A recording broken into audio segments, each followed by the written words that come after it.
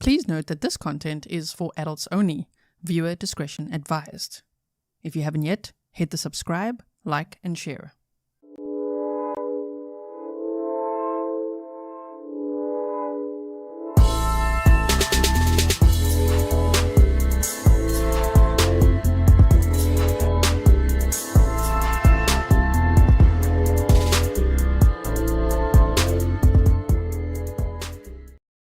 Hello everyone and welcome back to another live stream with me, Grizzly. This is Grizzly True Crime, and today we're going to be watching day 6 of the Leilani Simon trial together.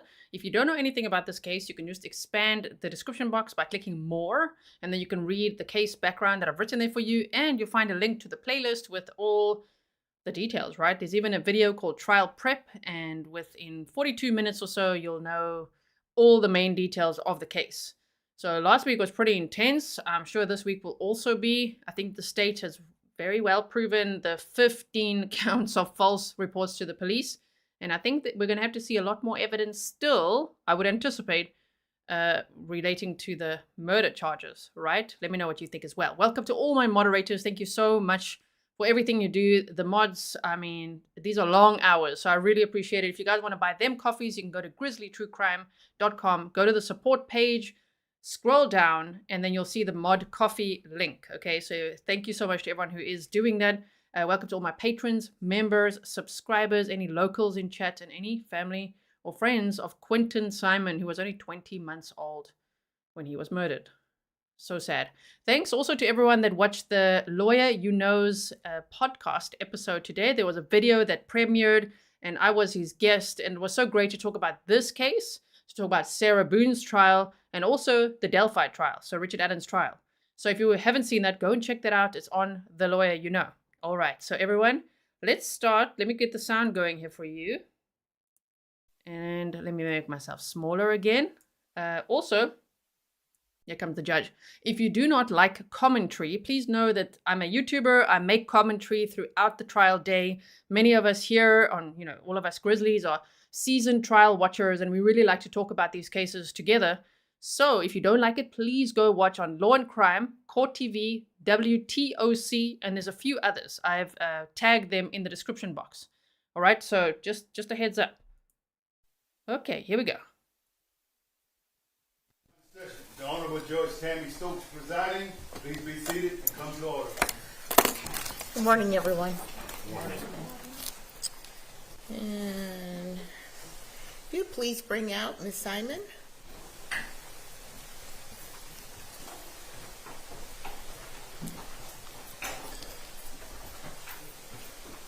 Hope everyone had a good weekend.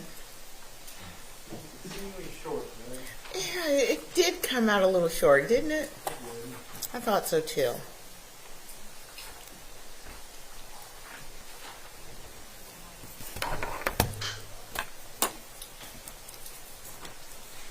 H is just great, says the Google search was pretty convincing that she did it. Justice for Quinton. That Google search was actually, that shows a lot of motive, even though the state doesn't have to prove motive. All right. Good morning, Ms. Simon.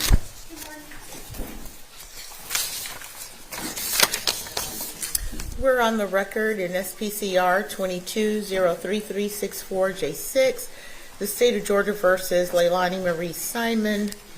Ms. Simon is present at counsel's table with her attorneys, Martin Hilliard and Robert Purse.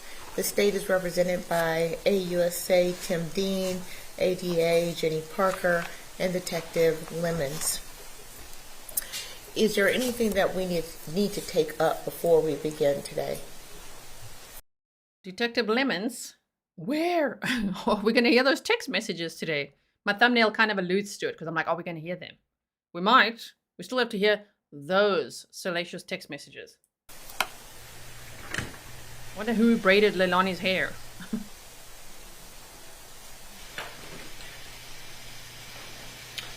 No, Your Honor, we're ready to proceed. And the defense is ready to proceed? We are, Judge, but there is something we will need to take up at some point in time. Probably, it doesn't have anything to do with this witness, but we will need to take up something in a little bit. So Okay. Whenever you have time or want to squeeze it into the next break, that's fine. Okay. All right. Let's look towards the next break. That's fine. Okay. Mr. Dean, please call your next witness. Bring the jury in. Oh no! Bring in the jurors. That's number 4, you guys. That's the judge's 4th time forgetting. Not that we're trying to count, okay? She keeps forgetting to bring the jury in before they say the state can call your next witness. Oh dear. Okay, bring the jury in.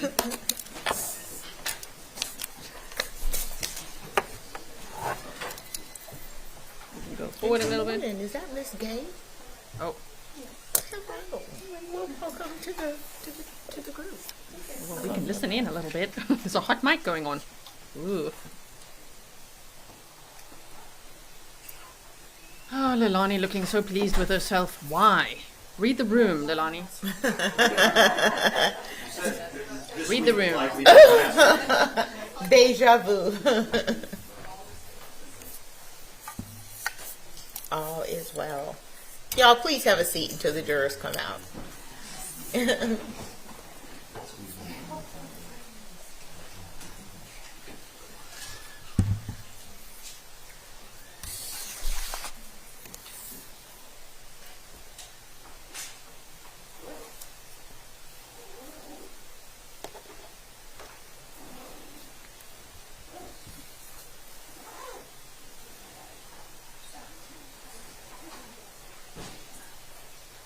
Okay, jury's coming in. Let's go forward a little bit.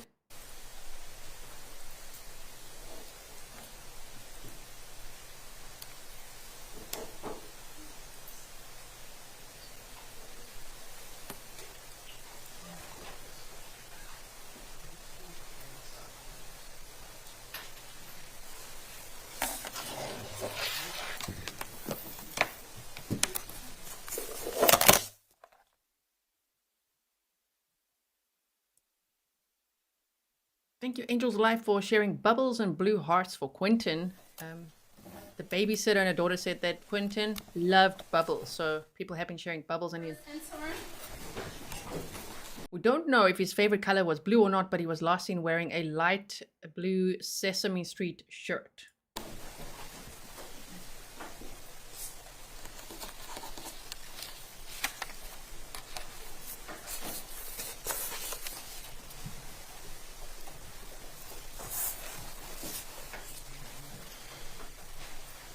I can't help eye rolling when I see her. I'm just like, no. After everything we heard last week, it's very difficult to look at this one and not roll your freaking eyes. She's looking so smug today, don't you think? Thank you.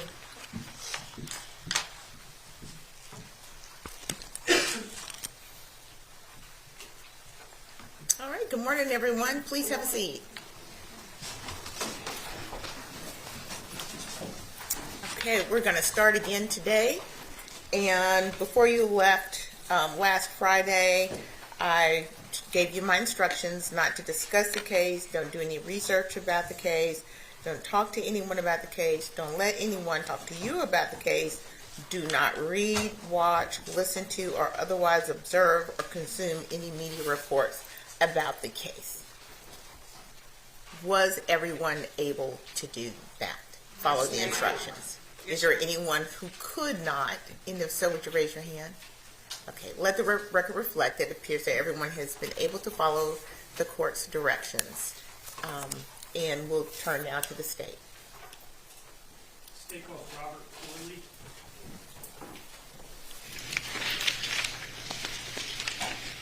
I hope that microphone moves up a little bit.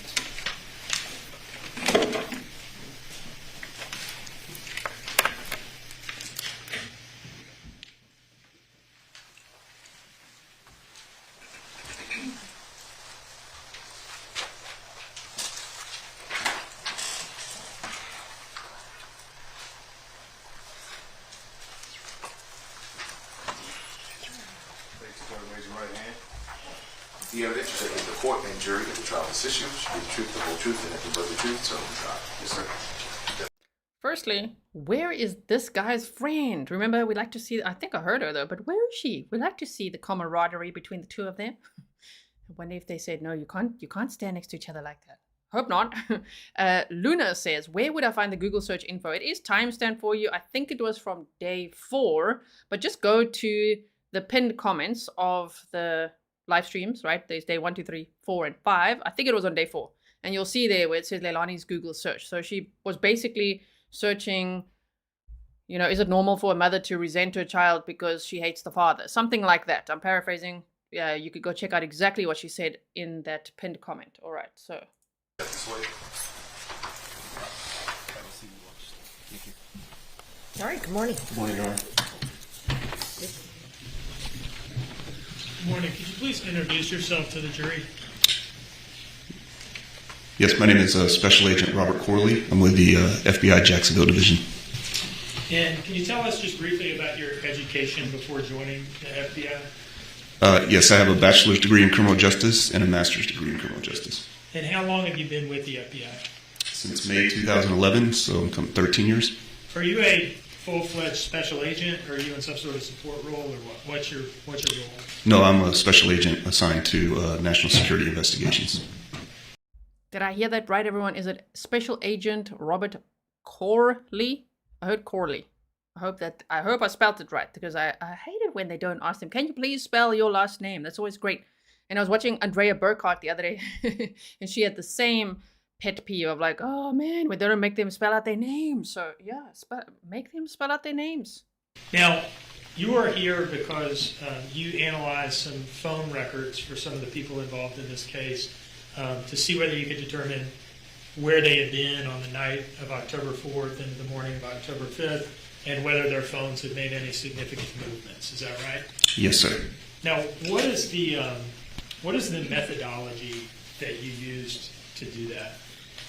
We define it as cellular analysis. We basically look at cellular records provided by cell phone companies, and we match those records with cell tower lists, which are also provided by the telephone companies, and then we use relevant dates and times provided by investigators to create a report and analyze the location of a device. Now, did you do this in your capacity as a member of CAST? Yes, I did. What is FBI's CAST? So CAST is short for Cellular Analysis Survey Team, and it is a team of approximately 80 agents and task force officers spread throughout the United States. CAST performs 3 primary functions. We provide training on cellular analysis to state, federal, and local law enforcement partners. We also use the methodology and the techniques we're going to talk about today to track and locate people in real time. So we'll often be asked to help locate fugitives, help locate missing children, and unfortunately a lot of times locate the missing bodies or remains of victims. Now, can you tell us about the training part? Sorry. And the third primary function is to do what I'm doing today, to testify as an expert witness in trials. Can you tell us about CAST training that you got that allows you to do this sort of analysis? Sure. So CAST training starts with a basic course, which is just an introduction to cellular records that all agents, state, local, and federal law enforcement can participate. Once that class is completed, you can be invited to what's called an advanced course, which is reserved for FBI special agents and FBI task force officers only. After advanced course, you go on to what's called a field training certification, where you spend 3 days looking at prior investigations or cases. You're put in like a command post situation where they give you a time limit to solve a case and see if you can come up with the same solution that the original case agents did. And if you progress through those and you meet all the minimal requirements, you can be invited to CAST certification. CAST certification is a 4-week course. It consists of 1 week of training in RF theory, radio frequency theory. That's taught by PhD professors from the Florida Institute of Technology in Melbourne, Florida. After that, we have a week of training and interaction with the cellular providers. In my case, it was AT&T, Sprint, Verizon, and T-Mobile. Sprint, merged with T-Mobile, so now people no longer receive that training, but at the time I did from Sprint. And they bring in the people that produce these records that we're going to talk about. So when law enforcement submits a search warrant or a court order, they will provide these records. They talk about how they pull them, what all the columns mean. And then we also talk with the engineers that actually work on the towers and the networks in the field. After that, we receive some training in mapping, different types of software that we use, We also received training in something we call drive testing, where we take equipment out and we do measurements of the actual footprint of a cell tower. So we can not only say what we believe the cell footprint or the cell tower footprint would be, we can, in some cases, actually map out the actual footprint of a cell tower. And have you completed all of those steps that you just described? Yes, sir. And do you hold the CAS certification? Yes, sir, since 2019. All right, so since 2019, you've been full-fledged member of the CAS team? Yes, I received a training, and we receive an annual recertification, which is 24 hours of training every year, generally consisting of those same things. We bring the carriers back in, they provide any updates to any of their records, and then we also receive training from other companies like Google, Apple, companies that provide other location-based services. So aside from the training to do this type of analysis, since 2019, have you gotten experience actually employing this in cases? Yes, I actually use this in my own cases. That's how most people become a CAST agent. You start using some of this technology in your own investigations. So I use it not only to help other agents or investigators with their cases, but I also use it daily, weekly, monthly in my own investigations. And have you testified about it in court before today? I have. About how many times? 19 times. And have you been accepted by courts as an expert witness before? Yes, all 19 times. Your Honor, at this time I would offer Special Agent Corley as an expert in the area of cellular analysis. Objection, Your Honor. The witness is accepted as an expert. Now, in this case, did you receive a request or perhaps a series of requests from the Savannah FBI office to conduct this sort of analysis with respect to some cellular records that they had obtained? Yes, sir, I did.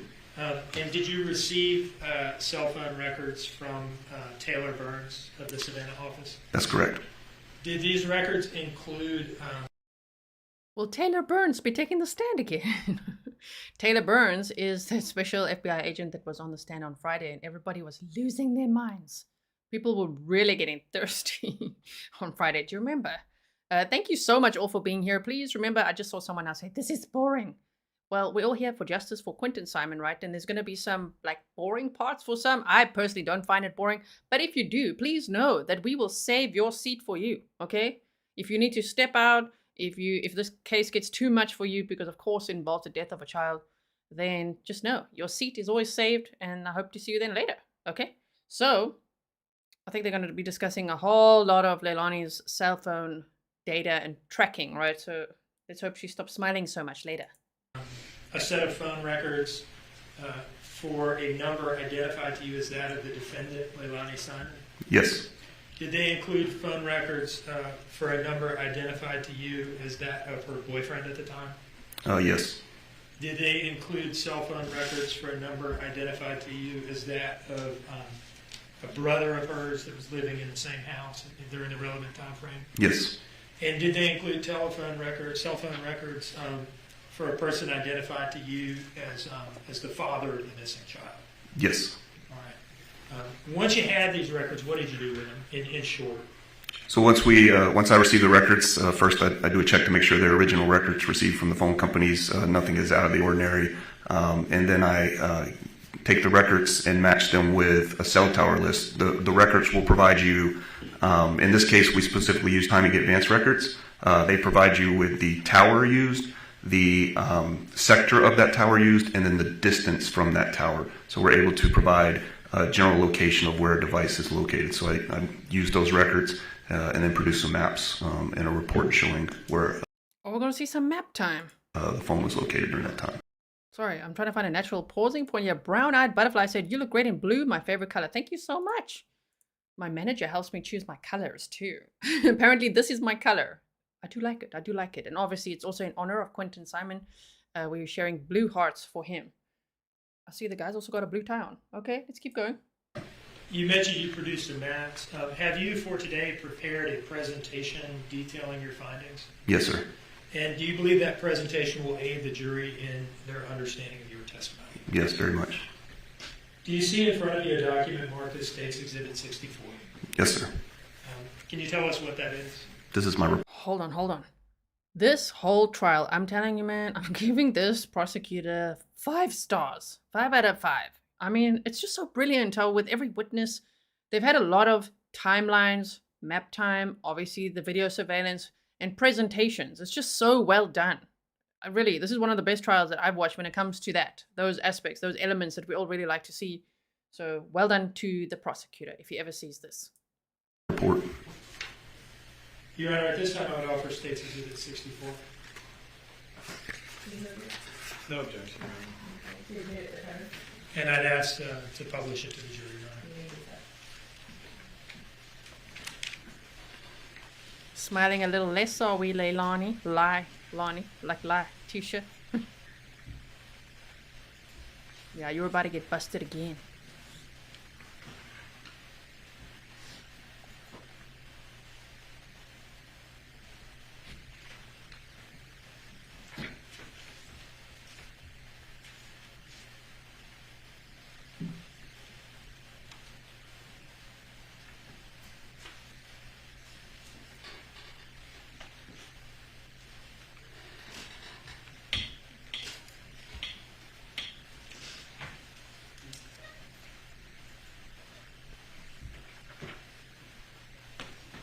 All right.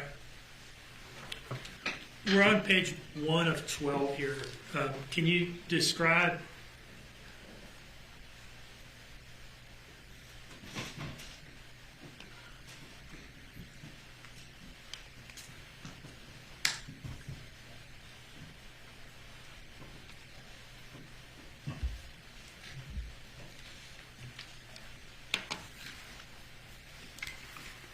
Let me say this quickly while we wait. So Debs in Space says the DA is hyper-organized. We love that. A lot of you always ask about Mr. Grizzly, who's my husband, Raphael, and the mannerisms of this district attorney. He reminds me so much of Raphael. I actually showed Raphael this morning. Look, this is the district attorney. I'm like, this is you.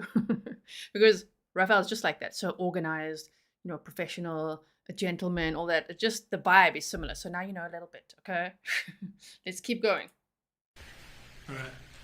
Can you describe the contents of this first page here? What are we seeing here? It's just a title slide with the 4 phone numbers that are included in the report, and the date that the last edit was made onto the report. Okay, so the top number, that would be the defendant's, right? Correct, 5275.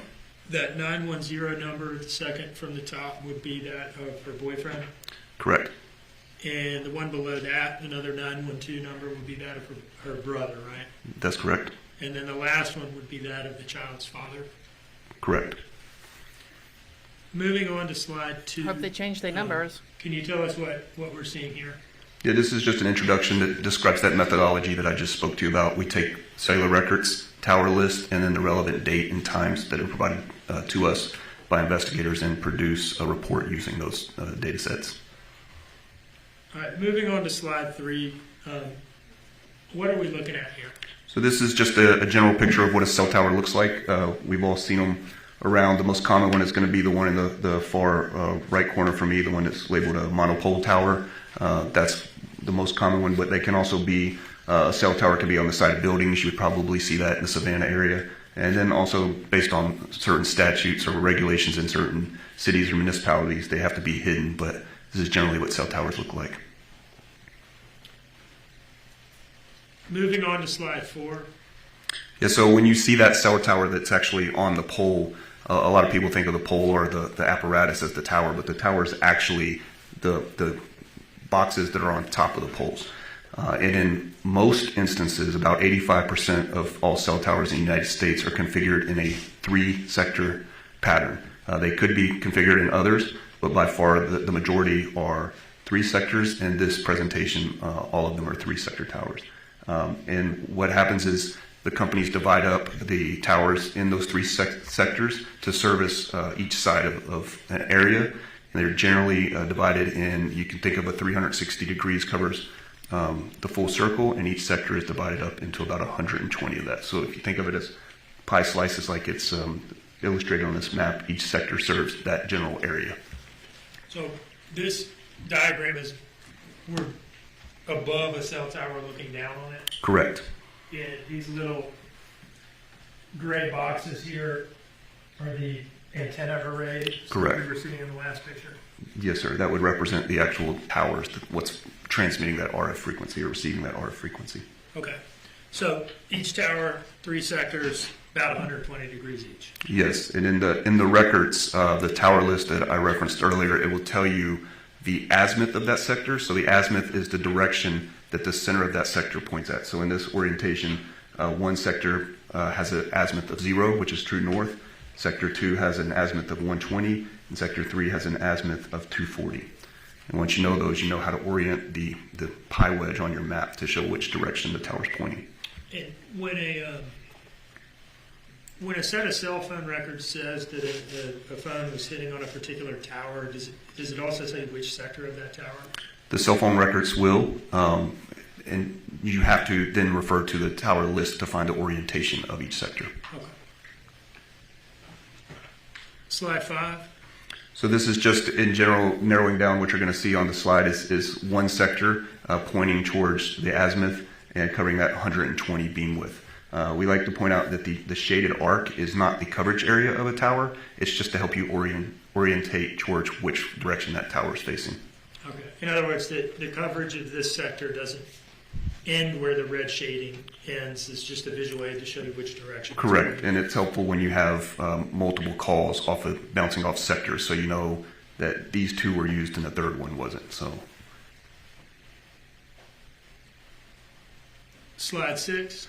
so this is what the sector will look like on a map once we've determined that a call activity or network activity has happened on that sector, and we've put it with the azimuth, and so you can see the general area. And what you also see on the maps are neighboring towers. So in this one, you have a tower here to the north, and we're able to use that sector and that beam width of 120 degrees in relation to the next neighboring tower and figure out a general area of where a cell phone would be located based on the tower coverage of that area. Slide 7, timing advance explanation. What is this? So timing advanced is engineering data that the cell phone companies use to help optimize their network. So if you were to call in and say, I'm having problems with my cell phone, probably the first place they would look is the timing advanced data. And they would see when a cell phone is in your location and it's a distance from the tower, what does the reception look like? And if they have problems, they'll then tweak their networks or maybe provide you a booster or something like that. But this data is collected and it's aggregated from the companies. This is not, it can be collected when your device is doing nothing. As long as your device is powered on, timing advanced data can be collected from the network. And they use a measurement of time, how far it takes, or how long it takes the signal to reach the tower and then back to your phone, and they're able to calculate that into a distance. So now with timing advanced, we have the sector, which is 120 degrees, the direction it points, and the distance from the tower. So on the map, this curve represents the location of that device. It could be anywhere on that arc at that distance from the tower. So you say, it allows you to say, we know which sector this phone is using, and we know about how far away it is from the tower, but we don't know exactly where in that sector it is, but it's somewhere inside of this bent hot dog? Correct. Okay. Did he say bent hot dog? Did I hear that right?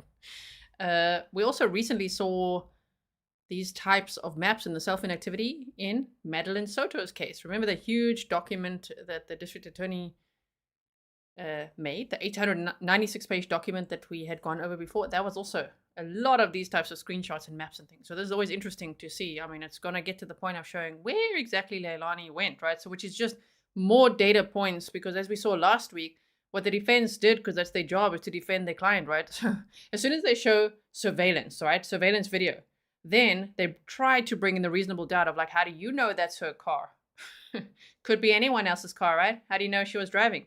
Well, if you put all the data points together, she had the Live 360 app, it's her phone's GPS, then she said she was there as well. And all of that, when you put it all together, then it's like, okay, well, it really seemed like that was her. But if you just look at it one at a time, then you never know. But putting this all together, can you imagine by the end of this week, everything will know? Objection cake, he said. Bent hot dog, right? Oh my goodness, okay. Can't unsee it. And again, the person does not have to be making or receiving calls or sending or receiving text messages to get timing advanced data? No, sir. It's as long as the phone's on, the network can collect activity from timing advance. It also could collect timing advance in connection with a phone call or a text message or a data session, but it collects when the phone is sitting there also. And the one thing that we note at the bottom of this is, timing advance is a measurement of time. So, let's say there's an obstruction, like this stand is in the way of my signal to the tower, and that has to go around that for that split second. So in some instances, the device will appear to be further out than it is because of that split second it had to go around. So sometimes you will see an arc that is just outside the location of a phone, but the phone can never be further out. The phone can never be outside of the arc. It will always be inside of the arc. Moving on to slide 8. Again, this is just to show what the timing advance band will look like on the map. Again, we have the neighboring cell tower, but we don't need to use that to make a guess because they've given us the distance from the tower that was used during that event. So that arc represents the distance that the device is. And just to be clear, is this image, this map image here, specific to our case that we're here for today, or is this just a kind of a demonstrative? No, these are just general, same ones I use for every presentation, so it is not Savannah. Okay. Moving on to slide 9. So first of all, this is timing advance mapping for the boyfriend cell phone, right? Yeah, the phone ending in 1458. Okay. Can you walk us through this, just kind of hitting all the component parts and what it is that it's telling us? Because there is a lot going on in this slide. There is a lot going on. This is the timing advanced activity for that phone between October 4th at 10:30 p.m. and October 5th at 5:49 a.m. And what it shows is that the timing advanced arcs line up with the general area of the blue call out box, which is the address I was given as the residence of the person that uses this phone. And what you can do with the timing advance in these instances is you can look at where timing advance overlaps with each other and it makes that X, so that you know that the phone could be anywhere along those bands, but when you have two overlapping bands, it's going to be somewhere in there where near where the bands overlap, or it makes an X. Okay, so just to be clear here, we'll start. It looks like we got this phone. 3 different towers gathered timing advance data for this phone during this time frame? 4 different towers. If you look at the tower at the top, 4 different sectors. Okay, 4 different sectors. All right, so this one on the left here, right? You're saying at some point during the night this phone was hitting on this tower? Yeah, there were 22 events on that tower. Which would put it in this band? Correct. And at some point in the night it was hitting on this tower here, moving to the right. Yeah, there was one event on that tower. And where's the band for that one? Can I stand up here? Yeah, sure. So this band. Yeah, they have got a little typo up here. They're supposed to say October 4th, 2022 at 10:30 and October 5th of 2022 at 5:49. Because otherwise, can you imagine from 2002 until 2022, what was Leilani up to?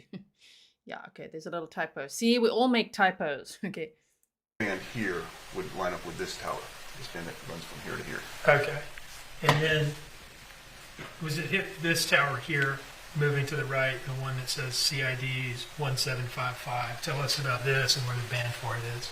So there are 23 events off both of these. Same tower, 2 different sectors. And what you'll see on a lot of towers is they stack on top. So if you ever see a tower and you see like there's almost like a parking garage, they're all in the same location, but level 1, level 2, level 3, they're all built to service more customers. So if there's an increase in customer base, instead of putting up a new tower, they're generally just going to stack more towers on top of that pole.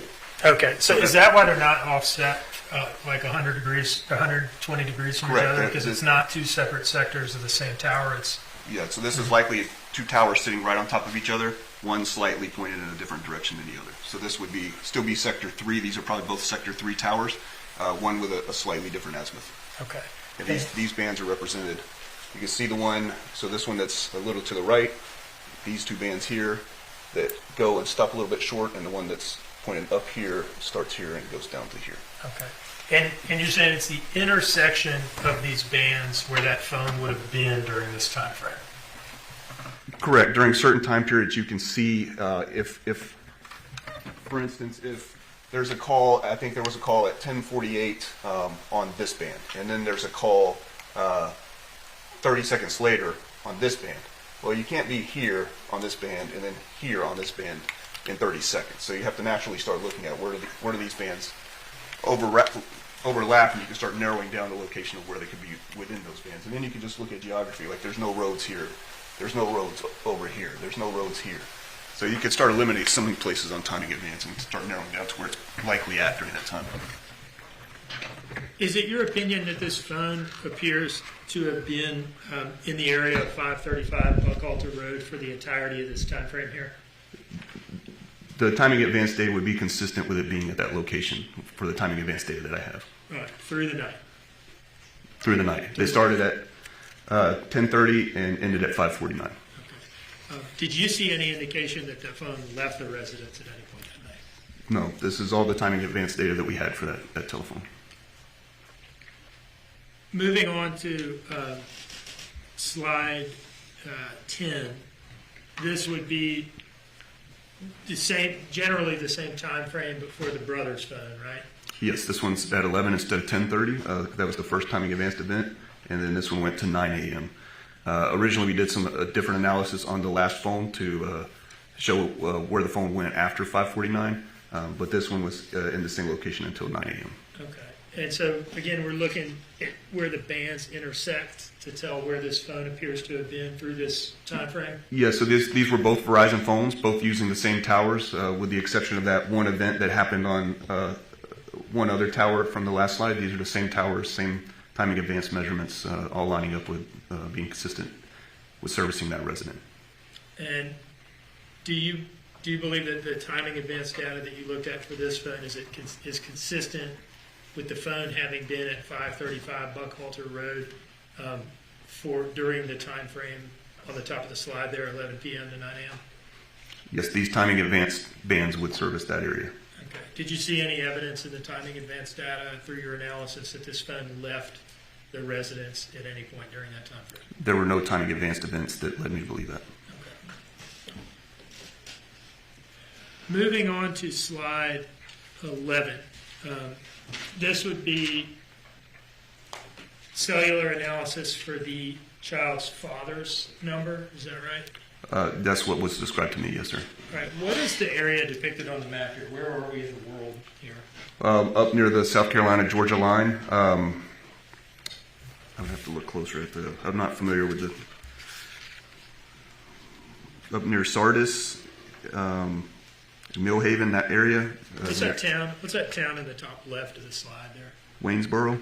Okay. So not too far from there?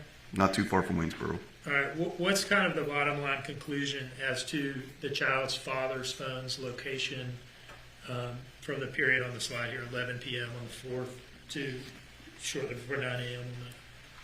on the 5th? All the phone data and timing advance indicated that phone was up in that area near the Georgia-South Carolina border for that entire time period. I'm sorry to interrupt you. Any indication that it came anywhere near Savannah that night? There were no records indicating that it was anywhere other than these locations.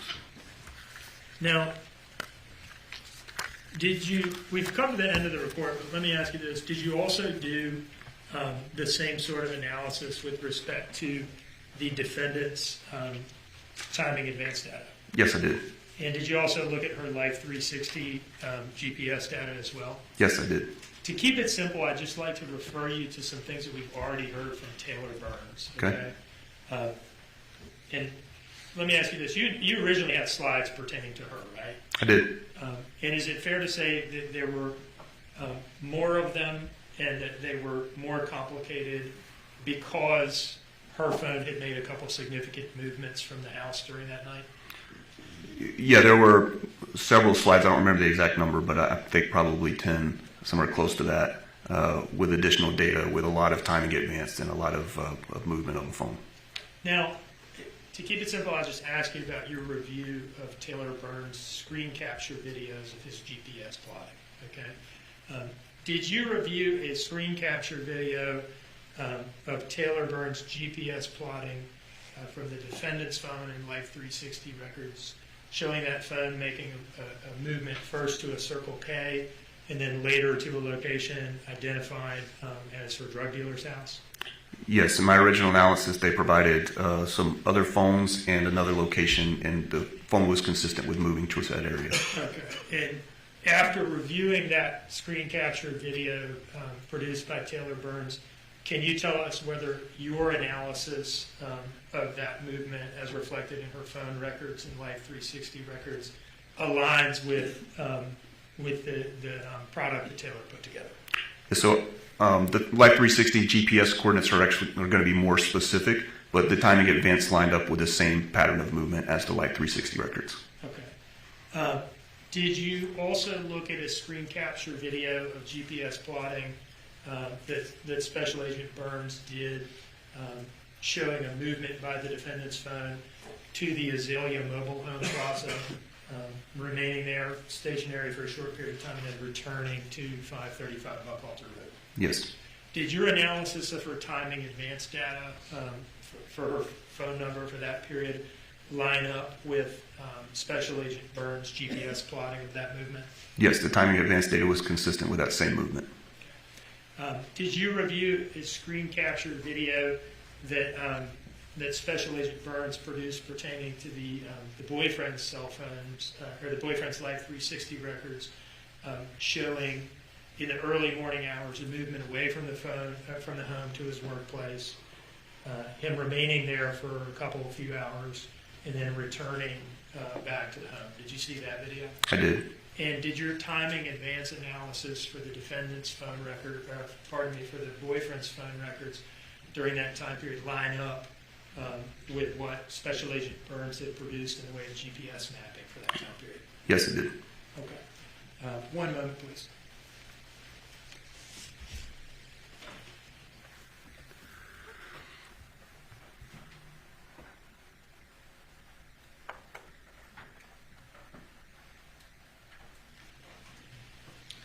No further questions, Your Honor. Thank you, Mr. Dean. Mr. Hilliard? Thank you, Your Honor. Ooh, everybody get ready, buckle up. It's gonna get spicy. No, I don't know that. Just guess, because the defense attorney is quite a snarky guy. Let's see if he's heard our comments. Like, tone it down, bro. Thank you so much to everyone who's buying the mods coffees. I really appreciate it. I'm gonna put the link back in the chat here if you do want to fill up the mods coffee cups. All right, so cross-examination, here we go.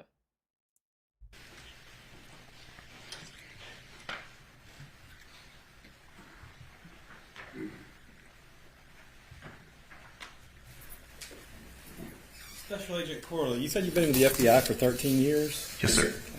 And I assume, and I'm just trying to figure it out, did you work anywhere before the FBI, or were you in school? No, I was a captain in the United States Air Force. Okay, and how long were you a captain in the Air Force for? 9 years. Well, I'm sorry, I was a captain for 5. I was a lieutenant for 4. Okay. Thank you for your service. Damn, like what the credentials of this witness. Let's see where this goes. Special Agent. All right, let's go back to your illustration, if I could, just to see if I can make sense of what it's saying and what we're trying to say with it. Is the sectors kind of give you a wide, broad swath in which a phone is pinging off of that tower, right? Ping to me means a different thing, but yes, it's a general directional. RF frequency doesn't stop at a line on the ground, so it's more of an ambiguous like shape, but it is a general representation of that tower's coverage. Right, and all I'm trying to get at is when I say pinging, I mean it's the phone is interacting with the tower in that sector in some way. Yes, there's a date and timestamp of an event that produces that record. Right. But all that record really produces is that there's been interaction with that sector of that tower with that phone, correct? Yes, sir. Okay. So that's all I'm trying to get at. So with regard to the boyfriend's phone, it says here that there were 22 events, it looks like, off of the tower near, this is off page 9 of your report. There were 22 events off the tower near the Sky Zone Trampoline Park between the hours of 10:32 and 5:48, correct? Yes, sir. Okay. And the analysis and the data that you got, does it tell you what those events were? or does it just tell you that there were 22 events? So these were all timing advanced data. So there were network interactions. So there was nothing that the phone was doing. There was no calls, no text messages, nothing like that aligned with this timing advanced data. These were all network measurements. So it's just saying that this tower and this phone are interacting 22 events in this time frame. Correct. Okay. And the next question I have is, and then it has one event from the other tower closer to Hunter during the same, I guess, at 10:57? That's correct, yes, sir. Okay. And that event, was that a timing advance event, or was that a phone call, or what was it? These are all timing advance events. Okay, so it didn't register the phone call, correct? This does not require any user interaction with the phone. Right. And so this particular, at this time frame, is pinging off of, I guess, an adjacent tower, correct? It is pinging off a neighboring tower, yes, sir. All right. And the other tower to the top right of that, it has the 23 events, let's say. Yes, sir. Okay. Don't know, just asking. Would that tower encompass the other events, or are these separate events? These are all separate events. Okay, so the total events that you looked at for this time frame would be 23 events from the one tower, 22 events from the Sky Zone Tower, and 1 event from the Hunter Army Airfield Tower. Correct. Okay. So, and that, again, it's just timing advance events. It doesn't require anything from the phone or any interaction. This is just the phone and the towers talking, correct? That's correct. Okay. Now, my question is it looks like it's, and I'm horrible with math, so correct me if I'm wrong. There's a total of 46 events in this time frame for this particular phone, right? Yes, sir. And it's all just the towers interacting with the phones, correct? Correct. So, is it normal to have the towers switch like that? Yes. Okay. So it's nothing indicative of anything other than it's just switching between the towers. Yeah, so if you were making a phone call or using a text message or using your phone for a data session, the phone is selecting which tower it's going to use. And in most cases, not most cases, in all cases, it's going to select the tower with the cleanest, the best signal. Most of the time, that's the closest tower, but not always. But in these events, these are just network measurements. So the measurements often, they don't even have to be a usable cell phone signal. They're just measuring the distance of the devices, taking and saying, well, what's this phone look like when it's at this distance from this tower? And then they aggregate that data to do whatever engineering they need to do with it. So it doesn't matter what the phone's doing, and it doesn't follow the same rules as we wouldn't say if we didn't have the distance from the companies that tell us how far it is. This would be not usable because then it would just be like, well, it's bouncing off a bunch of different towers. How do we know where it's at? But because we have the distance, we can use it even though it is using multiple different towers. And that's kind of what I'm getting to is let's assume the phone's stationary and hasn't moved. Mm-hmm. The analysis that you're doing, it's these phones and these towers are doing their own thing, determining which tower to use and which signal to use and how to bounce back and forth with little or no interaction from the user, correct? That could be correct, yes, sir. Right. Not always correct, but in this particular case, that's correct. Right? Be, yeah. Okay. All right. And that being said, the analysis doesn't ever actually say who is in possession or carrying or using the phone either. No, I can't tell you that. No, sir. Right. And you have to look at other things to know that, correct? Well, I mean, I would say there's probably never an instance where I can say 100% that person had the phone unless I was sitting next to them and watching them use the phone. So it could be picked up by somebody else. But yeah, I can't determine who was using the phone. Okay. That's all the questions I got. Thank you, Mr. Ford. Is there any reason to hold this witness? No, Your Honor. Okay. You are excused. Thank you, Your Honor. Thank you very much.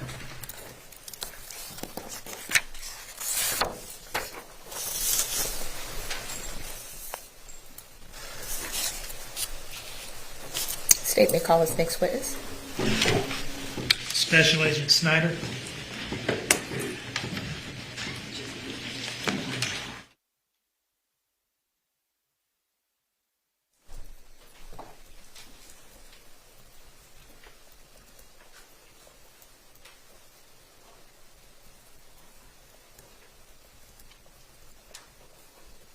Special Agent Snider up next. Oh, there it is. Please, the clerk, raise your right hand. The evidence you shall give the court and jury in the trial of this issue should be the truth, the whole truth, and nothing but the truth, so help me God. Step this way.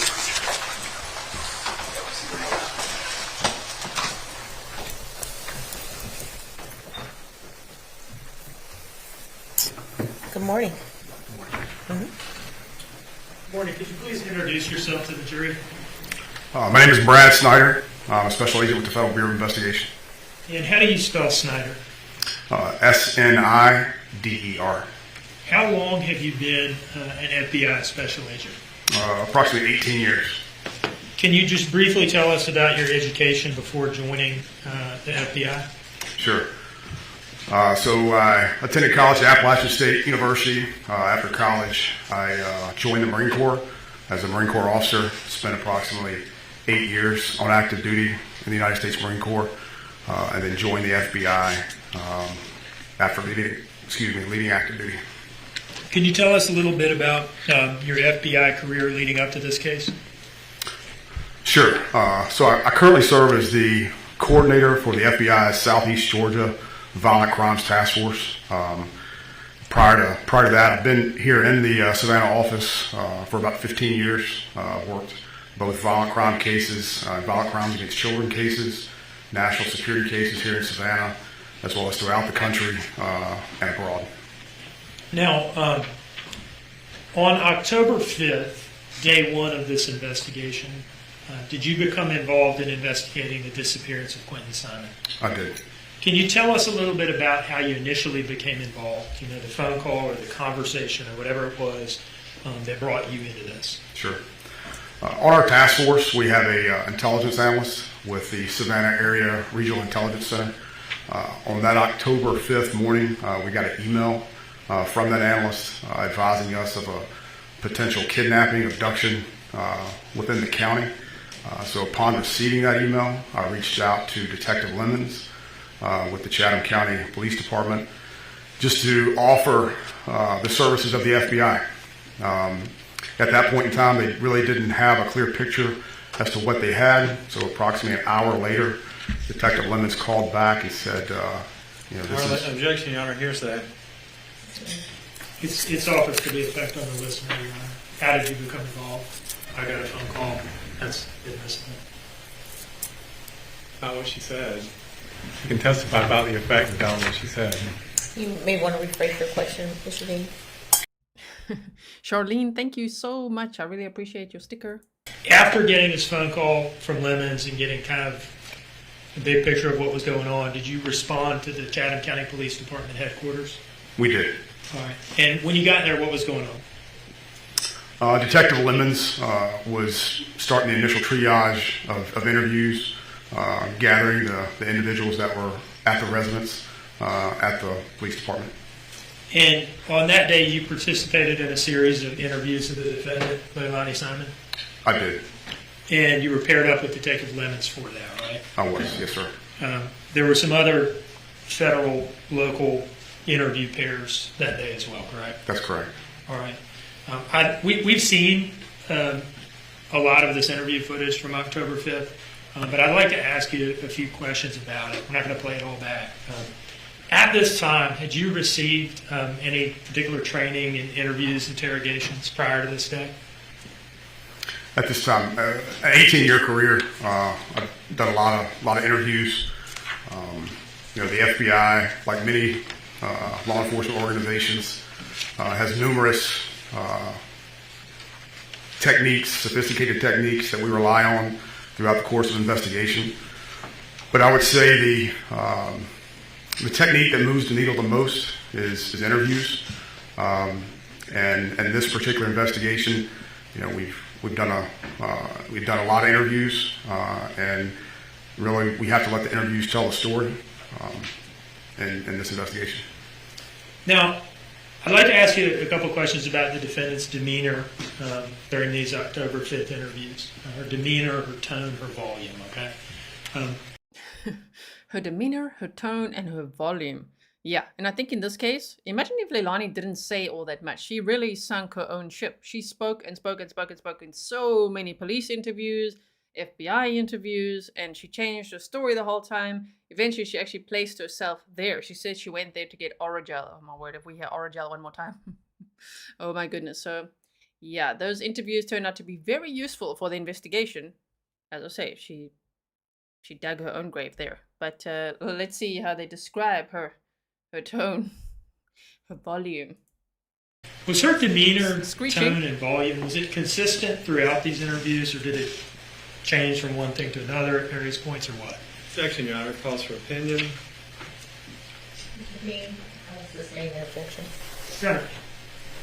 The witness personally observed her demeanor, tone, and volume. This is not a matter of opinion. It's a matter of personal observation. Can you state the question? Did her demeanor, tone, and volume, was it consistent throughout these October? I'm trying to move my hair out my face. It's annoying me. So otherwise I keep doing this because it's irritating me. Anyway, sorry about that. And when I touch these earphones, because they're newer, then it makes the video pause. Okay, here we go. I want to hear about her demeanor, her tone, her volume. October 5th interviews, or did it change at times? How about that? Her demeanor was inconsistent, erratic. The responses I would characterize as shallow emotional responses, and that on a dime there would be crying with no tears, and then moments later, without really any transition, it would go to a normal conversation. Now, what would cause, what sort of lines of questioning would cause the crying with no tears and the increase in volume and rapidity of speech and things like that? When would that happen? Anytime the pattern of questioning, pressed her on a particular issue she was uncomfortable with, that's when the defendant would become erratic and behave in that manner. Now, I'd like to ask you just a couple questions about her story on day one on October 5th. Did you all talk to her about a trip that she had made away from the house sometime shortly after 1 a.m.? We did. And what was her story at that time as to what she was doing there? At that particular time, it was to pay a front for Danny, her boyfriend at the time. I'm asking you about the trip after 1 a.m., not the earlier one in the night. What was her story as to the trip after 1 a.m.? After 1 a.m., that was to go see an individual by the name of Melissa Bray to get Oragel. She had just recently had her wisdom tooth pulled the day prior, and her story was she departed the residence at 1 a.m. to go get Oragel from Melissa Bray. What was she calling Melissa Bray at that time on day one? That was Misty, as she referred to Melissa Bray. Misty. And initially, you were telling me about a story that she was given for a different trip, right? That was the one after 10:30, 11 o'clock or so? That's right. Okay. I'd like to ask you just a couple questions about the days immediately following October 5th, okay? Did a local team kind of coalesce and come together to investigate this matter? We did. And can you describe the composition of the local team? Like, who was involved in this thing? Sure. So the Chatham County Police Department had two primary investigators, Detective Lemons and a Detective Noble. They were supported by a cadre of additional investigators, supervisors.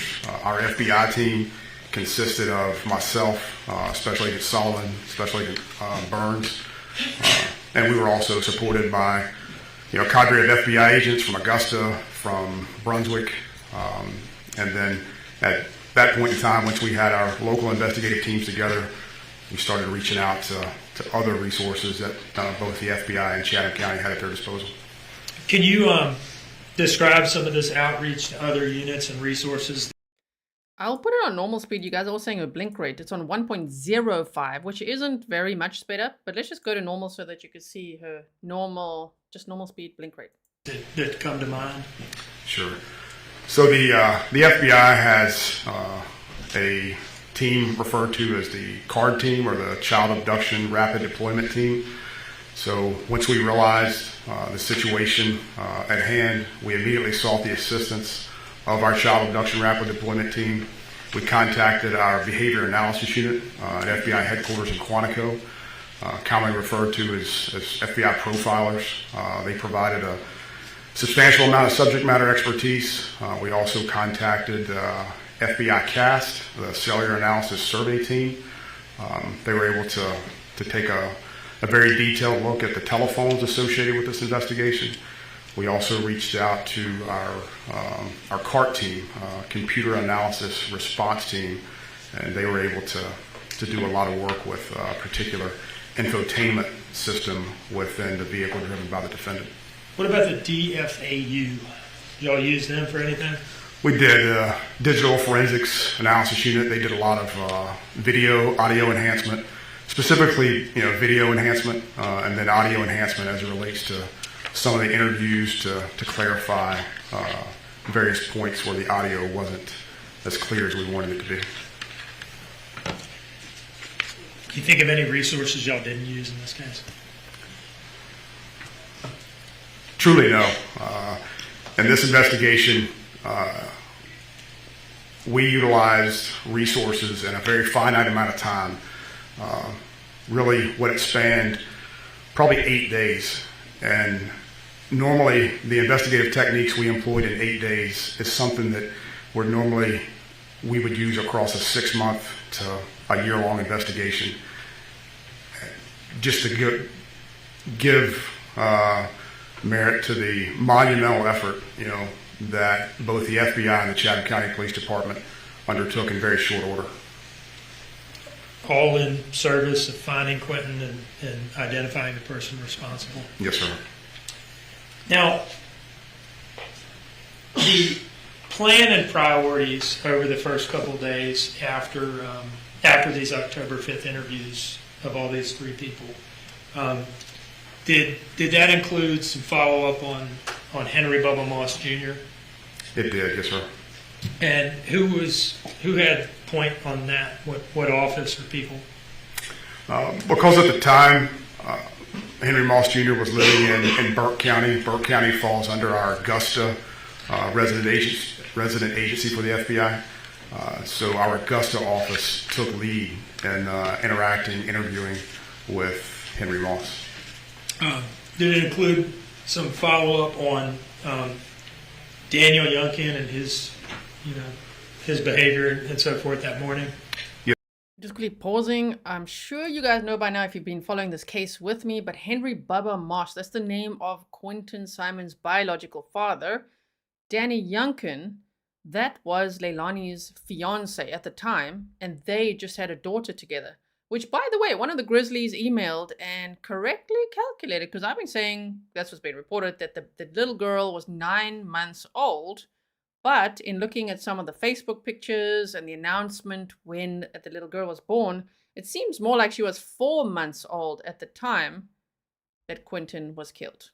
So a 4-month-old little girl, 20-month-old Quinton Simon, and a 4-year-old child as well, a little boy, Quinton's older brother, who Leilani said was her favorite. And Quinton was her least favorite, which is just so sad that Leilani treated him the way that we heard last week when the babysitter testified. Her daughter also testified. Oh, man, it was horrible. We also saw some friends testify. So when they talk about Henry Bubba Moss, they're saying it because that was Leilani's story in the beginning. When she's like, it must have been Bubba that came and abducted him. Probably came to the house and fetched him. That's it. So they're like, oh, man, they had to investigate him. They had to find him. They realized he lives 85 miles away. They went and interviewed him. He had all his alibis. He was at work. His phone was there and everything. So he was quickly cleared. Now, Danny Youngkin actually very quickly started working with the FBI as well. So a lot of people, they kind of question him by saying, well, why did he leave town so soon? Or why did he, all that stuff. But he was already working with the FBI within a few days.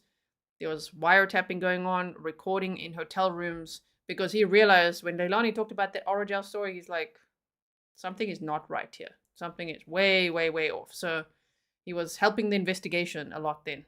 Mindy, thank you for being a member for 22 months. Oh my goodness. Thanks all for being here. Please like and share so others can also find that we are live right now. Of course, we are now behind, the live court feed, but don't worry. When it gets to the coffee break, we skip over that. When it gets to lunch, we skip right over that, and we'll be all caught up in no time. Yes, sir, it did. All right. And who had point for that? That was Detective Noble, I believe, as well as Special Agent Solomon. And what was it that they did at his workplace? When they arrived at the workplace, they sought the assistance of Danny Youngkin's boss, an individual by the first name of David, I believe. They obtained video of Danny actually departing work frantically. They could observe on the video Danny departed his place of employment in such a hasty fashion that he forgot his jacket, he forgot to clock out, and ended up encountering his supervisor as he was running to the vehicle. His supervisor described Danny hysterical and crying. He's already answered the question. He's just giving a narrative outline and testimony at this point of other witnesses. So I'd say it's here. That's right. I agree. All right.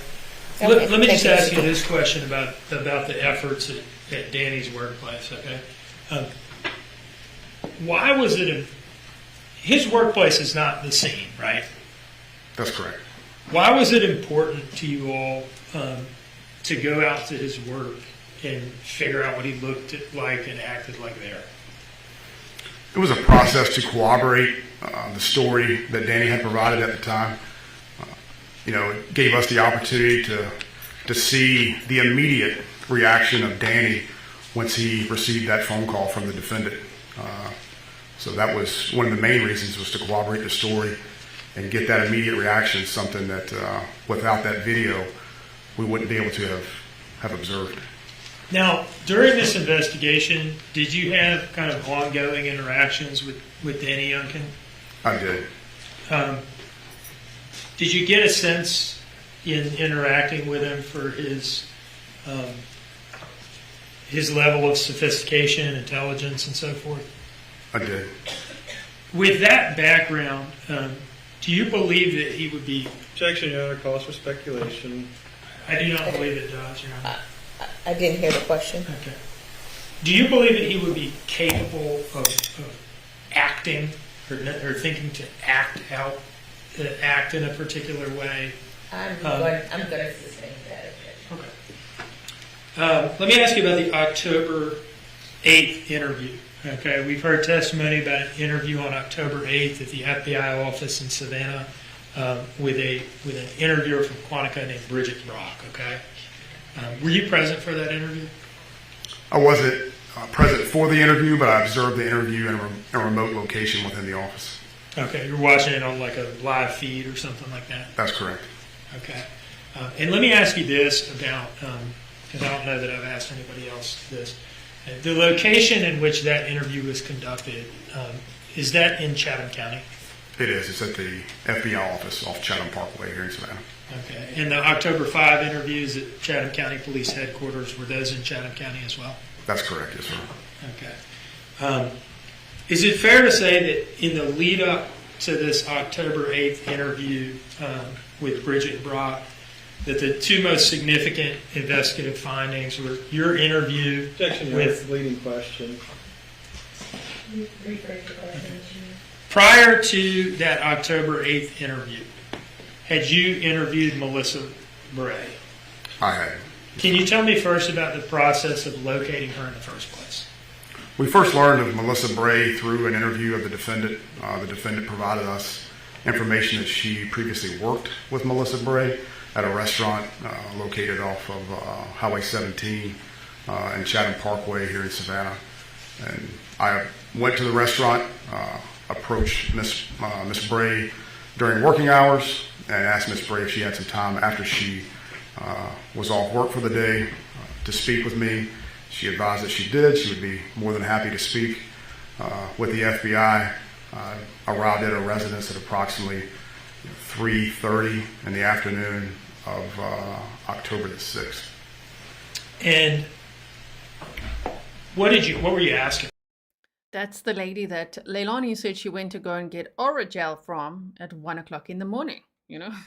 And Leilani called her Misty, but we saw Melissa Bray on the stand and she said her official nickname is Missy. Everyone knew her as Missy, and she was actually trying to get hold of Leilani for about a month before then, because Leilani had taken she'd borrowed a gas can from Melissa, and it wasn't Melissa's, and Melissa had to give it back to the original owner, so she was trying to get hold of her. And Leilani was ignoring her. So, wow, it was really rich that Leilani made up that story saying, no, I went to visit Misty to get Oragel. I mean, what a dumb story. Does she really think that someone who's trying to reach out to her, who she's ignoring, would what? Lie for her and be like, oh, yeah, no, I saw her. I did. No. Melissa told them. I didn't see her that night. So that really blew apart Leilani's timeline and story. And, of course, there's the video surveillance. There's the Life 360 information, the GPS data, and just all the things we've already seen, right? Yeah, mother of carpet sharks says, not the Oragel. Yes, the Oragel. Okay, so. What were you looking for from her? The main thing that we were trying to see from Miss Melissa Bray was whether or not she had any recent interaction with the defendant. And what did she tell you? Ms. Bray provided that she hadn't had any recent interaction. However, she provided text messages and, that the last time she had contact face-to-face with the defendant was July the 5th. She received a text message or a phone call. Actually, I believe it was a text message from the defendant. The defendant said she had run out of gas, needed a gas can. Miss Melissa Bray, as well as her husband, supported the defendant in getting that gas. And then after that, there were a series of text messages on July 6th, 7th, 8th, 9th, and I believe the 13th, where Miss Bray was trying to get the gas can back from the defendant. I observed the text messages myself. There was never a response. The gas can was not returned. So really, from July the 5th, there had been no contact whatsoever, according to Miss Bray, between Mrs. Bray and the defendant. Now, and remember that Quinton was reported missing on October 5th. So from July 5th, having no contact with Melissa Missy Bray, who did actually live right there at that Azalea mobile home complex, and where the dumpster was and where the Chevron gas station was, it's all there in that same proximity, which is why Leilani came up with that story, right? Because she's like, oh no, that's where I went to visit a friend. But since July, August, September, October, 3 months of not hearing from her, wow, Leilani's just like telling the police, no, I went to go see her, got some Oragel. And we saw some of those police interviews, and Leilani was just really sticking to her story. So it was really great to see Melissa take the stand. If you missed it, remember, all the trial days are time-stamped for you. You could just go to the pinned comments and you'll see all the chapters that I've made manually for you, so that it's easy to find exactly where the witness took the stand and when there's direct examination and cross-examination and all of that, right? Okay. In your view, did the text messages that you looked at corroborate what Melissa Bray was telling you about the last time she had seen the defendant? Objection, Your Honor, comes back to opinion again. Did the text messages corroborate what Melissa Bray was telling you? I'll allow that question. Second is objection, then, a bolstering, Judge. Witness has not been attacked. I'm going to allow the question. Did the text messages corroborate what she was telling you? Absolutely, 100%. Now, so that was done before the October 8th interview with Bridget Brock. That's correct, yes, sir. And prior to that October 8th interview with Bridget Brock, had the investigative team obtained some important video footage? We had. And just broadly tell us what that was. That was CCTV footage obtained from the Azalea Gardens trailer park. And in this October 8th interview with Bridget Brock, did the defendant stick to the Misty story?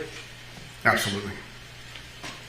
Now, moving forward from this, that night, Did you see how Leilani was looking down now, just like, whoa. Yeah, you feeling ashamed that you stuck to that story? Because it makes absolutely no sense. That was one of the easiest stories to debunk.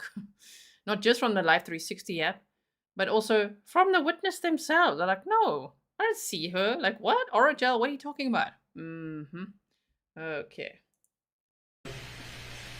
The night of the 8th, this is when the hotel monitoring operation was conducted, right? That's correct. Now, were you involved in setting that up, or at least discussing it with Daniel Youngkin? I was. And when had that discussion taken place? On October the 7th. Okay. Can you describe, approaching Danny and bringing this up, and who else might have been there for this conversation? That was an interview conversation that we had with Danny Youngkin with Agent Savannah Solomon on October the 7th at our office. We disclosed to Mr. Youngkin, to Danny at the time, the facts that we had learned at that point in the investigation. We disclosed to Mr. Youngkin the... Objection, Your Honor. It's a narrative from the witness again. I don't think that's the question that Mr. Dean asked him. I asked him to describe the circumstances of approaching Mr. Youngkin about this operation, proposing this operation. This is a totally responsive answer. It's a narrative, Judge. I mean, if he has a direct question, he needs to ask a direct question, not an open-ended one to allow the witness to say whatever he wants. I don't think in this case it was. I'm going to overrule the objection. You can continue. So again, we were able to disclose to Mr. Youngkin the facts of the investigation that we had obtained at that point. And two of those important facts at that point were the surveillance footage that we obtained from Azalea Trailer Park, as well as the interview that I had conducted the previous day of Miss Melissa Bray, in which she had no recollection whatsoever of having any interaction with the defendant regarding the Oragel story. And did you ask him if he would agree to this filming and audio monitoring in the hotel room? We did. How did he react to that? He was on board 100%. Whatever he needed to do, he was glad to do it. Did he seem nervous? Did he stutter? Anything like that? No, sir. Objection, Your Honor. Calls for opinion again. Based on, I see it based on. You see, Quinton was reported missing on October 5th of 2022. And so already, with the FBI already working with Danny from October 7th, they'd already told him the facts, what they think happened, all of that, he was so cooperative and helped them, I think, a lot by also letting them wiretap the calls between him and Leilani and filming with a hidden camera in a hotel, which we saw that as well. So that was great. Someone asked earlier, I'm so sorry, I put your comment on the screen. You said you're confused about the timeline still a little bit. Let's hope the jury isn't right, because they said that when Leilani popped out the first time, right, in that evening, October 4th of 2022, and she went to go and meet up with a dealer. She also went to a gas station. She got 2 beers, I think it was. She met up with a dealer, right? And as the prosecutor said, she met up with a dealer. She banged the dealer. Okay, then she came back home. Now, in the time she was gone, her brother, Leilani's brother, had come home from work, and he said he saw Quinton, and Quinton was saying, Danny, Danny. So, which is very sad. I'm not going to see. So he was still alive, according to the brother. Quinton and the 2 other kids, everyone was fine. Danny was there, and Danny had shortly after that gone to sleep. And Paul, the brother, went upstairs. He watched an episode of One Piece, which is an anime show, and then he went to sleep. Leilani had come back, and then somewhere there, from when she came back, which was at 11:20 p.m., I think it was on October 4th of 2022, somewhere between then and 12:30 at night, that was 12:30 the next morning, October 5th. Yeah, that's when something happened. Because Leilani was then out and about, driving around that 2.7 miles to the Azalea Mobile Home Park to go and throw Quinton in the trash, which is just unthinkable, right? Okay, so let's continue hearing What his observations were. I'm going to allow it. Okay. The answer to that question was no? That's correct. Let me ask you about October 12th. So this would be 4 days after the October 8th interview with Bridget Brock, right? Yes, In which she had insisted that the Oragel story was true, right? correct. Now, this October 12th interview, where was it conducted? That interview was also conducted at our FBI office here in Savannah off Chatham Parkway. In Chatham County? Correct. And who was involved in this interview? That was myself and Special Agent Solomon, also with the FBI. What type of room did it take place in? A large conference room, approximately half the size of this room that we're in today. And was it recorded? It was. Audio and video? That's correct, yes, sir. In this interview, did the defendant's story change? Yes, sir, it did. And how did it change? In what parts of it changed, I guess? Really, three main points came out of this interview.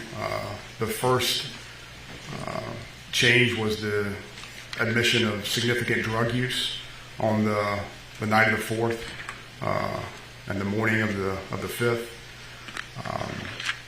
The interaction with Miss Melissa Bray in the Oragel story, that was a significant change. Where over the course of the interview, she agreed that actually did not happen, and then we obtained significant information as it relates to her purpose in the trailer park that night and throwing away trash. What did she say about, I mean, we're going to watch it, but... Yeah, what did she say? What did she throw away? Do you guys remember? It's like, I can't even imagine that she said that. Unthinkable. She said she was throwing away normal household trash and later said stinky shrimp pasta. Wow. Okay, so if anyone wants to see the new kitty, there's a whole video on Patreon, and we had a members only stream, and which is also posted on Patreon, right? But we did a whole member stream and we showed the kitty and talked a lot about the kitty on Saturday or Sunday. I think it was yesterday. All right, so are we going to see more video? Wait, let's cheat a little bit here quickly. No, it doesn't look like it, but let's hear what she said.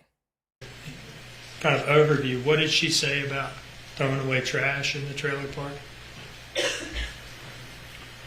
Initially the whole purpose of going to the Azalea Trailer Park was to get the Oragel from Miss Melissa Bray.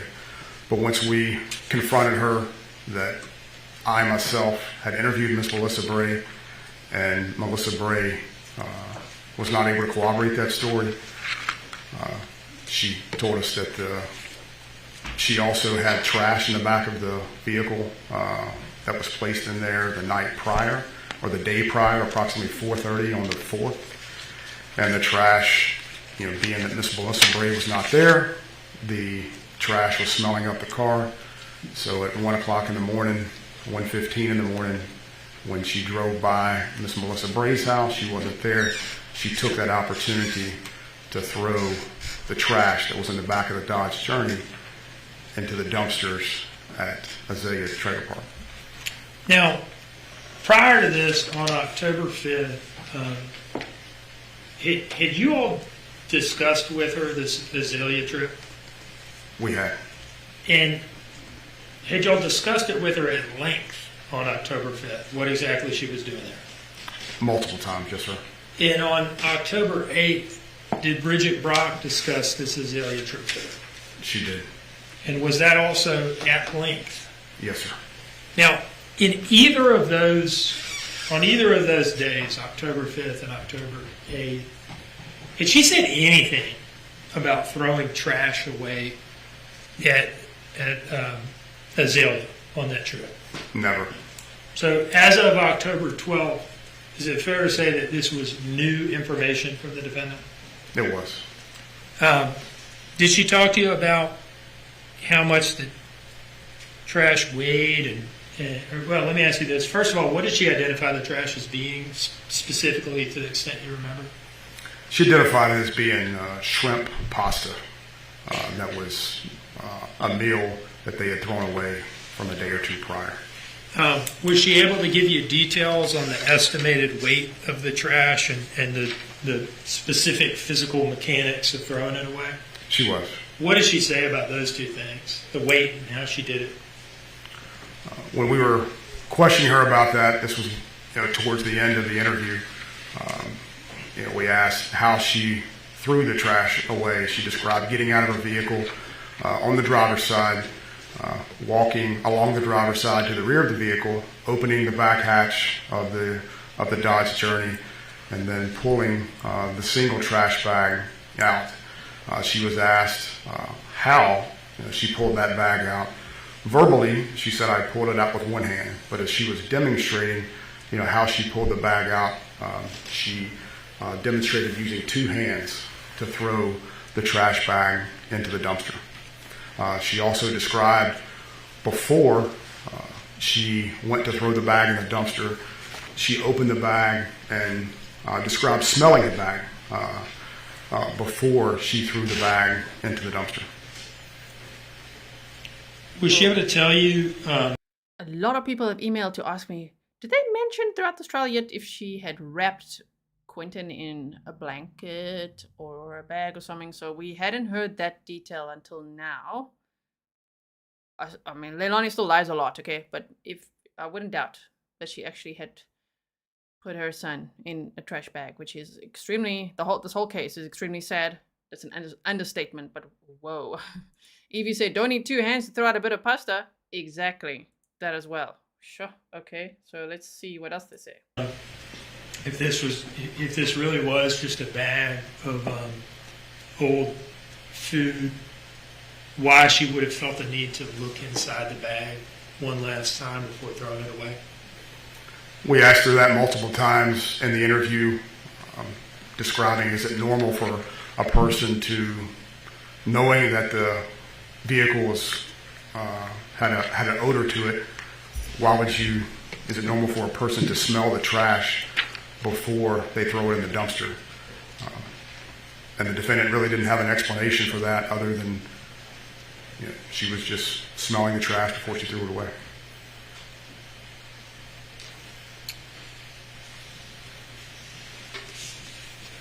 That is, I don't know. How did she think the FBI would respond to that?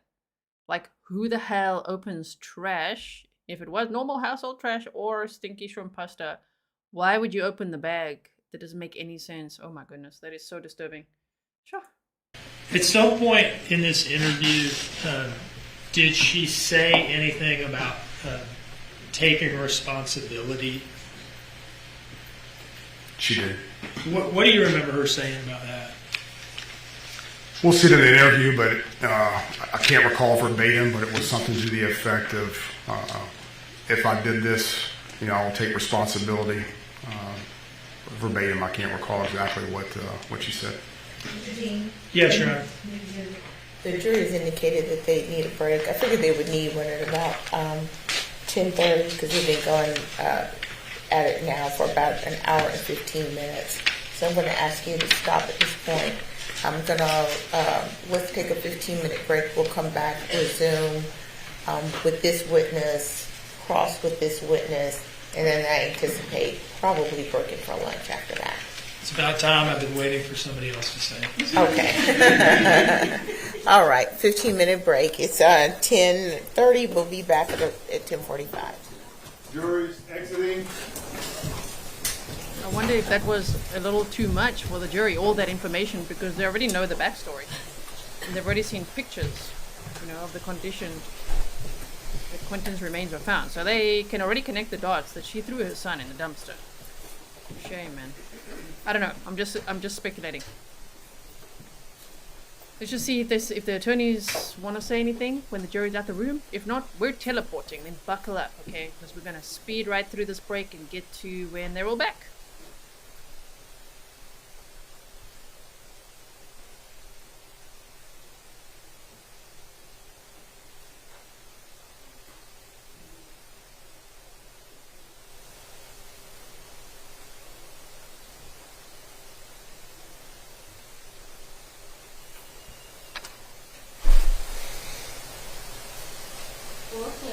All right. Thank you, Williams.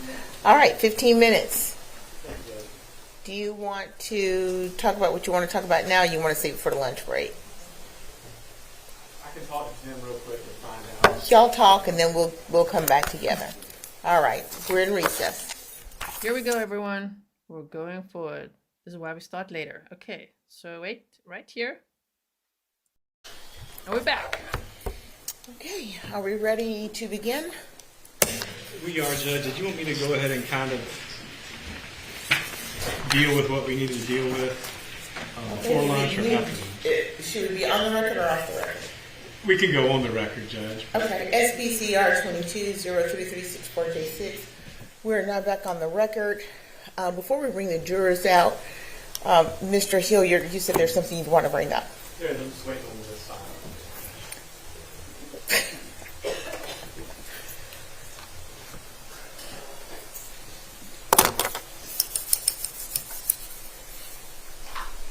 Waiting for Leilani.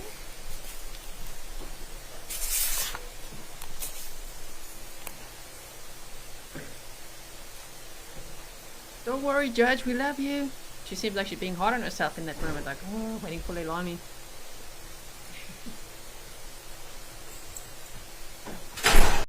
I mean, for context, if anyone missed it, she's a few times forgotten. She said, okay, the state can bring the next witness. And they're like, Judge, we need the jury. And then she's like, oh yeah, bring the jury in. I think it could also be the pressure, I don't know, from the cameras. I don't know how many have been streamed in this courtroom or not. Initially, this trial was not going to be streamed. So that was disappointing. Of course, we want to watch this trial together. We've followed this case very closely. And so thankfully, the judge, Tammy Stokes, decided a week before the trial started that, cameras are going to be allowed in the courtroom. And I'm so grateful.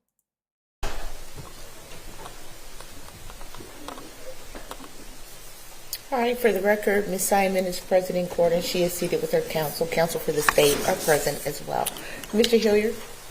Yes, last night I received an email from Mr. Dean late in the evening saying that he, as well as Detective Lemons and I believe it was Agent Snider, if I'm not mistaken, had interviewed and spoken with Craig Weston and Tim Weston, and they were going to add them to the witness list and supplement the witness list.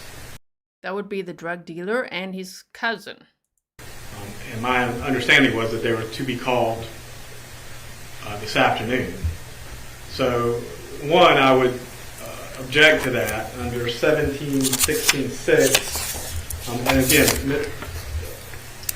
it may be somewhere, but I have not seen, at least in the last two witness lists, either Craig or Tim Weston listed as witnesses. It may have been in an early one, and I missed it.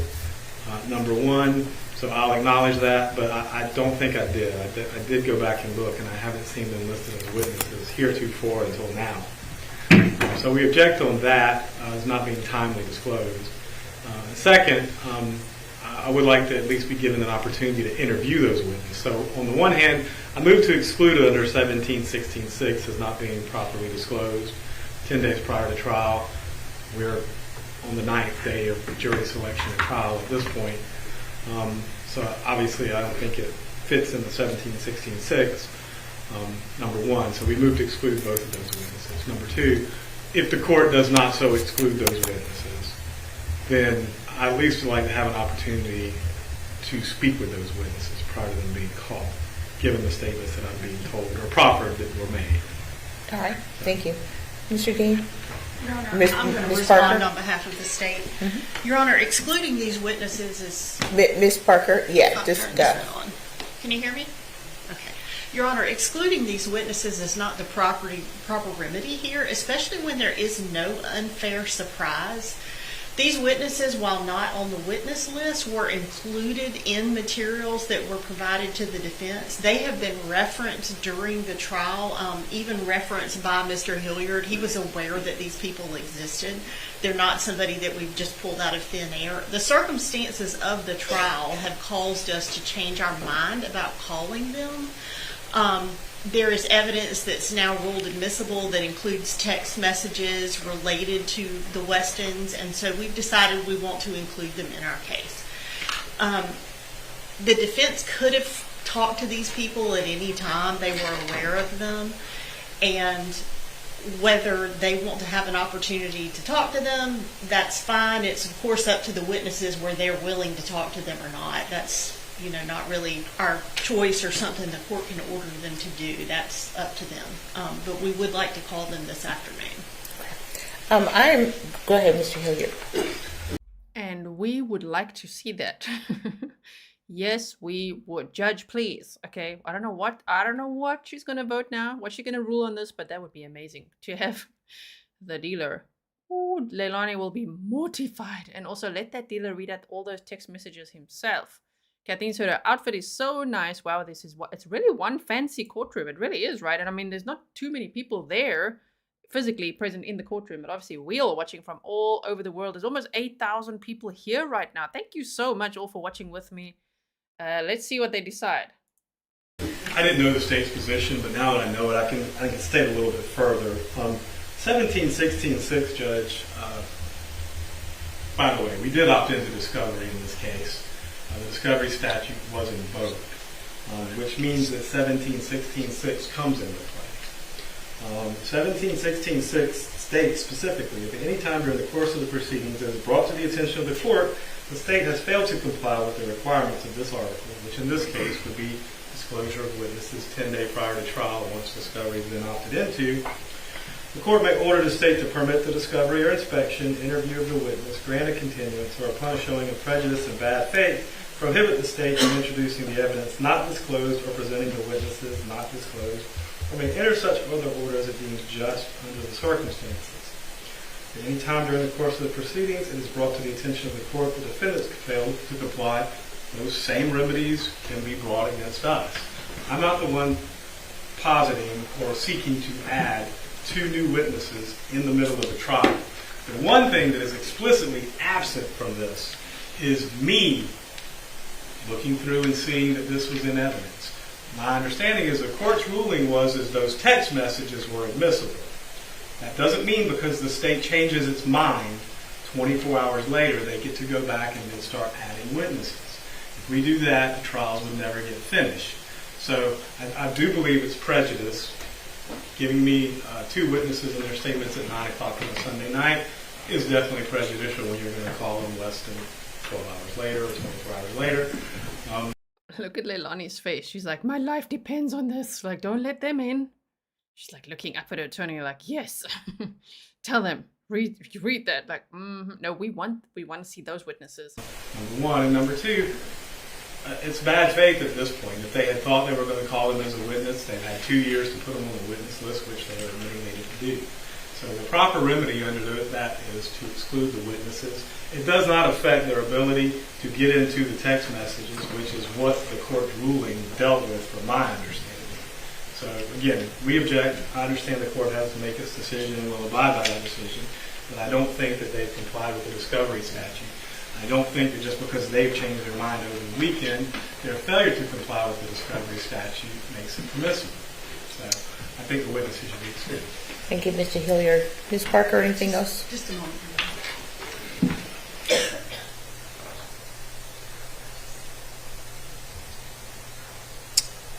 Amanda. She looks very stressed right now. And she should be, right? Stefan says, you heard that a week ago, Hilly? No surprise. Exactly. He's acting really surprised now. This is bad faith. How can they tell me this on a Sunday night? They didn't. They introduced this last week. And I think it's because the defense opened the door a little bit to that conversation, right? Ms. Parker. Your Honor, I just wanted to point out that these particular witnesses were interviewed by law enforcement back when this case was investigated. That was provided to the defense. They're aware of these witnesses. So there's a whole long line of cases about unfair surprise. There is no unfair surprise here or prejudice to the defendants because the defense has been aware of these people all along. We can pull some of those cases for the court, but I mean, there's 50 years worth of case law on unfair surprise. What the court is going to do is this. Mr. Hilliard may have an opportunity to interview those witnesses, and of course, that's if the witnesses wish to be. But he'll certainly have an opportunity to do that. I'm not going to exclude the witnesses, but you'll have an opportunity to speak with them. I understand, Judge. Ooh. The judge says, look at her face. Yeah, I'm not going to exclude the witnesses. Brilliant. So they're coming in? Are we going to see them this afternoon? I can't wait. Oh my word. That's why I said I need to at least speak to them. So. I understand, Mr. Hilliard. Thank you very much. Is there anything further we need to take up before proceeding? The only thing I might mention to the court is that the next thing we're going to do is introduce this October 12th interview video. Mm-hmm. It's extremely long in its unredacted form. Trimmed some stuff and redacted some stuff, and we end up with a final exhibit, final product. It's like an hour and 13 minutes long. We're fine to proceed, but I wanted to just make the court aware of that before we do that. I don't know whether the court wants to do it now or ask the jury what the jury wants to do or what. Ouch. Let's say it on behalf of everyone. Ouch for our ears. They're going to play, what, an hour and 13 minutes of more police interviews with Leilani? The Screecher? Oh, my word. We got a whole afternoon here to buckle up. For me, it'll be evening, but you know what I mean. An afternoon of court time to buckle up for an hour 13 of police interview exhibits. And then also the dealer is on this, the dealer and the cousin on the stand. Wow. Okay. My inclination is to go ahead and do this before lunch. And then after you complete your direct, Mr. Hilliard, you could either do your cross before we break, or you could save your cross for after the lunch break. To avoid a rebellion, Judge, I will most likely do it after the lunch break. Yeah. The court would not rebel, but jurors may not be. To avoid a rebellion, Judge, let's do that after lunch. Does he get cranky? He actually gets hangry, is what he's saying. Yeah. The jurors, man. Right. All right. Bring in the jurors, please. No, he said the jurors, man. No, not the jurors. You, bro. You're admitting you get hangry.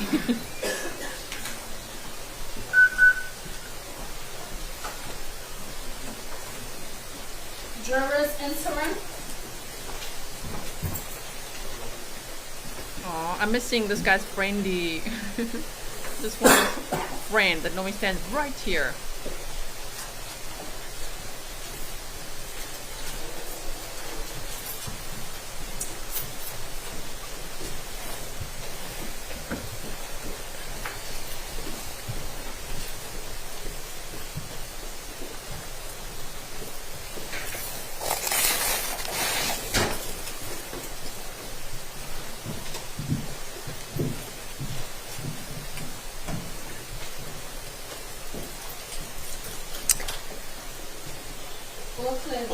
Thank you.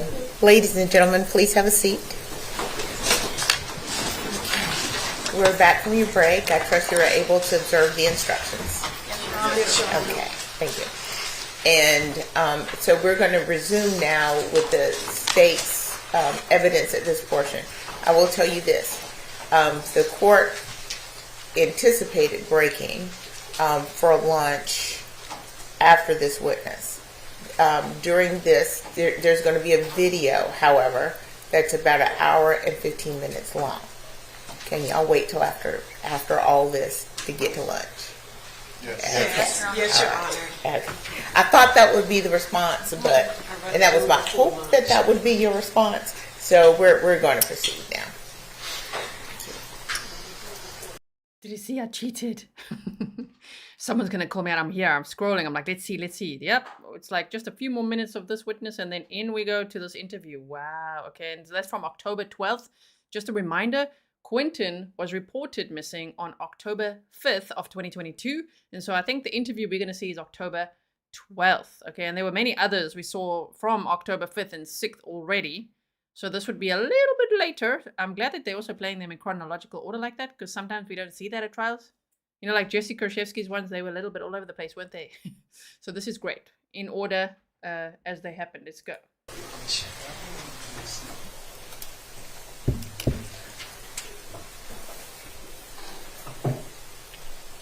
Do you have up there with you this marked as State's Exhibit 70?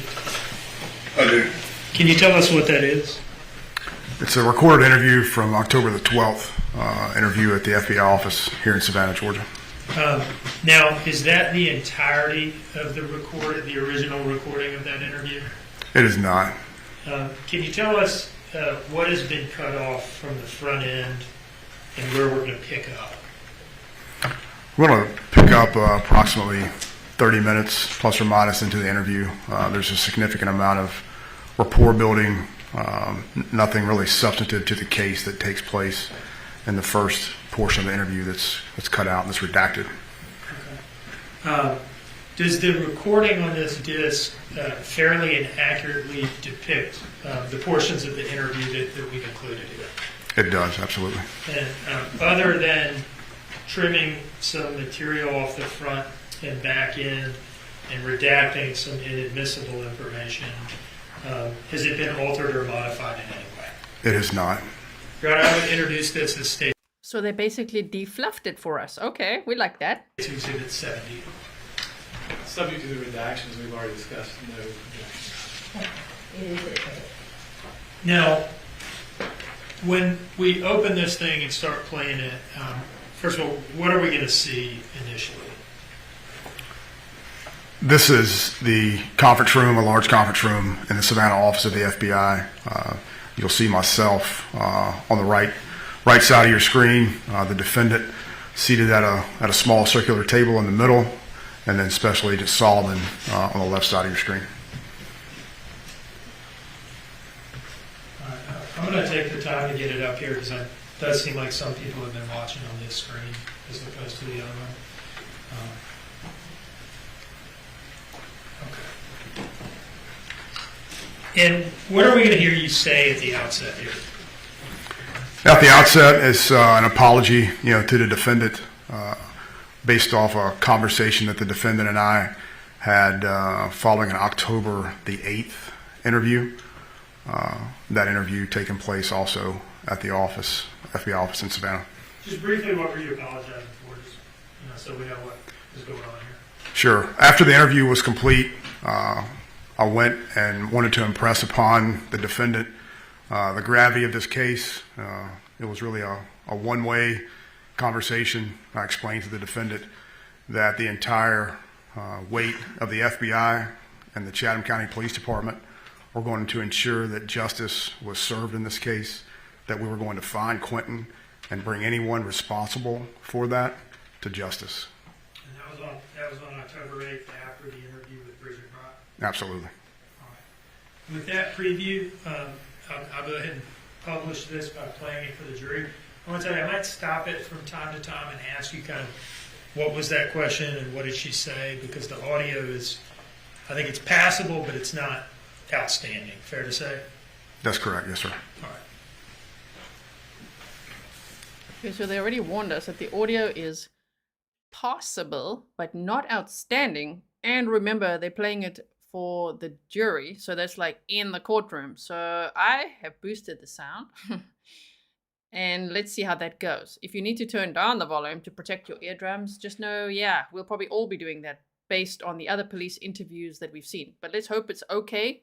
The closed captioning functionality is on my live stream, so you can just press CC and you should be able to see, although, shame, even the CC bots were very confused last time Leilani was screeching. So this happened on October 12th of 2022, which was about a week after Quinton was thrown in the dumpster, was reported missing, but really thrown in the dumpster. How sad. My goodness. Okay, so let's hear what she said here. Well, I just wanted to apologize. I think you, of all people, know how stressful this entire situation is. And we've been working 20-hour days and doing the best that we absolutely can to find Quinton. And I hope you understand that. And the stress that's involved in that. It's on everybody. It is. It's on everybody. And yesterday or 2 days ago, probably should have just walked away.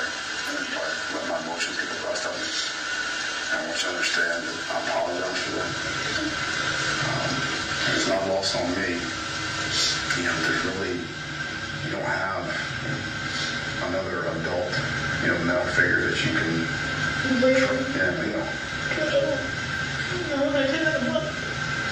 And we was able to get support from the listeners. So I'm sure you feel like a sort of abandoned. Just what you feel, when we had that conversation. And then we talked to your mom just 2 days ago. And your mom tells us that it was just a day or so ago that your stepfather was able to give you a hug. That was the first time that she was since he came home. And I needed that. And just that moment was like just a moment of comfort. That's what it was. So I'm sorry, but there's some things we'll talk about today. So what's going on at the house right now? Are you staying with your mom right now? Yeah, at the moment, so we can get into the housing for the ministry. Because they're going to help me get somewhere. And the moment that I'll give you all the address and everything, But I'm trying to do that so we can do what we got to do with the case to get the case done. Who all staying at the house right now? Right now, my brother's going to be there until 18th, possibly longer. Paul's there. Everybody that's originally living there. Damn, this sounds like I recently had one of those, hearing tests, okay? I go every year because I was actually deaf when I was a teenager for a little bit, and I had the stirrups, those little bones, the tiniest bone in your body replaced. So the point is I can hear okay now, but it sounds like those hearing tests. I'm telling you, if you've ever been for it, right? Tell me if you know what I'm talking about. Then they play that background like train noise, and then they do those little beeps. It sounds like that background noise, like the whole time. Damn, it's like a hearing test. We want to hear exactly what she's saying. It's a little bit difficult. So if anyone can hear, I know Pernille, Kathleen, you've got really good ears, okay? If you can hear, please type it in the chat so that we can at least get an idea of what the hell she's saying. They talked about something now about giving the stepdad a hug. If that's what she said, then the stepdad would be her mother's husband, Thomas, right? Tommy. Okay, so they talk about who was at the house at the time, something like that. So let's go. But with the addition of my brother, that you said babysit the kids before, I got back in her life. She took care of your mom's baby. Did your mom tell you we found Beth in bed? Yes. She was like, oh, there's nobody here. I was like, I'm just, we gotta check for safety. And she was like, came downstairs, and I'm just like, and she's like, I think they got my phone. I was like, probably. Yeah, we're working on getting that back to her before she leaves. I was like, probably. Now, with everybody there, has there been any additional searches that y'all have done on your own, anything? We found, there was one day that we got a psychic, and said something about a container and box. That's the one your mom sent me. She's kind of forwarded along anything she's got. Yeah, when that happened, Mom and I frankly went to the garage, even though we knew y'all searched it. We still went and looked up every container we could, searched and looked, and I was just like, oh no, Mama. What's the blonde lady's name again that has the daughter? Little bitty. Renee, she's always spiritual. She is, and she was ready to search everything. Yeah, she's like escort everything. Like, y'all gotta get off the property. They were long high. They want to get there. I'm like, that's when Carley was running around. I was like, these two are very similar. Yes. She's something else. She'll jump into the TV bar and look over at the press like, yeah. But she has been ready to search. She said they searched the canal, they searched the land, and y'all done any more of that? No, we've been trying not to trample on anything that could possibly be anything. Yeah. So honestly, I feel like if you do go walk around, when you do see something, don't touch it. That's the right thing. Call us. Take a picture of it, call them, send it to them, tell them the location. Don't touch it. Whatever it is. I don't want them walking into the woods or anything like that because there's sense and cover up something that could be there. Yeah. Well, that was the last thing I think the dogs were doing today since it went back to, I told your mom this, but I talked to you directly when, we went back, Tuesday? I don't remember the days of the week right now, Monday. Because like I said, we couldn't see a lot in the dark. And the dogs, work the same way, and the dogs don't live here, so they had to do that on its own, but that's kind of keeping with everything that we want to do to make sure that we do absolutely everything we can and that we get it all right. We don't want to miss anything. And I know that's important to you. Right? Yes.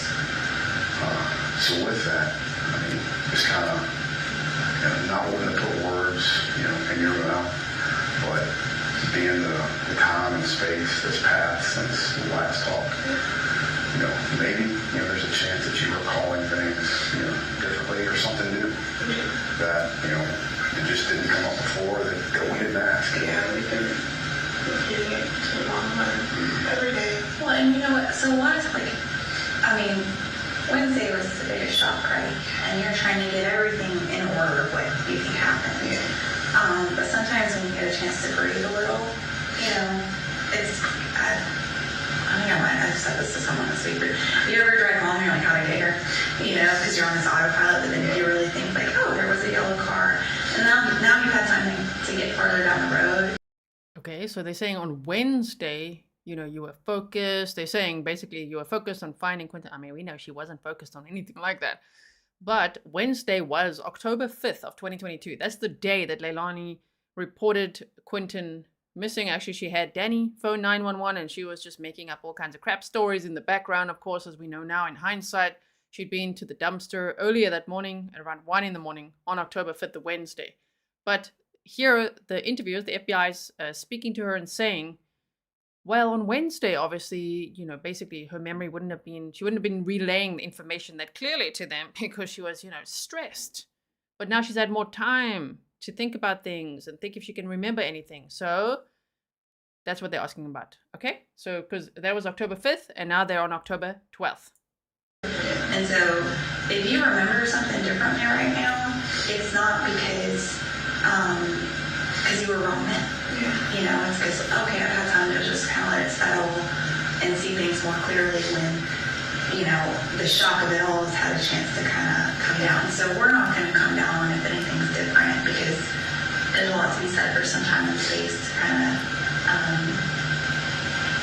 things that you didn't think about before because they weren't the big thing, or, you know. It's kind of so most of that was a little church picture there. You know, that's when they got to, can you think of any detail that you could miss?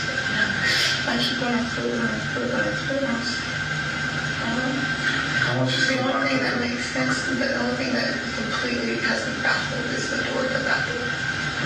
The opening door. The from 5 for that is the only thing that I keep on going back to thinking. And to be honest, we're double checking, you know, beyond just that data that Joe had, you know, to see like what does this really mean? You know, so we're again running through the carpet on every single thing. So with that in mind. So they're going over all the details, and obviously they were looking for Quinton. This was October 12th of 2022. They only located Quinton's remains on November 18th of 2022. So still about a month and a bit to go, right? Carla said had she been partying with her mom at this point, not at that bar that we're referencing, that was on October 19th of 2022. So this was the 12th. On the 19th, she went out to party hard with her mother. They were having Patron shots, flirting with waiters, and that was at Stingray's, a beach bar in Tybee Island. Okay. She's gonna go through, you know, a few things. So let's just start with the Circle K. Tell me about the phone call that you made. I guess it was that Tuesday night or Wednesday morning to the Circle K. It was a quick phone call. I can't honestly remember if it was on my phone or Jimmy's phone. It was from one of the phones. I called him and said, I ordered it. They were not having ordered anything. Jimmy used to short stop. They didn't have any, so that's why I went and got whiskey. And I really did go to the order of whiskey. There was 3 tubes of order, and then 2 were empty. And one still had some in it. And the one that had some in it was from, I guess, some Brooklyn or whatever. And so okay, like, normally they have it. Normally they do it. They did not have it out there. I guess their truck was coming the next day or whatever. I used to work there. I believe they come Saturdays. Thursdays, Fridays, whatever. And then after I went like that, I went home. I stepped outside and purchased a big cigarette. What else? I hit the one dude. I'm pretty sure I did have a little steering chair in there. I did. And I went down. Okay. Because when we look at the phone records, you know, for that when our investigators look at it, there's not a call from your phone to the Circle K. So do you just kind of help me understand that? Is that, do you think another phone was used? It's possible that it was Danny's phone. So you think you used Danny's phone? It's possible because he has his phone right there all the time. I have really bad signal inside the house. I just grab whatever's there. I kind of wish I had this flip phone then. I don't know, I get signal in the house. They never said they were sampling. I get signal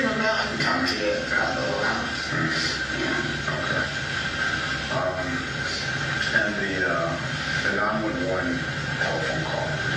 I have to say, when you put the statement together, you did a phenomenal job providing just a tremendous amount of detail that's been helpful for us throughout this entire process. And I was speaking of them, can't find the doors, so now my baby, if you want more, pretty much screaming at the phone.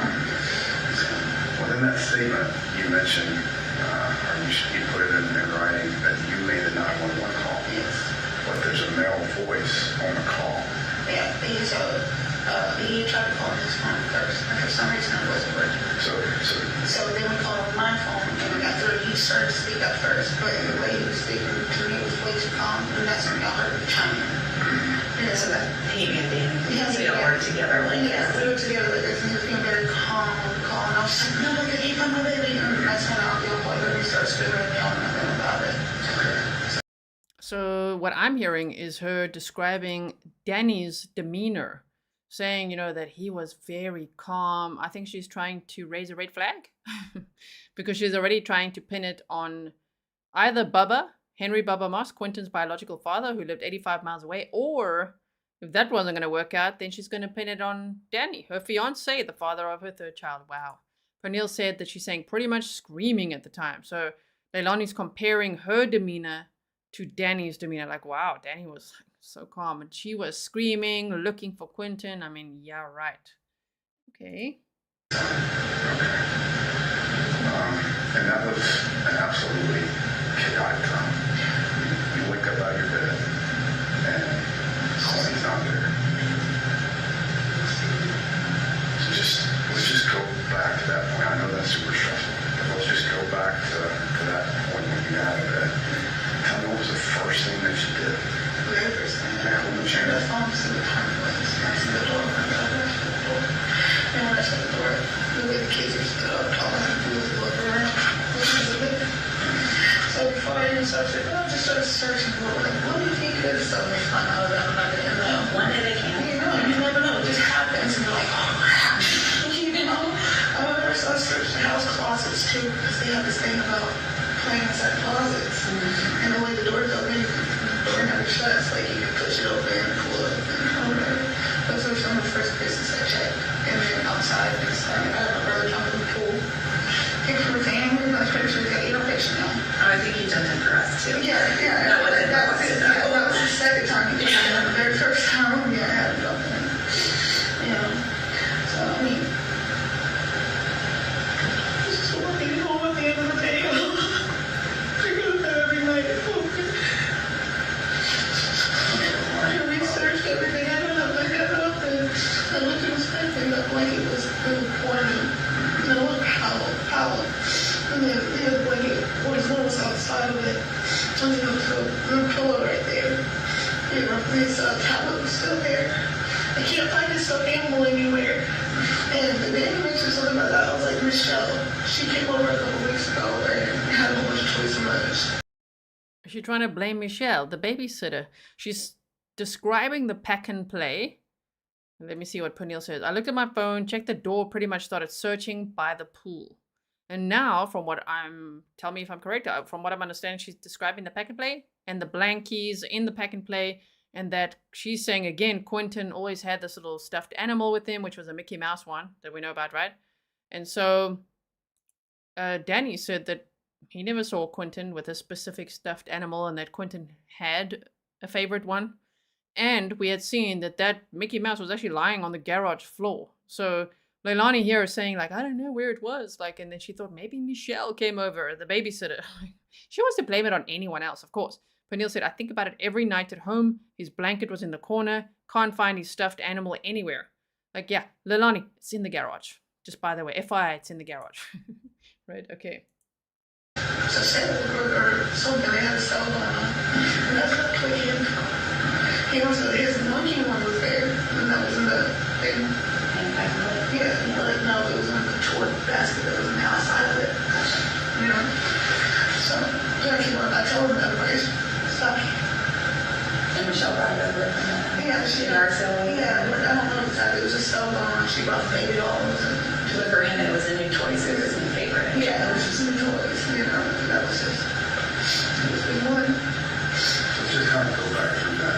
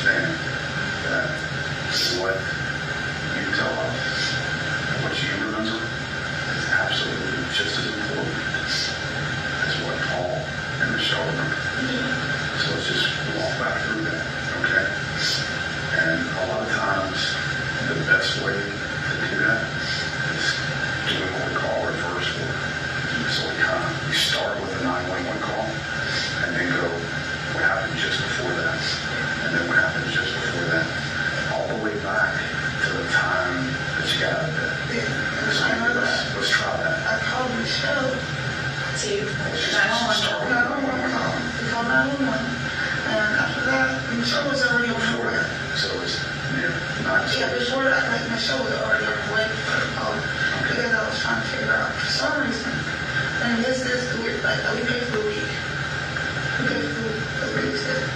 Whether I go to work or not, they normally go. So that was on me. You know, I called Barry, I called her, I called her home. She came over and helped me search. She said that she didn't search. She was there for the coffee.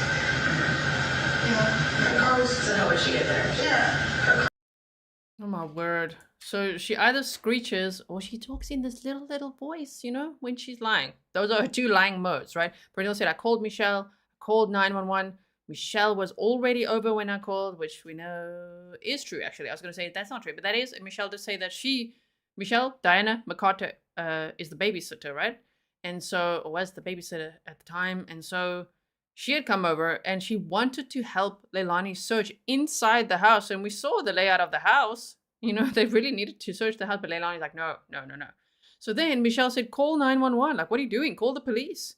And then Danny called the police and Leilani was in the background. So it was actually Michelle that said, listen, you need to call the police now. Call 911, report Quinton missing. And so that happened. Okay, so let's have a listen here. I was trapped in from the house. I remember before I searched the whole house, screaming, yelling. So let's talk about that, right? You know, so 911, and before that, there was a call to Michelle. Michelle to see for some reason that she had. Okay. And then before that is Danny. Searching the house and all that stuff. You know, we even inside, part of what lines we searched or whatever, and then when I couldn't find them, it's like we just stood up and they waited for it. My mom wanted to get there. You know, so before that, I was just I slept the whole time, and I didn't want to. I don't remember what the name of this interrogation tactic is, but it's very common because liars struggle to tell lies backwards, you know? So when they start at a point of like, hey, then you called 911, now we go backwards. Ooh, they struggle with that so they can catch them much easier in a lie because they can lie forwards, you know? That's easy for them. But to go back in time and pair that all up with the evidence, obviously, that they have, wow. Pernille said, before that was Danny. Okay, thank you. Let's keep going. I was on purpose. I did. It was a that I took. And that's part of what I did get. When I would be like, get back with friend. I just didn't tell the truth about it. you know, right there, I just stop right there. Yeah, I did do it. Just so we're all clear on what she said, was that her disclosing a new fact that you hadn't heard before? That's correct. What was that new fact? At this point in the interview, she disclosed that the purpose of the trip to 204 was to get a Perk 30, a Percocet 30. Yeah, did she say whether she had taken it that night? She did. And her words here were, I was on drugs, right? Correct.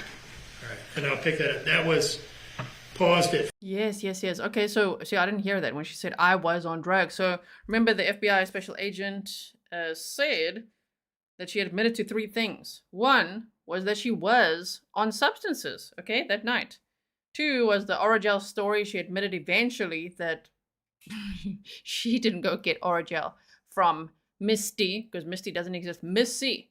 Okay, and the 3rd one was something about, it was about the trash, right? Throwing away trash, on my word, which was actually her son, Quinton Simon. It's not the Reed technique. That's not the one I'm thinking of, but I just know this is a very good interrogation technique when they want to catch someone like Leilani. Because she's going to struggle to go backwards in her story and a little bit forwards, and now we're going backwards again. Ooh, they're going to catch her out here. Okay, so let's continue listening. Thank you so much to everyone who's typing in the chat. I'll put it on the screen, especially for replay watchers. That's also why we pause. We pause now. We're all on the same page. We're ready to go again. And thank you for typing if you do hear what they're saying. 14:46:05 on the timestamp in the top right corner. It wasn't on the substance. I didn't want to put it out so fast. Okay, because someone was not. Yeah. But that's which dress? Yeah, so I would just tell someone. Yeah, so it was Craig Lane. That's the name. I never really eventually told me. You just know where to go. I just know where to go. So I went there, and that's where I did that. I think it was Now, pausing at 1446-34, did she just say that the place she had actually gone to meet the drug dealer was Arkwright Lane and not Flacco's Tacos, as she had said previously? That's correct. All right. And I know they said that they never knew us, never seen us or anything like that. Well, where were you tracing? I was like, they know me. I have been there probably about 100 times and a couple months. You know, like, so that they all know me there. Yeah. And that was let's talk to that. What trip was that? That was the trip to 204. I was at 10 something. A little bit after. We got there at 10:40 something. I got home at 10:40 something. Yeah, it was 4. And tell me about that. You know, how was that? Pernell says, I went there. Now she said that Archer's Lane or something, but yeah, it was also XXX Lane.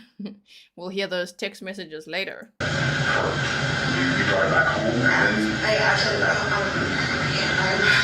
I'm like, wait. That wasn't easy. Yeah, I've never had one. yeah, it's not.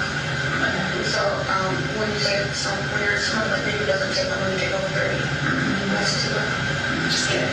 It takes the pain away. You get like, yeah, well, maybe that would be the reason why I was saying I was sleeping out. And you had the perfect in conjunction with smoking? Yes, that's what because I took it as soon as I got home. I went outside and smoked a cigarette. By the time, About what time would you have done that? by the time I got home, I took it like 11 something or whatever. I still had some stories right there with the took like it wasn't that long. It took like an hour or so for it to release, which is why I got the order done. By the time I got home back from the order done, it was kicking. It was hitting. Like I was a little stumbling, like you thought I was drunk. You know, that's how I was from the spirit. So one of the times when I was really out of it. And like I said before, I went outside to check on all the kids and all the skies now. The Jane was good and another camo Peter blanket I put back over him. He had just got a long curly hair. I still remember his face. I was just like this. He rolled over and sleep. So I was like, okay, you know, I just rolled over and go for my kid. And outside. Outside and I smoked and came back inside before 2. And I was asleep. And I woke up again. And that would be reasons why I didn't get out of bed. Didn't hear the alarm. I heard it and sleep. It made me sleep. And my CJ still in it hits. And it affects everybody differently. You know, just like the analysis affects everybody differently. For me, it pretty much put me out. I probably should have took half of it. Like it was bad. It was yeah, it was rough. It was bad. I probably should have took half. But I took the whole thing. So. And we'll come back to the board answer some things I want to touch on there. But the Orjo story, tell me again exactly, you know, how that played out, you know, with you getting the Orjo. Yeah, I got phone number, I got the text number, and there's no download and can't get into my account, public state. Oh my God, I called her. Yeah, it was her husband that answered at first, I believe, but I just asked for Missy, and she said, come on, 3 hours for you. Put her down right back. And I went back and pulled all the way around. She slid right back towards the farm. That's all the way around. Yeah. Well, just a couple things on that. I want you to just help me understand that Missy has no recollection at all. And she did not, and there's no communication. There's no communication between you or Missy on Missy's phone or your phone. Aside. I don't know if they're holding in context now. And we get different phone numbers. It changes over a certain amount of time. The numbers that change on its own. You know, especially if you're not paying for it.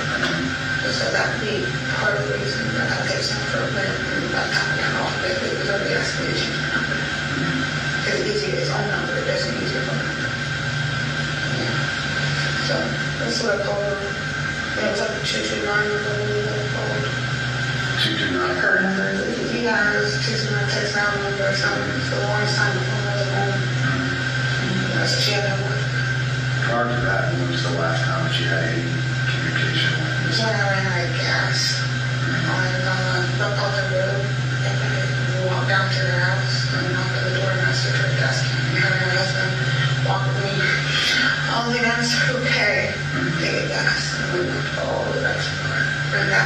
stupid night. I was very angry about some cheating that I found out what was going on. I called her maybe June. That was right after the baby before. So it was just tell me exactly how you drove into the trailer park, how you drove in, and where Missy's house is. When we drive in, Missy's house is one of Claire's houses on the right hand side. So I walked in, she walked up, and pulled in. So you went to Missy's house, and did you go inside her house? She was just standing outside? Yeah, I was trying to grab, like I knew I couldn't escape. How long did y'all interact there with Missy? How long were you there talking? 2-3 minutes, it was a quick little conversation. I really don't have her mouth doing this. She has some crack that as well. She did while she was outside. So that was part of that. And then when I got in the car, or whatever, when you get mentioned some other kind of trash, yeah, I did know the trash. This damn was supposed to take trash out a few days ago, and there was spoiled food all in my car. So I pulled around and I seen my gas stop and I threw it in the trash. Now she's talking about spoiled food in the car. So she's gonna start talking about the trash. Oh dear. Okay, here we go. Yeah. It was ports, like shrimp pasta. Shrimp pasta? Yeah. The whole carton like shrimp. Yeah, because I got in there, I was like, what is that smell? I felt that before, even though I go to a pour. You know?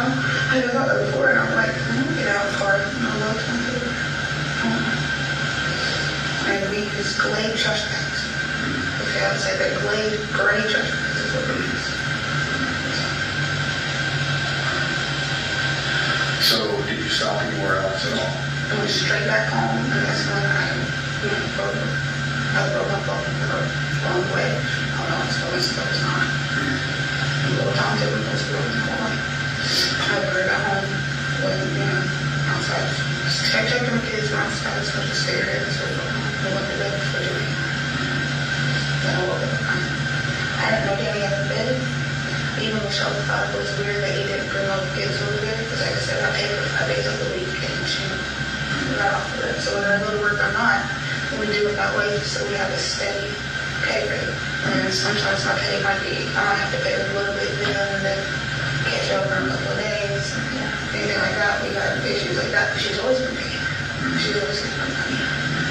Sounds like you were asleep if you were. I didn't hear an alarm go off. Danny said that he shook me before he left. I didn't feel that. I didn't know that he even left. And I was like, I woke up. Surprised, honestly, that the sky and the kids and then Clinton wasn't there. And I don't know how to react. I freaked out. They woke up to me screaming to talk about something. And so, that's everything. Straight down to the T. A lot of it. And like I said, we can see, make sure that the oil went in and coming out. Well, let's look at this. Maybe some of this stuff will help you recall some more detail. So I'm going to slide over here. Get inside. So this is the photo of your car. That's your car, right? That's your car. Going into the trailer park. And where exactly is those in the trailer park with your car trailer? Yeah, it looks like we get up to where we go to the line. Then we go down the street to the police station.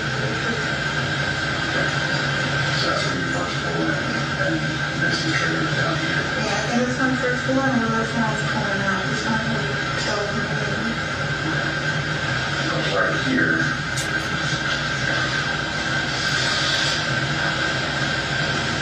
So you look at that, what do you think that is? The bathrooms are later in home. And where is Missy's house on this map? So Missy's house is about right there. So just help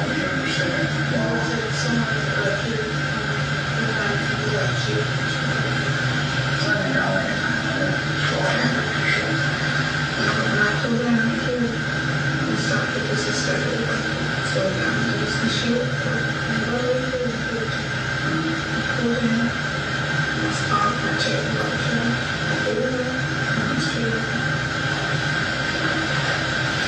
Before we went to the doorway and we went to Lizzie's house, and she came right out of the drive and then she got there.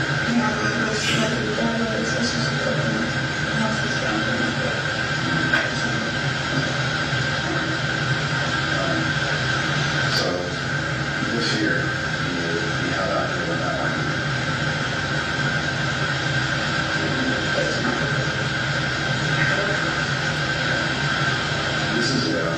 This is a photograph taken from the dumpsters, looking back at that tree. But what you can't see in this picture is a camera that is right there that we now have. So that we have that camera right there. What is that camera going to show?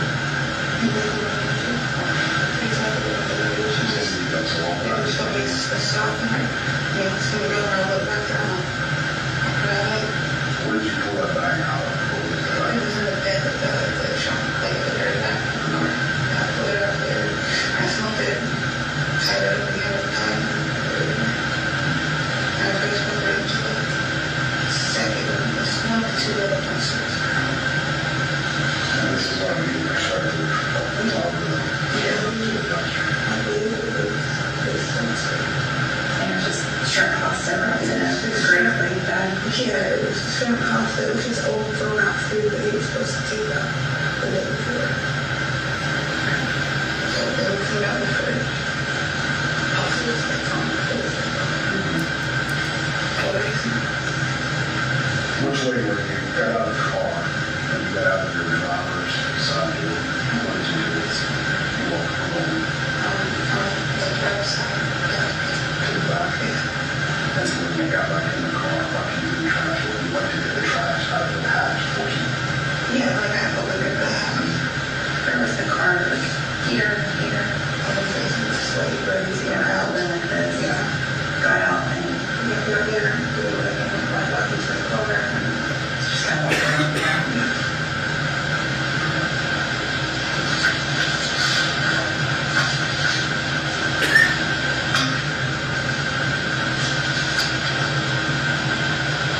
You think that this camera, that's exactly what that's going to show. It's exactly what it's going to show. So we get out the driver's side, we grab it. I see the massive car seconds, but I'm stoned. And I was getting to grab it.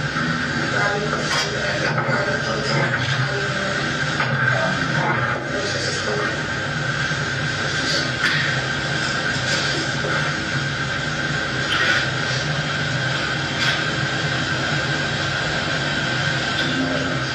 So that's exactly what I did when I went. Straight back on my way to the house until y'all took it away. And that was it. That's about it. That's all. That's exactly what I did. The trash bag units we always have, no matter what, so it's how it always use clay. And the ones that we have are clay, gray looking trash bags. I guess blue screen almost. And you throw anything else away? No. That was the only thing. That was the only thing that was back there. It was nasty. And it was, I was thinking about sleeping out on the cereal, but it's like once I really wanted to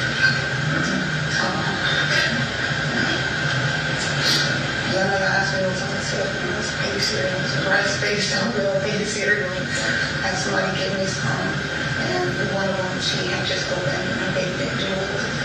So when it was back there, I guess one of the turns I took or something, it just busted open in the back, and I never got There's something else on the ground.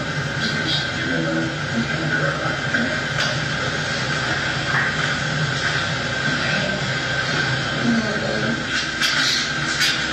Today, just sitting down with you, move on a lot, investigation, and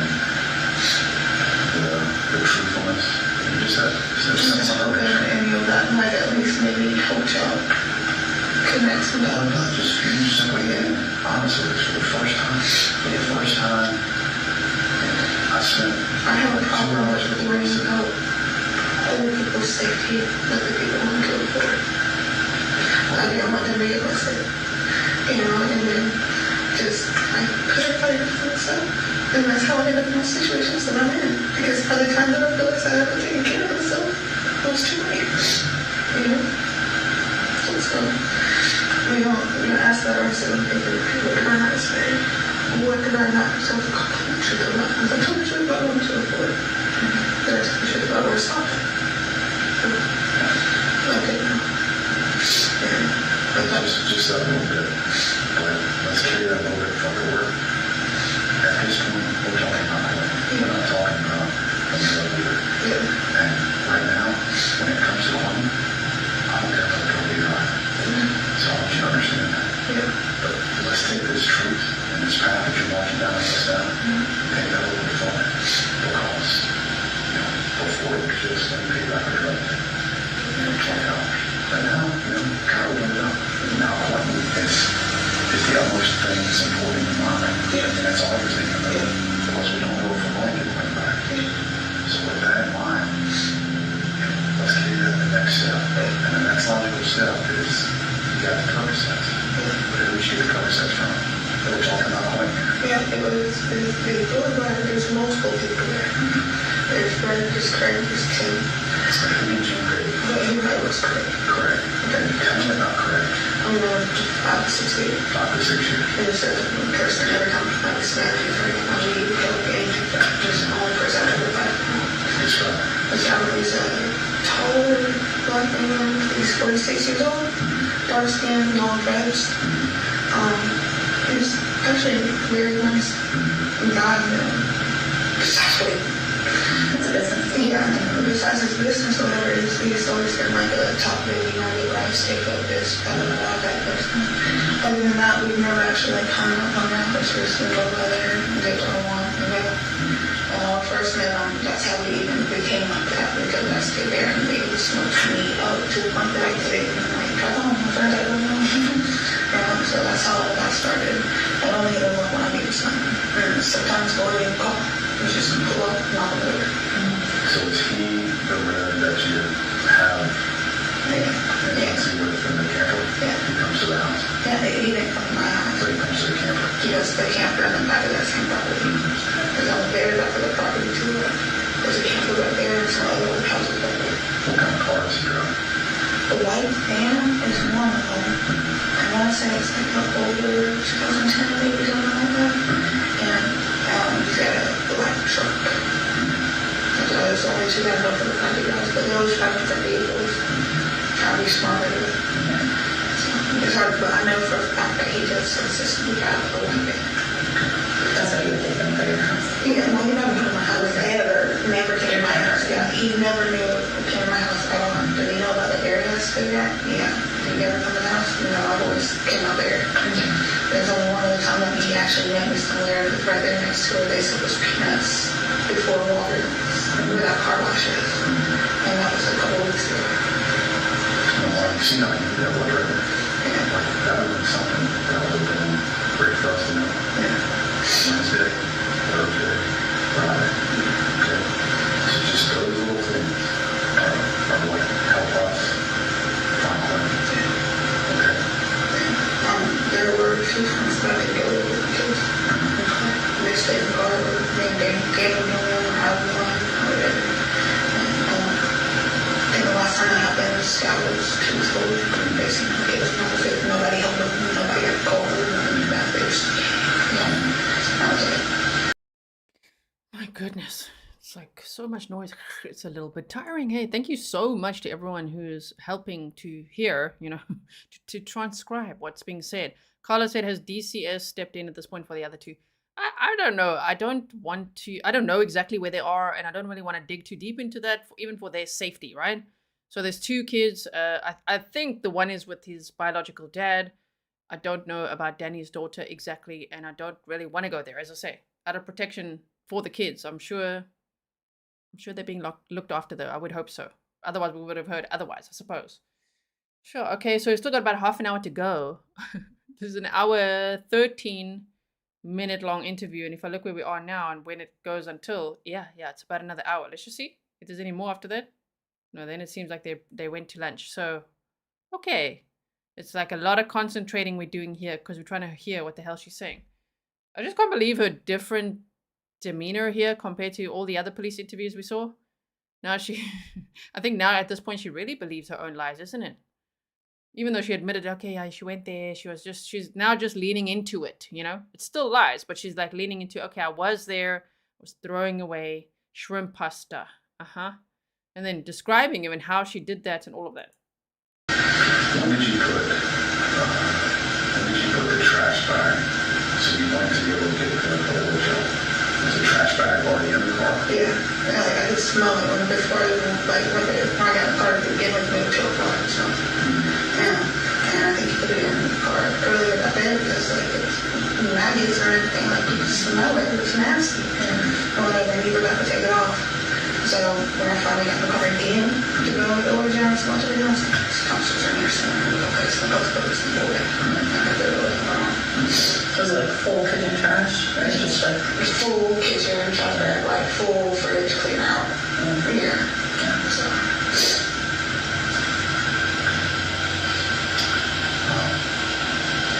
I'm just going to read it, because I want you to understand that Savannah and I here, this investigation is going to continue.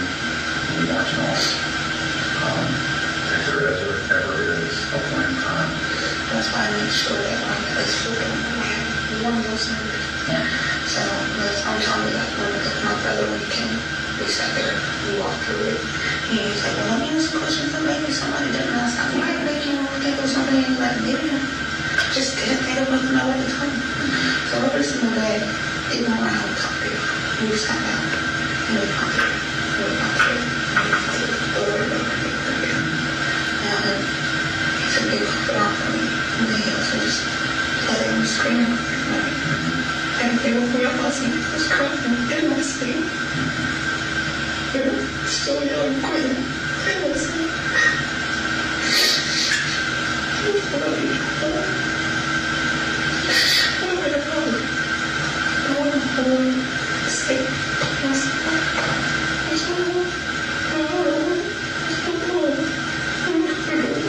Kids on the floor, those little arms and legs turning here. That's all I want to do.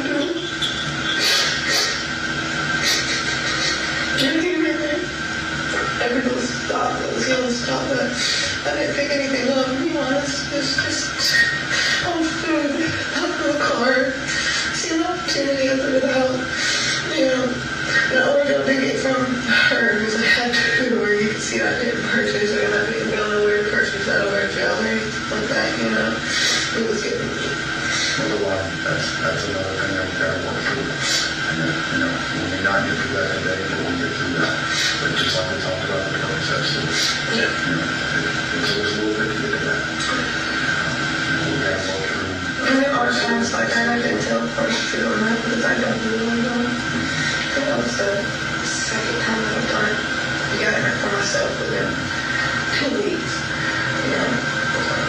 But everything you said today about that makes perfect sense, and you can confirm it. Like we're saying, there's still some things that we gotta work through. Am I hearing correct? I think she's talking about the substances she had that night. Karen, you said, oh, there goes the snollies again. I love these South African words that come up. The snollies is like boogers. That is so funny. Yeah, there goes the snollies again. Oh dear. That's what we are. You see how easy that was to just tell the truth and let us know what the purpose of it. So we have to have that same conversation as it relates to Tennessee. And I did. Let's talk about that. Yeah, I did. Yes. 100%. Well, I want you to know that I, myself, have spoken with Missy. Multiple other investigators have spoken with Missy. Missy has been to our office. He didn't talk to Missy. He didn't. So let's just get through people our truths. Because however this plays out, Missy denied me.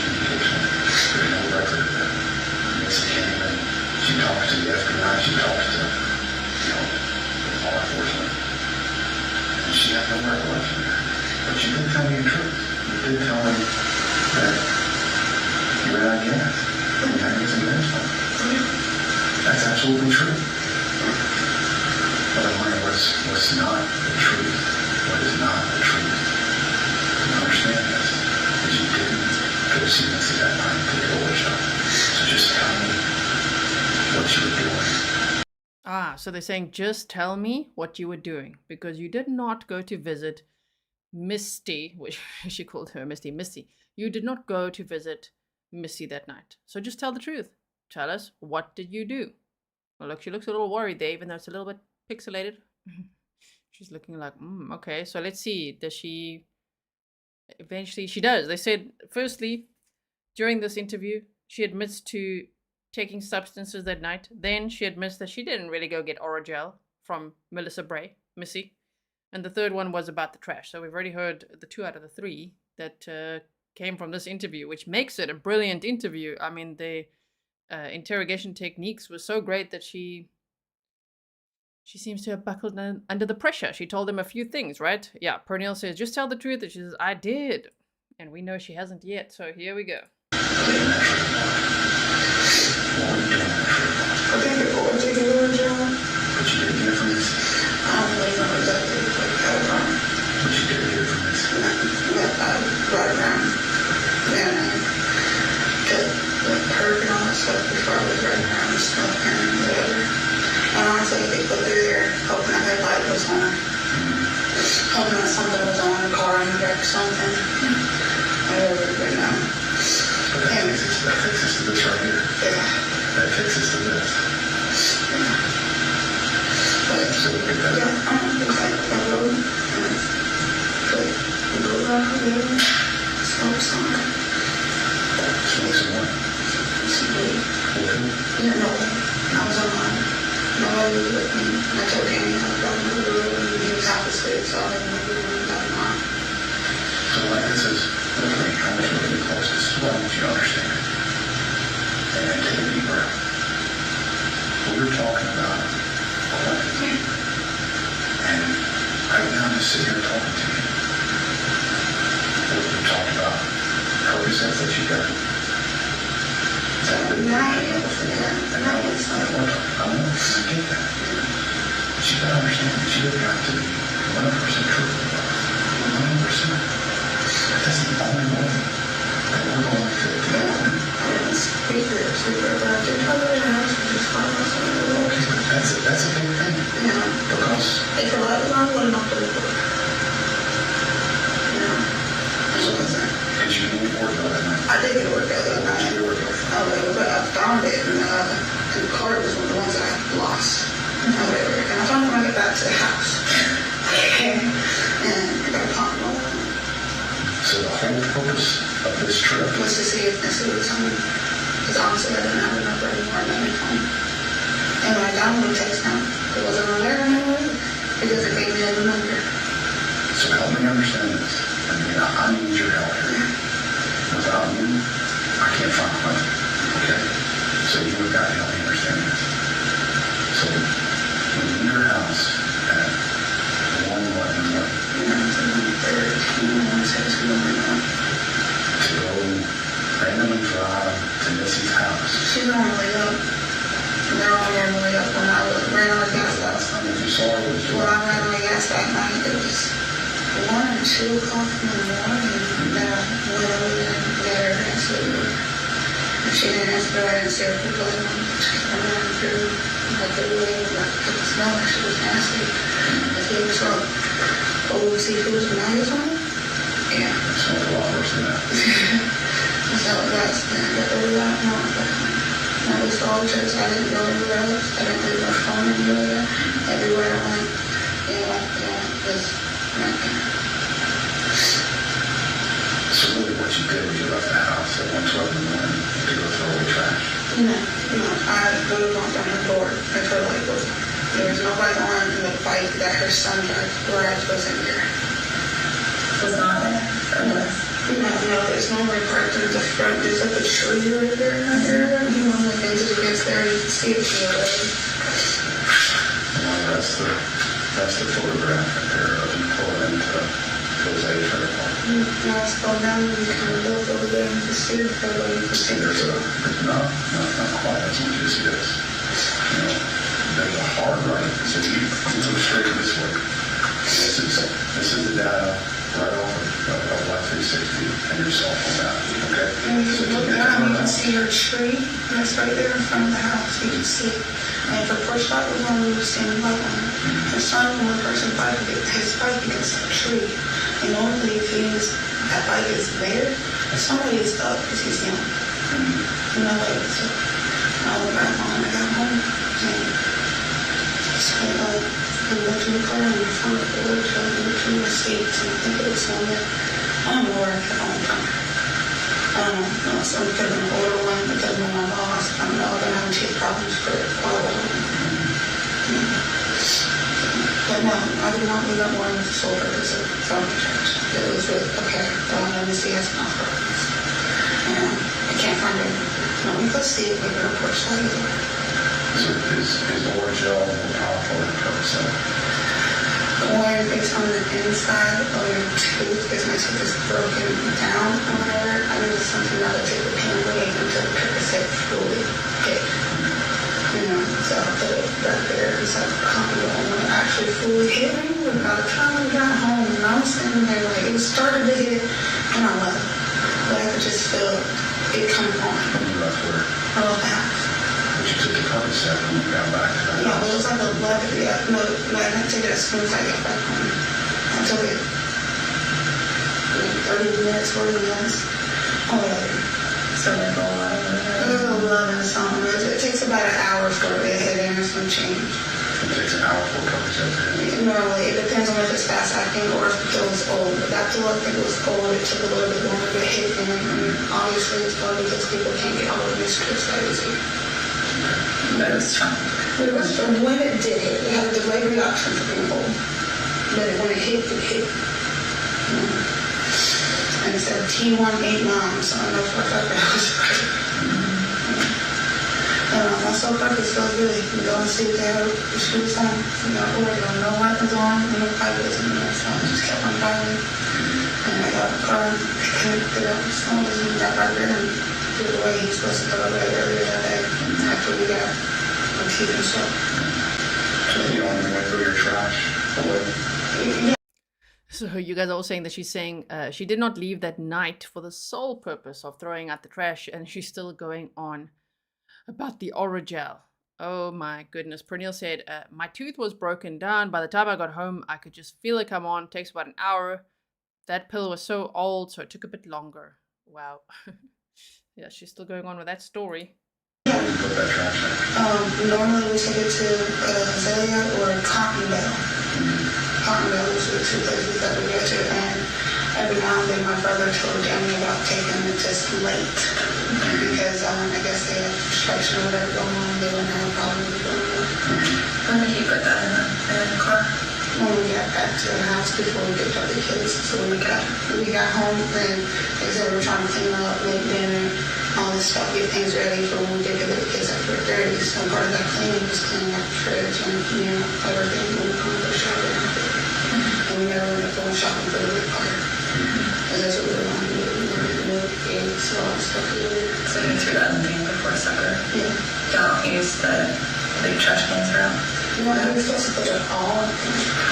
He was supposed to put them all in there. And it's like he got distracted or something. He put one there or somewhere. But I was nasty. He was supposed to take it off. And it's because Thomas gets mad when because everybody wanted to like it. Like, that bag of trash was already started before we even got to cleaning out the fridge. It was already sitting in the trash can. And we got it. We finished cleaning it out. And that's how we looked in there. We didn't have gnats and flies and all that stuff in the house, fruit flies and all whatever. And I think it's just because of the weather changing. And yeah, later that was like, it was nasty as well. Like the food ourselves, like the one we pulled it out of the fridge, like it's not good. In the fridge? Yeah, like it was, but things don't show always sometimes. And when I don't, my milk was still that ages, so it was milk gone away, it was yogurt gone away, it was eggs that were nasty, and that big bowl of pasta salad that was So So again, that trash bag was in the car. Before I got in the car. When did the trash bag get placed in the car? I can't tell you exactly the time. I know it was before we picked up the kids, because the plan was to load up everything and pick up the kids. So that would have been at what time?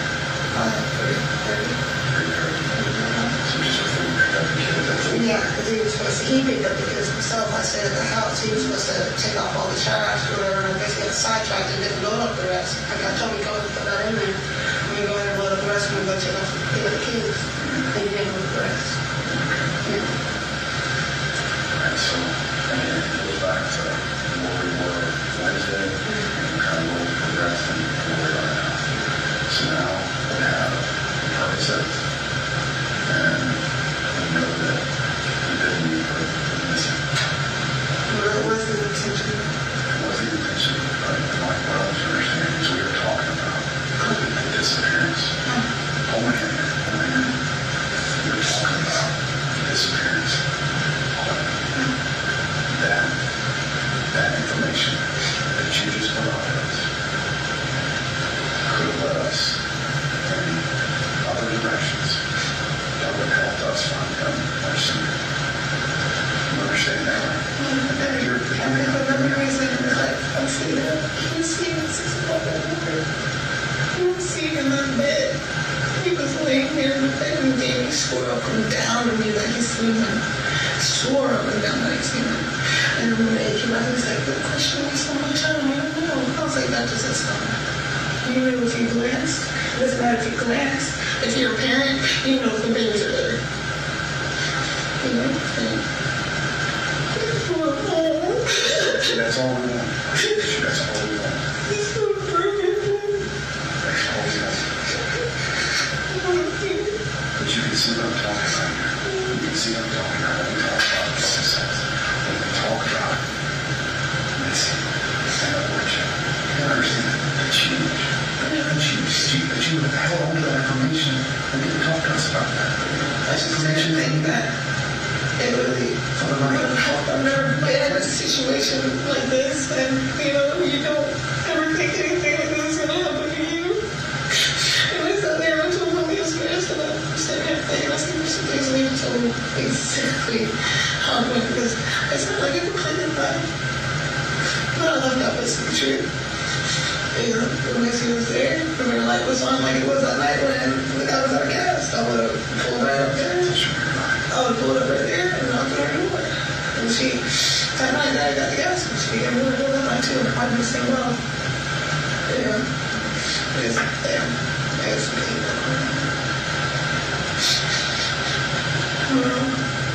I didn't think anything. I just kept thinking what happened after 6.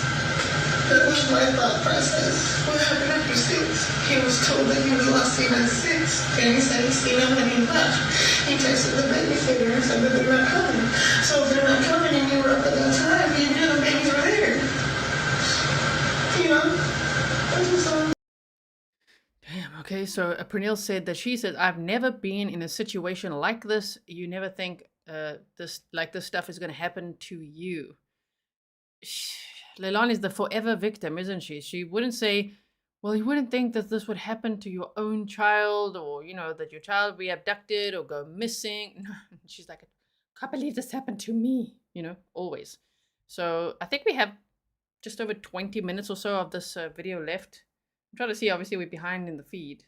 So it looks like from around somewhere there, 134. Yeah, maybe 22 minutes or so left of this. Okay, thank you so much to everyone who's helping us transcribe. The course investigation the last time they sworn with any sort of credibility as seeking Quinton is 4:30. That's the last time. So we can't confirm anything as it relates to the day or anything after 4:30.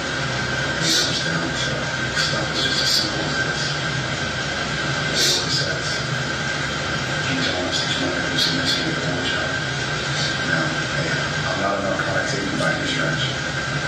She can't tell me. The way you release, when it starts doing it, there's sometimes that I've had to take 2 or whatever, because, yeah, we wait an hour and it doesn't hit. And honestly, especially a lot of that could have to do with the fact that I was sworn because we could have been classroom. No, we explained that. I didn't realize that they were spoiled though. Happened Tuesday. Yeah, and the day of Tuesday. Yeah, and that Wednesday. Yeah. I just thought something looking to at that time. Her coke, weed, and whatever they shot them. So there she's mentioning all the substances that she had.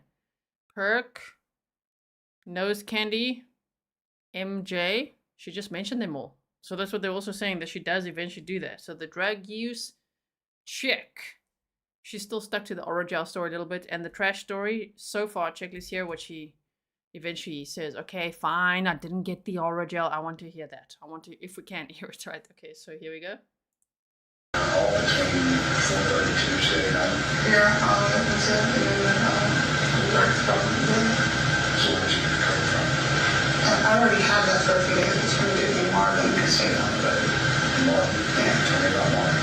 And Marvin was a co-worker at Davies who we used to be. We worked with all those together. Yeah, he's got a... What's Marvin's last name? I have no idea. It's Marvin. Should I call him? We both call him over his house. So where is he from? This is, he stays off of Colon. So you come down here and we're trying to figure it out. This is the 4 ways to come up here. It's going to be off one of these streets over here.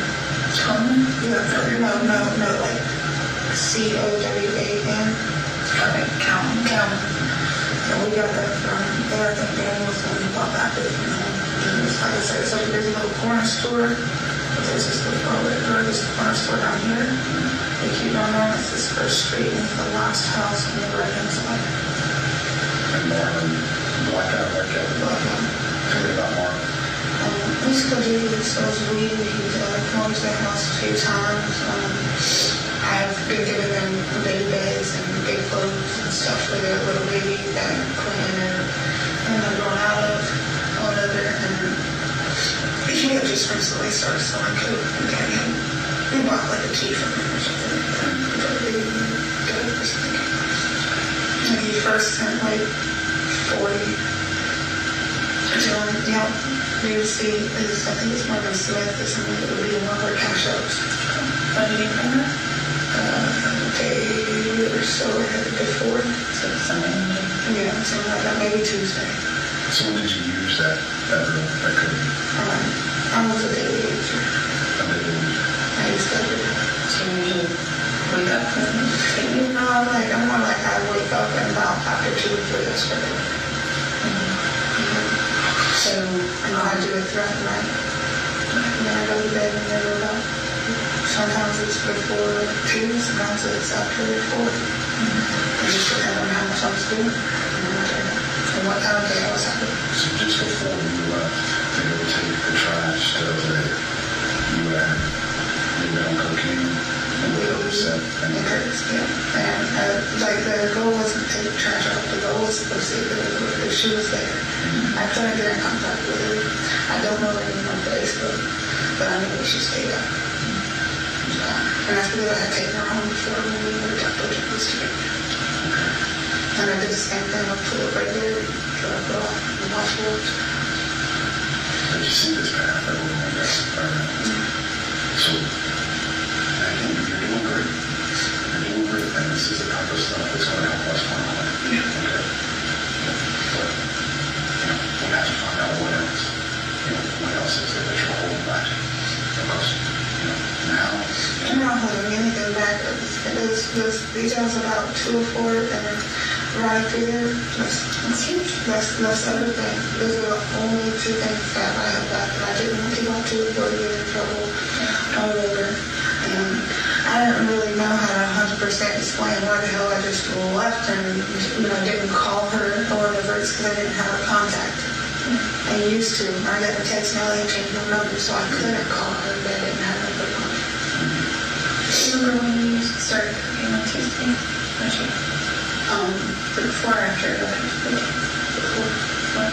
it was not long after we started doing it. He already had it. I can't tell you exactly what day he bought it. And some of those who can do it, because they were up all the time. And there's, I don't know. Yeah, I see the doors opening up constantly over a period of time. A lot of it's going in and out smoking cigarettes because we don't know. Yeah. So when you started before you picked up the kids, kind of use it through the night?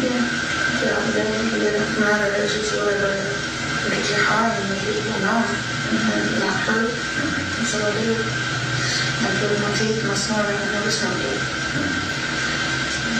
So when you come back home from taking the trash to the dumpster,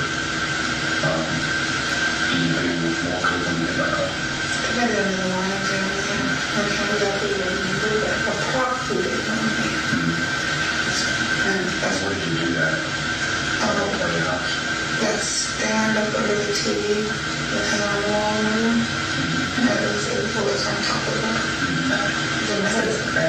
And high, and we didn't have to bring down anybody. And we had it inside the cabinet, busy. And so you're doing the coke, and that's while the back door is opening and shutting.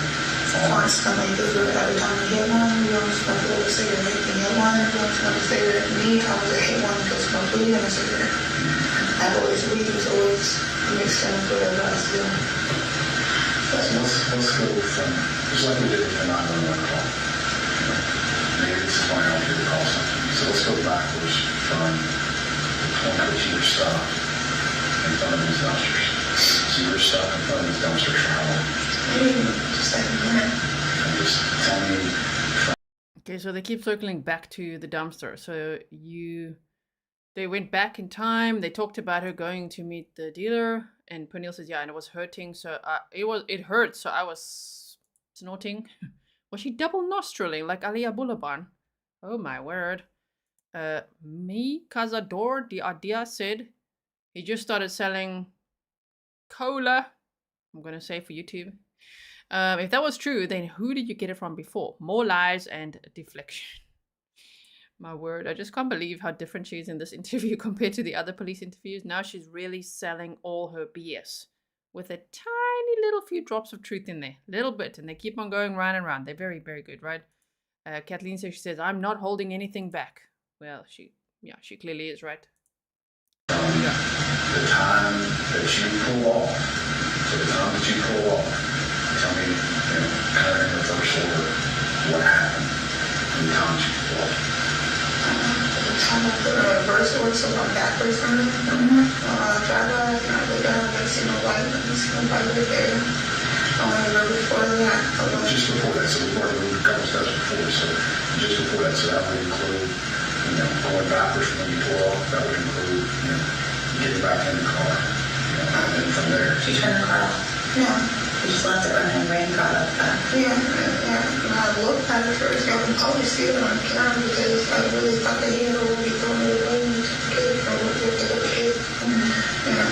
I opened it first and I was like, okay, close it. So you opened the trash bag before you threw it in the dumpster? Yeah, I didn't know what it was. Like, I knew that all the trash needed to be taken out, and I knew I had told him to take that out first, especially even if it was just one bag of tape, because it's not terrible, I said, like, get out, open it. I closed it. Like, it was already kind of partially tight, but not completely tight, which is why the car is not really big. So let's talk about that contract. And we're going to break this down piece by piece, so just so we can understand. Okay, that's the only reason we're doing this. Because, you told us just sitting here outline that trash bag was placed in the car just before we went to pick up the kid, and you knew that was the dinner from the night before. It was probably, it was just old food, older, so it was clean out of the fridge.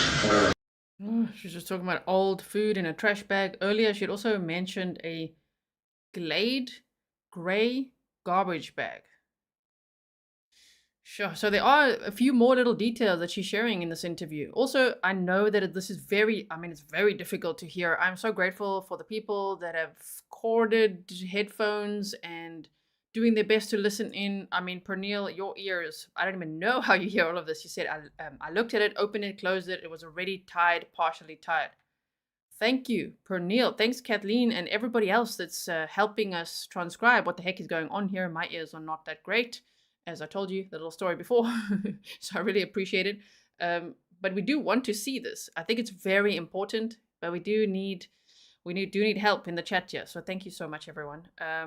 Just accept it as a challenge, okay? The challenge is, even if you close your eyes here and there, want to close my eyes and just listen. If I can hear what she's saying, it won't be too much longer. And then, then they're going to take that long lunch break, which obviously we'll skip over. And you can already see what's going to happen here. There's a bit of sidebar if we're cheating, okay? And then the attorneys are, you see the defense attorney. So anyway, let's listen. It's probably about 15 minutes or so more of this police interview. And there's very important details coming out of this. So let's have a listen. Please remember, this is being broadcast in the courtroom for the jurors. And so the pool cameras are there and capturing this on a screen being played for the jurors. So it's even worse sound quality for us, right? So anyway, we're doing our best. We're just going to keep going. I understand. Do you think that that's something common that people do, is before they put trash away, to open it up and look at it and see what they're about to throw away? Yeah, we don't know exactly what it's in. It's like not completely tight. Like all you have even opened it when I called it, it came a little bit open. They could smell it. I could smell it. So it's not like I opened the whole bag and looked in it or whatever. I'm just like, oh, okay. Yeah. Alright, so let's keep on going. So you pull the bag out of the car and you opened it to smell it. And you tie it back up. Not too small. I could smell it. It was already like partially, not completely tied or whatever. Like I was just like, okay. And then they finished tying it. Just a little, How heavy was the bag? I don't know. How much is it about old food? And I have to I know I was spoiled. It wasn't much. Did you have to carry it with one hand or two hands? Just pick it up. The only time I put it up there, I just put it up in the bottom. I'll get the whole bag to a fell in. Where in there did you put it? I believe it was like that side door. Yeah, right there. Because sometimes you throw them over top, so. No, that's right there. I'm sure that right there is above my foot. It's already almost like right here to me. Yeah. So when you push it in, did you have to push with two hands to get it in there? No, I just had it. Was it pretty full? Like the dumpster? Yeah, it was about halfway full, a little bit more than halfway full. I didn't have to use two hands. I just put it in there. Okay. All right, so I know this is hard to do reverse order, but let's go just before that. Just before that, drove by Misty's house. One night, drove by the facility. We didn't do that, right? When you drive right here, if her light is on, you can see that tree. Literally, that tree is right there in front of her house, right before the driveway. When you drive by, if you glance, you can see that. And you can see if the porch light is on. But at this point right here, because this camera right here sits right there. So you're already driven by that one, right? Yeah, it's right back there as soon as I pulled in. You didn't see it. Was there any points at all that you stopped in here to see anybody else that you knew in there? I don't know anybody else in there. She's the only person I knew besides her husband and her kids. So I didn't. That's why I didn't go through the whole neighborhood or anything. I didn't know anybody else. I just drove this way. That's right there. I'm telling you, you there, you can see that tree, and you can see the lights. But keep going, around. That's when, yeah, let me see the west coast of this country. Now, when I left, I was straight home before I got the car. Yeah, I don't know where to go. I didn't know if I'm around this for sure. Not sure. You had a line before you got the car, so yeah, I believe it. So you drove where you're at with it? Yeah, I always had it. Like anywhere I went, I could use it for the car. And you smoked in the car? Yeah, I smoked in the car too. Probably found like a million traces of coke in the car. So at what point did you realize the smell was so bad that you should stop at the dumpster and throw it away? It was before I even pulled out the house. It was like the moment that I got in the car and the trash, I had time to sit in the car throughout the day, and then I just smelled it, and I was just like, at first, like when I first left to go to 204, I smelled a little strong, but it wasn't too bad. Like, I was just like, No, not to make you want to stop it. yeah, not for me to check it or anything. I said, maybe something just stinks in there. I don't know. Maybe it's the car itself. And it wasn't. And I got here, it got dark in the car again. I said, I can't stand it. So we got up here and whatever. And I seen that she was in home, so I was like, whatever. And I went around and I started, so I got to get rid of this thing. So was the bag heavy enough where you had to like drag it out of the No, bag? I could have pulled it out with one hand.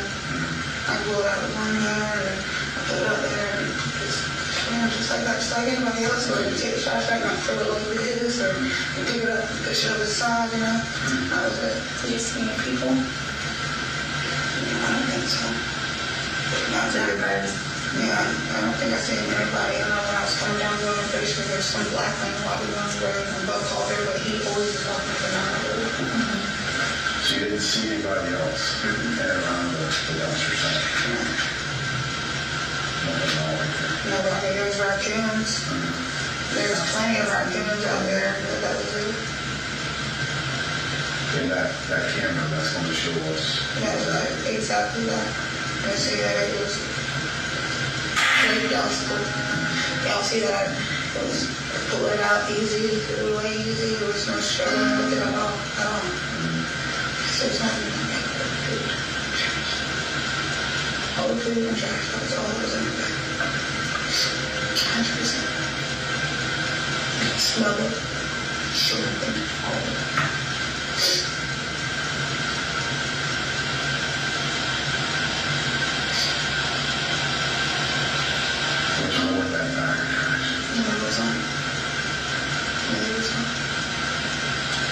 Nothing but old food and trash from that fridge in that bag.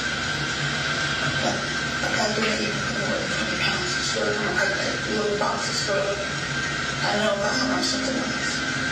Yeah, when my oldest son was about 40 pounds or what, put it on his weighing close to 32 pounds or something like that. It was some people solid dude. Yeah. That bag now no one can. You can see when y'all walk to the floor, you can see that I'm not struggling with the water. And it's not like I sat there and was like holding it or something like that. It wasn't nothing like that at all. I just got out. I was like, damn, I thought you took that trash out. You didn't. Well, just, again, it goes back to what we were talking about earlier. You don't want the world to see. You just want to be home. And I didn't do nothing to my time. Okay? I did nothing to that baby at all, but love and care for him. Damn, she said there was nothing. Trash and old food from the fridge. It sounds like the pounds she said was something like 25 pounds, and now she's increasing it a little bit? 30 pounds? I don't know, but what? It was nothing, trash, and old food from the fridge. Wow. You know, I got up and when I got out of back home, he was there. When I got home, he was there. Do I know what happened between the time that I went to sleep and when I got up? I don't. There's more to the story you're not telling. Really young things like you when they're other than things like cocaine, Carley. That's what we need. And Lord knows what the weed was could have had. We don't know that. So there was something that happened when you were absolutely blitzed out of your mind on cocaine, weed, and Carley. I mean, that's a hell of a combination. So that's all we got to get to. I don't know what happened. I don't know what happened at all. I know maybe right there in the moment, you had no idea. You know, you had just had issues with him. Y'all were in an argument. You felt like he was abandoning you. You were hurt. You were struggling. You had nobody to reach out to. No one ever helps you. We see that. We see it in the video. I don't have a copy of the video over here. But Savannah and I both have watched it. And we know the struggles that you were facing. We understand that. As best we can. We try to understand. We can't live through your life. We don't completely understand everything. But watching those videos, again, like what I said earlier, I heard for you. Now I can understand that. But there was something that happened. Nothing that happened, to my knowledge, that they was in a pit. You don't see the babies. You're by yourself and something happens and you're beside yourself and there's no one ever going to help you or alone. And you've got two babies, you've got both, and then think about it. But Danny was there too. What time you were there? About the 8, watching TV and I got sleep and really drunk, running down, but he was there. Yeah. Did he go with you? No, he went go with me. It was the kids. My brother got there and he was in the east and he got home after. But it was nothing. How many kids were in the house? What names are Awful.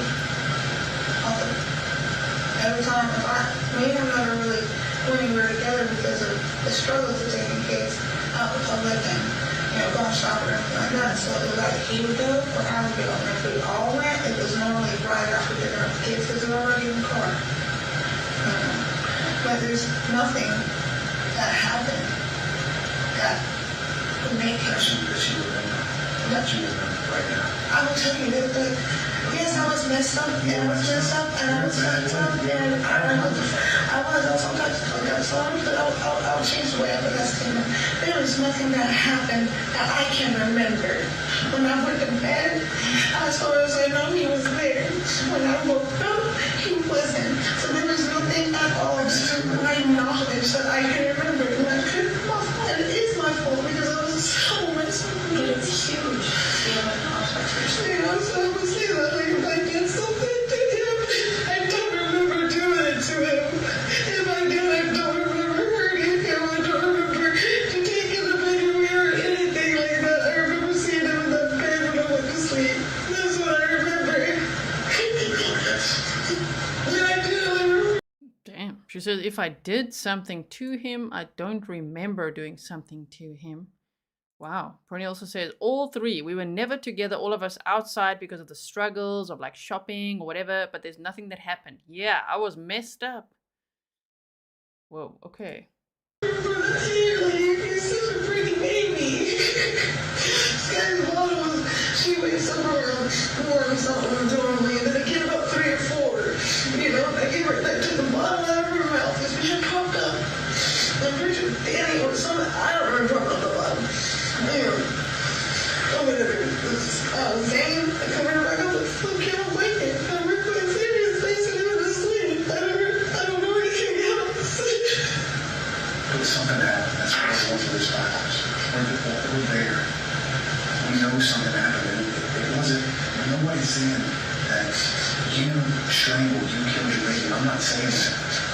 But we both know something happened that night that we have got to figure out.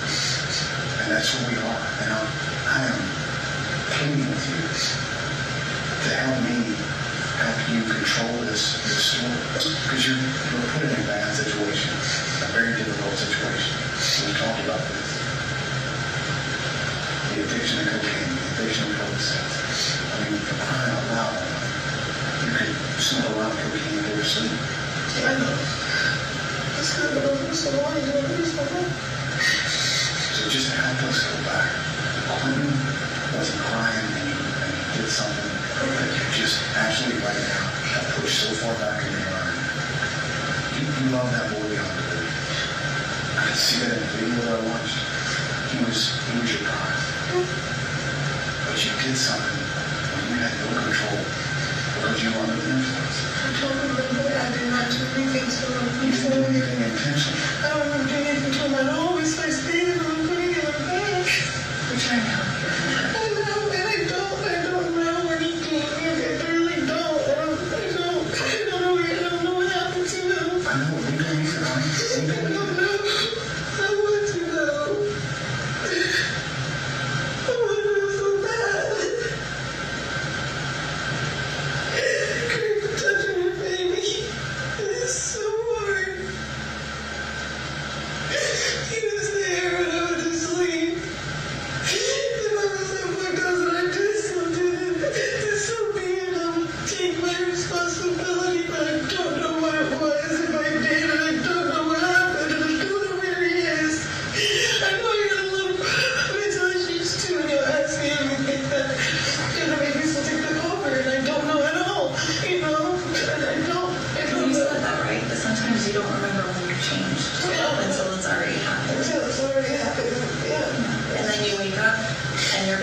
It's like, oh, no, that wasn't a lot of mine, much was a lot of me, and I don't know if I did something to him, but if I did, I'll take my responsibility. Whatever y'all find, I will take my responsibility, but I am full to God, and y'all come home with him alive and well in my arms. That's all I want.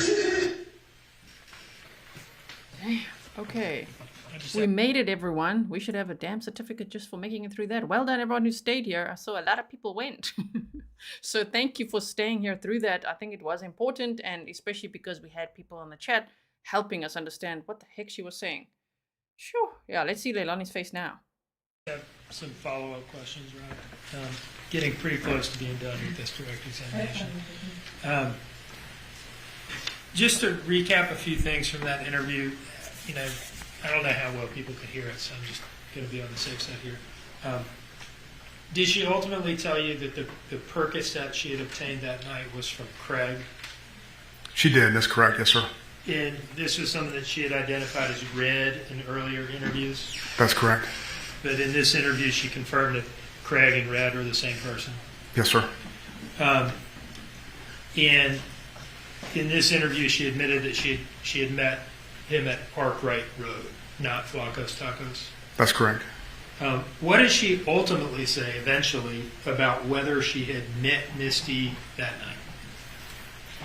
Ultimately, as a result of the interview, she provided that she hadn't indeed met Misty that night. And that was only after first telling you in here that I did meet Misty 100%. On multiple occasions, yes. What did she ultimately say about whether she had gotten Oragel that night and where she had gotten it? She couldn't get off the fact that she did get Oragel. So after we came to the determination that she didn't get Oragel from Mitzi, she continued to state that she had the Oragel, found it in her car when she got back to the house.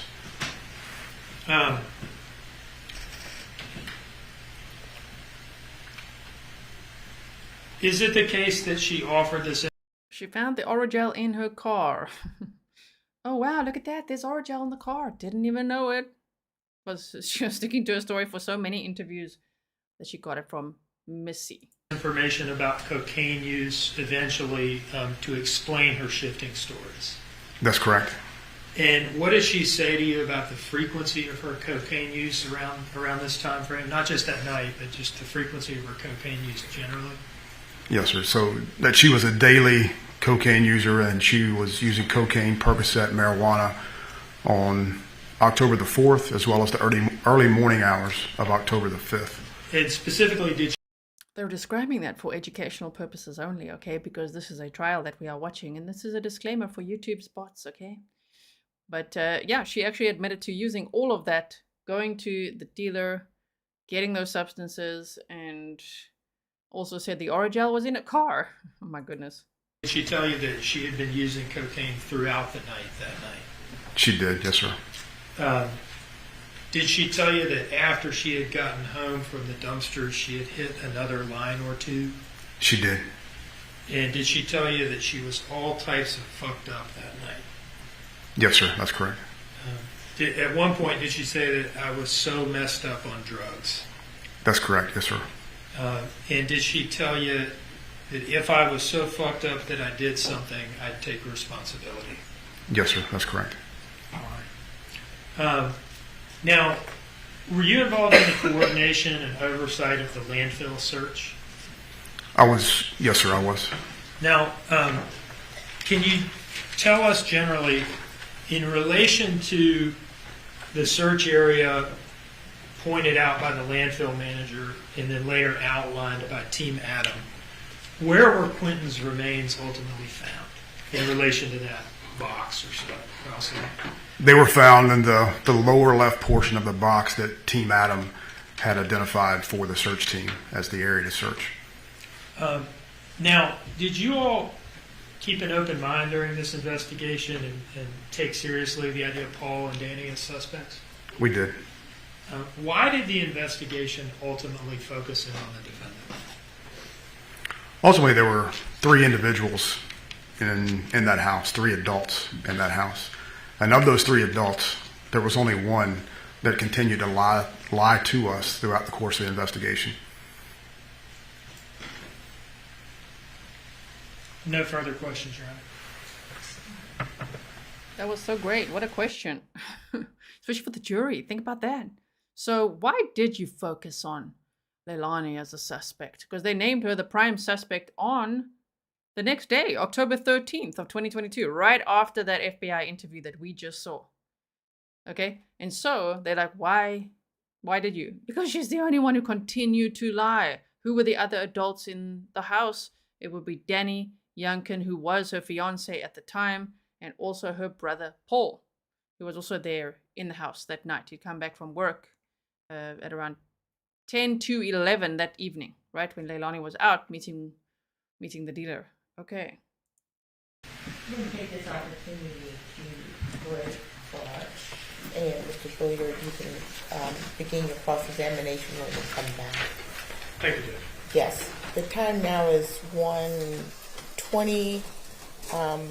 Let's be back at 2:20 since we have lunch here today. That should be easier to do. So at 2:20, we're going to take an hour-long break. Please don't discuss the case. Please don't watch, consume, read any social media or TV stories about the case. All right. Thank you. See you in an hour. Jury's exiting. Well, she's looking pissed off now. Look at her. Yeah. We heard all of that. The jury heard all of that.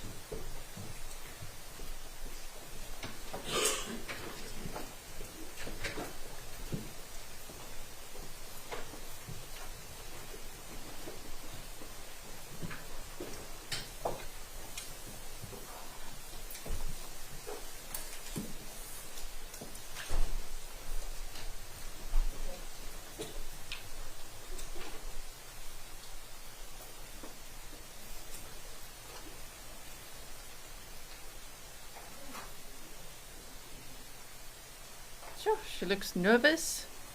She looks angry. What do you think? Welcome back, everyone. Thank you, Williams. See, a lot of people made it back. 2:20. Thank you. Okay, we're going to teleport now. Sorry, the screen's a little bright there. Wait. That's better. We're about to teleport through the lunch break. Okay, so just buckle up, number one. Secondly, I see people were asking, so did she put Quinton in a trash bag? Well, we don't know. I actually think she said a Glad trash bag. She talked about a gray Glad trash bag. Well, I don't know because, see, the thing about those dumpsters, the trash was compacted. This is why there were only partial remains, like little bits and pieces of Quinton. Oh my goodness, because the trash was compacted, and also at the landfill, it was also there compacted, and they'd identified one portion of the landfill, one area where that trash specifically went to. And it was about 2 weeks into the investigation that they actually started searching that landfill, and they searched for about a month. They located Quinton's remains, partial remains, on October. No. He was reported missing October 5th. They found partial remains on November 18th of 2022. Then they tested it, DNA comparisons from Bubba, his biological father, and Leilani. And then they arrested her on November 21st.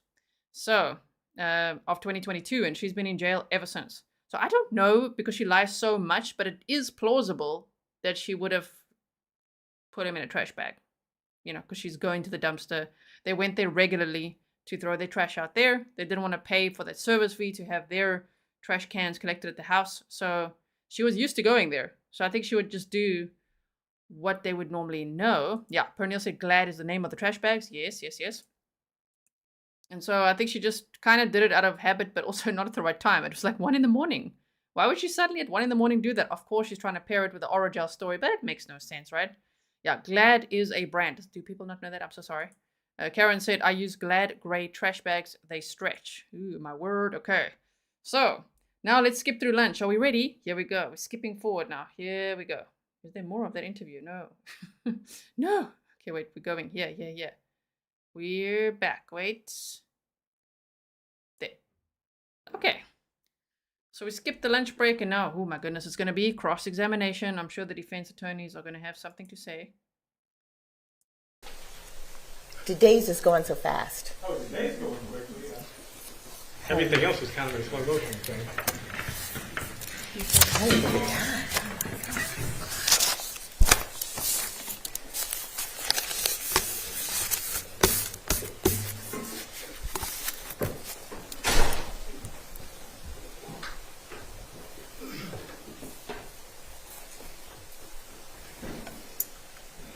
Okay, so we are back on the record in SPCR 22-03364J6, and we're bringing the jury, but before we do that, is there anything that we need to turn our attention to before we do that? Just when I'm going to get an opportunity to speak with the Westons judge, I think that, I can't speak for Mr. Dean, but I think we may get into that maybe after Mr. Snider. I don't know. So that was the only... Yeah, I thought about that a little bit earlier too. We have a pretty hard schedule, and you do need to have the opportunity to speak with them. Are they here in the building? The Westons? They should be shortly. Okay. They went to lunch, but they should be. The Westons are the dealers. It would be Craig Weston, who Leilani also called Red, and then his cousin. That's why they're saying, are the Westons in the building? Because look at the defense attorney. Yeah, he's looking mighty worried there. He wants to talk to them before the state brings them up as witnesses. I think that's going to be so interesting. I wonder if there's going to be another long break or something. I hope not. Yeah, it looks like there is. There is another long break. Oh dear. While the defense speaks to them. Well, we are, let's see, about an hour behind the live court feed. So hopefully we can just catch it, we can just skip over the break and catch them in that time. All right. So wait, somebody asked a question, which I wanted to answer. Oh, Heather said, I didn't know they threw their trash there regularly. And somebody asked, why would she go to that area twice? It wasn't the same area. She actually went westward to meet with the dealer earlier in the evening. And then she came back home. And then she went just north and east, 2.7 miles to that Azalea mobile home park. So it's different areas that she went to that night, right? Ooh, Stefan. Stefan's warning us. It's going to be Craig's salacious text messages coming up whenever we see that, right? Okay, so let's proceed with the special agent, with the witness that we have. I'm sorry, Judge. Mr. Dean just reminded me something we were going to let the court know. The Westons have asked if they could not be on camera. I'll consider that. Is there any reason in particular? I think it's just discomfort with, No, we want to see being that. on national coverage. I can say we probably all International. Sorry. We're an international community here. We're all watching. There's how many people? 7,300 people. Don't worry, Westons. The Westons, Craig, it's going to be okay. We'll be nice. I wish they could show them. They're probably not going to. But let's see. all feel that way. I don't be on camera either, Judge. But they are civilians. They are not attorneys. They're not law enforcement, and one of them is going to have to testify about a sexual liaison. Let me just give they that will. thought, okay. Your Honor, that's not a valid reason to not be on camera. I get it. Okay, the state chose to put this. I love it. I love it. Now the defense attorney is going to fight for them to be on camera.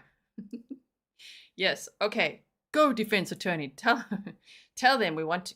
They got to be on camera. This evidence in. They chose to call these witnesses, and I'm sorry to inconvenience them.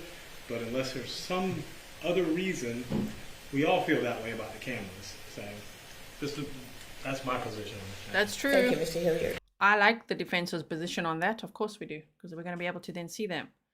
You know? All right, please bring the jury.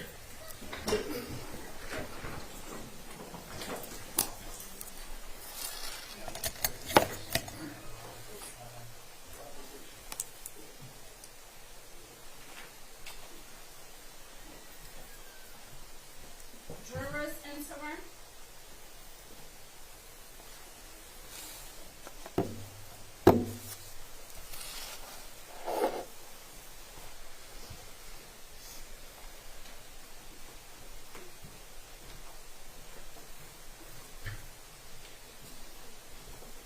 Sorry if you guys see my lips moving and you can't hear me. I'm talking to Mr. Grizzly. Because the cats, the cats are all here saying hi to you guys.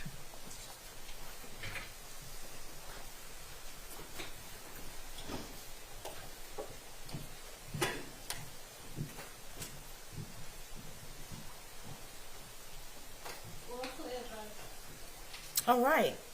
And as you get to your seats, please have a seat. Welcome back. We're into the second half of the day. I was telling the attorneys time seems to be flying today, but maybe that's from my side, not necessarily from your side. Were you all able to follow the instructions and not to discuss the case with anyone, not to see any media? What was that? She's fine. She said yes, Your Honor. Okay. Okay. It almost sounds like a song. All right. So I'm going to turn now to Mr. Dean.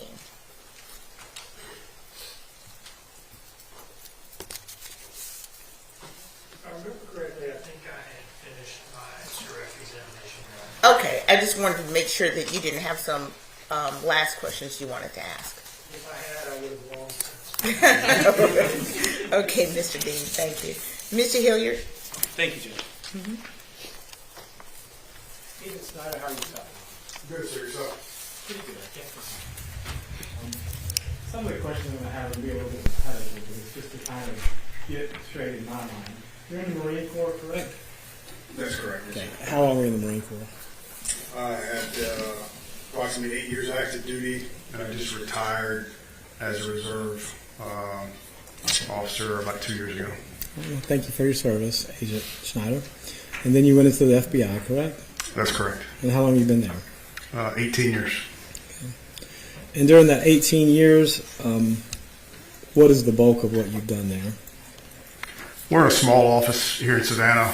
So for the 15 years I've been in Savannah, I've worked a little bit of everything from violent crimes against children to both international and domestic terrorism. And then for the past 10 years, I've been the coordinator for the FBI Southeast Georgia Violent Crimes Task Force. Okay. And that's for the last 10 years, right? Yes, sir, that's correct. Okay. Does it have a cool acronym? Southeast Georgia Violent Crimes Task Force? That's a mouthful. Take the first letter of every one of those words, and that's the acronym. Okay. How would you say I that? like it. I wouldn't even want to, hazard a guess. All right. So when you got involved in this particular case, you pretty much were involved on October 5th, correct? That's correct. All right. And on October 5th, what exactly did you do on October 5th? October 5th started out with a call to Detective Lemons to determine whether or not Chatham County needed the FBI's assistance. No, I don't mean a rehash of what you've already said you did. I mean, your actual involvement. Did you conduct the interviews on October 5th? Let me ask a more specific question. So on October 5th, did you conduct any interviews on October 5th? Conducted multiple interviews on October the 5th. And who did you interview on October 5th? October 5th, specifically the defendant, I think on 2 separate occasions, there were 2 interviews with the defendant. I did not speak with Paul on October 5th, but I did speak with Danny at some point on October 5th as well. Oh, my pen's running. Remember that, sorry, the defense is complaining about his pen running out there, I think. Okay, Paul is Leilani's brother, younger brother. I think he's 21 years old or so now. We saw him on the stand. I think it was day 4 or so, but if you want to revisit any of these witnesses, just the quickest way is to go to the playlist, find the days, and go to the pinned comment, and just look through there if the name is on there, right? So it should be day 4 or 5 when Leilani's brother was on the stand, and Danny Youngkin was also on the stand already, and that was her fiance at the time. So he was on, I think, day 4 and day 5. Hang on, give me 1 second.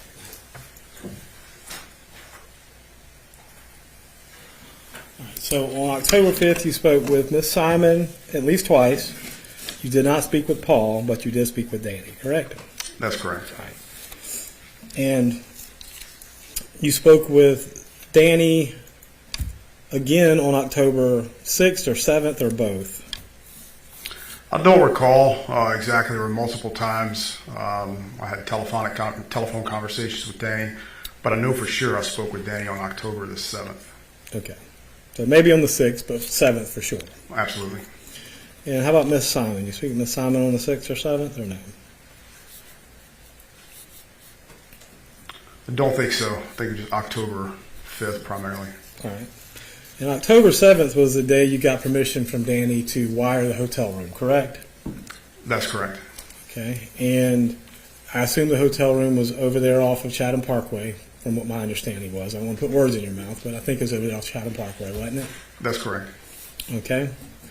And you said you had. How was the room wired up? I wasn't involved specifically in that aspect of we have a team that handles that. I just know that we had a room that we had rented adjacent to that room where we were able to live monitor on a video feed. Again, Obviously, Leilani didn't know about that. There was a hidden camera. If you didn't see that, that's also, I think it was on day 4. Go check out the timestamps where they had wiretapped, with Danny's help, his phone and the calls between him and Leilani. And then they also had, monitored them in a hotel room. So we saw some of that video as well. Almost like a hotel room that has an adjoining door, that type of setup. And we had both audio and video in that room to hear what was going on. And so you're in one room next door, videotaping and audio taping everything. They're in the other room, living their life, correct? That's correct. Okay. And Danny knew that it was being recorded, correct? Absolutely. And Miss Simon did not, correct? She did not. Okay. And how long did that recording last? Less than 24 hours. I think we had it. They stayed the evening there, and they checked out the following day. So I don't know the exact number of hours that we had it, but it was less than 24. Okay. So 10/7 to 10/8 maybe? Approximately. Or 10/8 to 10/9, whatever it was, somewhere in that time frame. Is that correct? I would have to look at a report to verify that, but I don't know the exact date. No, sir. The date's not important. The point is for that time period, it was pretty much around the clock surveillance, correct? That's correct, yes, sir. And he also gave you permission to tap his phone, correct? That's correct, he did. And how long did that last? It was at least 30 days. I think we did one renewal, so it may have been for a 60-day period. But again, there was another agent that was handling the administrative aspects of that. I believe it was possibly 60 days. Okay. Well, and I'll ask, did you review the video and audio tape of the hotel room? Just excerpts of that. Again, there were multiple facets to this investigation, and that's not something that I personally did, was review that particular video. So you saw excerpts, but you didn't watch the whole thing? That's correct. I assume anything of any importance or what you deem relevant, you would look at, correct? Not necessarily. The agent that was responsible, for that would have reviewed that and highlighted that. And who was the agent that was responsible for that? I believe that was Special Agent Solomon that had that responsibility. All right, so Solomon was the one who was ahead of that particular That's correct. endeavor, correct? Yes, sir. Right. And Danny's phone, who was the special agent in charge of that one? Is that you or is that Agent Solomon as well? The particular aspects, so both Agent Solomon and myself obtained the consent, from Mr. Youngkin to get the authorization to wiretap that phone. But the day-to-day monitoring of that phone was Special Agent Solomon's responsibility. Okay, and that's fine. So Solomon basically watched the video and audio from the hotel room and reviewed the tap on the phone, correct? That's correct. Again, not solely her responsibility. There were, multiple, people reviewing that, but primarily it fell on her shoulders. Okay, and that's fine. So, but you did interview Danny on the 5th, maybe the 6th, but definitely the 7th, correct? That's correct. And again, I had, in between those times, I had multiple telephone conversations with Danny as well. All right. And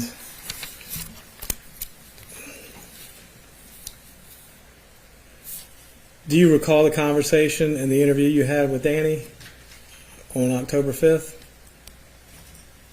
You'd have to give me more clarification on that, sir. Well, have you, in preparation for trial, have you reviewed that interview with him? Which particular interview, sir? The first interview you had with Mr. Youngkin. I'm sure I have at some point. Okay. And do you remember when he said there was nothing weird about her going to Arkwright Drive in that interview? Not specifically, but again, she provided that information in the interview that I was present for, that she had been to Arkwright Drive 100 times or more. Okay. Did he ever say that he had gone to Arkwright Drive? I don't know that Danny had mentioned that to me, but we do know through the course of the investigation that Danny accompanied her. Either he was driving or the defendant was driving on the numerous occasions that they traveled to Arkwright Road. They're talking about where they would meet up with the dealer, right? Because the defense is obviously continuously trying to create reasonable doubt that Danny did it, right? That's their strategy from what we can tell. Did he ever talk about going out there by himself? Not that I recall, no, sir. Did he ever admit to going out there by himself, to the best of your knowledge? To you, at least. Not that I recall. Okay. Now, in that initial interview, do you remember him saying that he was awake when she got back from Arkwright? Yeah, I'm going to object on hearsay grounds to any.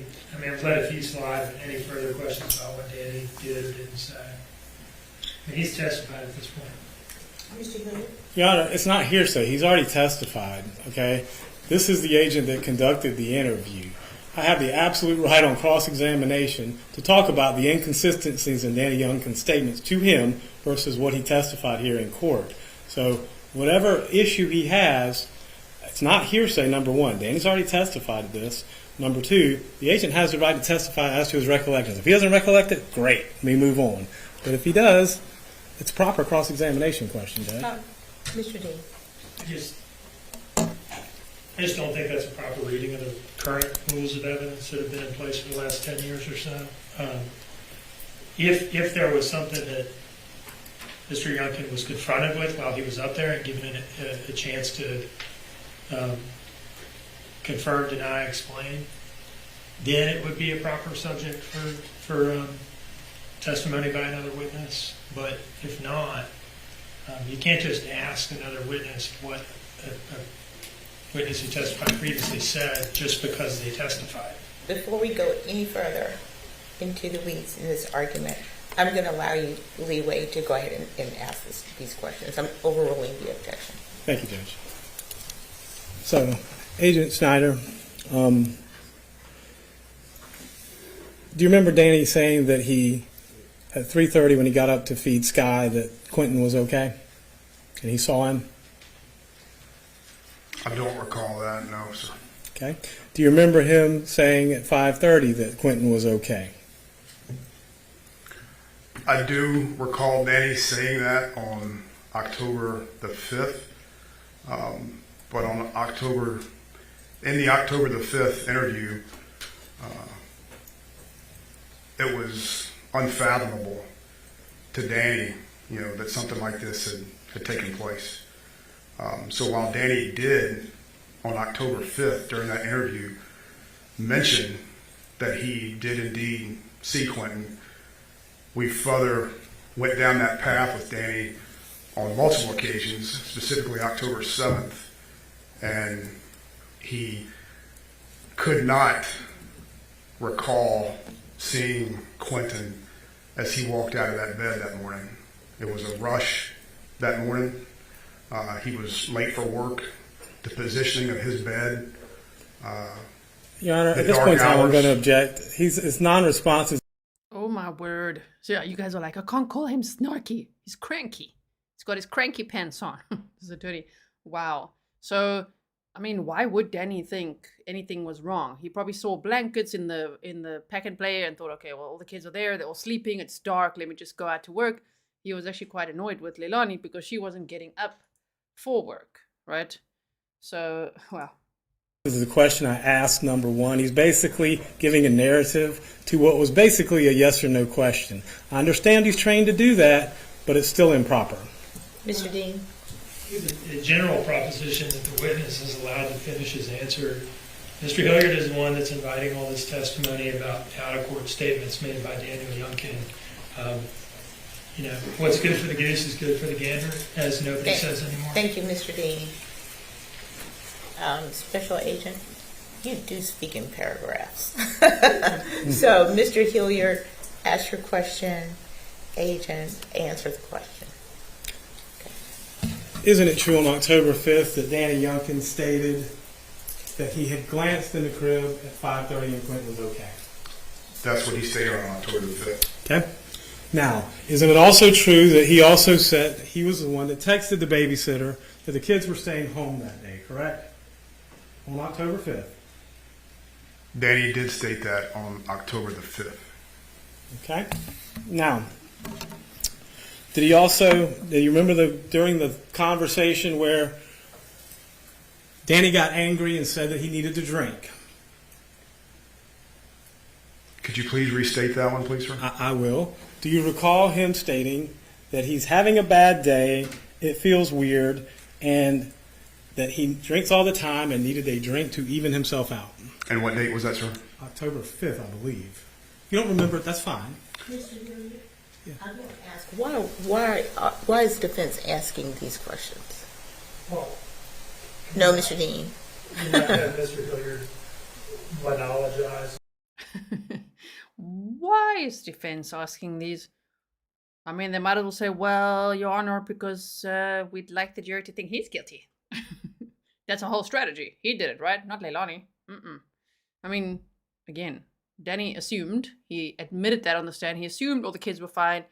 You could see, the kids were in their beds, of course. The pack and play, I mean, that's not even a bed for poor Quinton. It was a pack and play, and he wasn't in there, but there were blankets in there and things, so he probably saw that. He's already said that on the stand. The jury's already heard that. But I do understand why the defense has to ask this and continue creating reasonable doubt, and, that's what their strategy would be. So anyway, let's hear the answer here. His theory of the case in the presence of the jury. Approach. I'll do it if he will, Judge, I promise. If he'll refrain from doing it, I'll be glad to. No, y'all approach the bench. The other attorneys come to. Ooh, we got a bit of sidebar. We haven't seen much sidebar. This is only the second time in this trial that we've seen sidebar, and we've seen in other trials that the defendant is allowed to listen into the sidebars. I mean, she's looking like she's about to listen to a bedtime story, which, trust me, Leilani, it's not. Okay, it's not. It's not a good time for you. Okay, can't wait till the next part where they have the dealers on the stand. Yeah, their face changed, you see?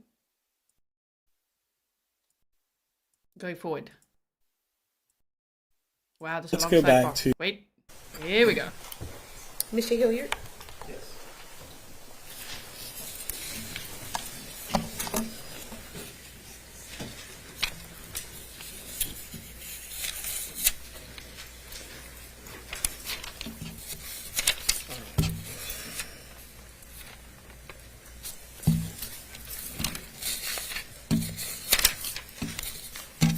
All right, Agent Snider. So let's go back to October 7th meeting with Mr. Youngkin. Okay. So you set up, did the hotel and the wiretap, right? But then that all went into place that night or the next day, whatever it says. The next day. Right. Whatever it says on the paperwork is what it did, right? Correct. Okay. And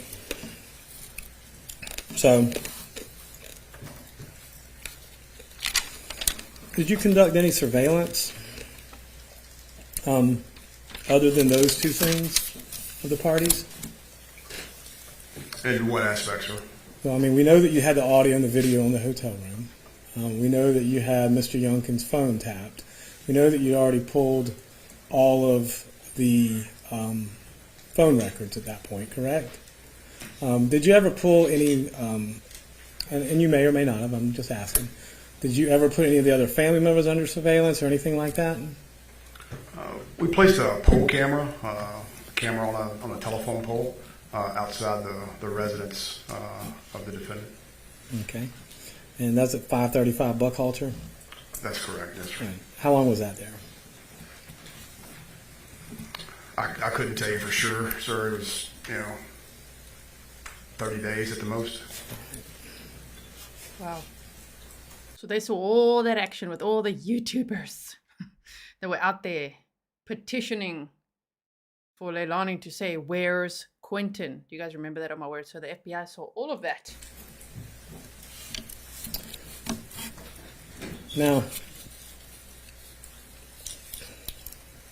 during the interview that we just saw with Miss Simon, you kept making statements to her. Some of those statements were true, but not all of those statements were true, were they? You'd have to point you to the inconsistent or Exactly. incorrect statements. Well, one of the things you said was that Paul says something entirely different than what you do. Okay, what was it that Paul said that was entirely different? I don't recall. Yeah, so I think the clear piece there is Paul told the truth. Well, that's your answer, but I asked you a specific question. What was the item of information that Paul said that Leilani didn't say? Yeah, again, throughout the course of the investigation, Paul told the truth, and the defendant didn't tell the truth. Your Honor, that's a non-responsive answer. Please instruct the witness to answer the Oh my word, this defense attorney. Wow, and he's clicking that pen in the mic. You guys, let me do it as well. It's so annoying, oh my word. I got such a fright. I was like, because he also went with the mic. It's like, I don't know, there was a huge noise. I'm like, what? Okay. And he's like, did you see? Oh, he's getting so cranky. question. Agent, if you would please listen to the question and as best you can answer the question. You made a statement that Paul said something entirely different than Leilani Simon in the interview we just watched. What was that piece of information that was completely different? Objection. Hearsay. And I can elaborate if the court would like me to. You can elaborate. Okay. Did you want us to Steve? approach? Sure.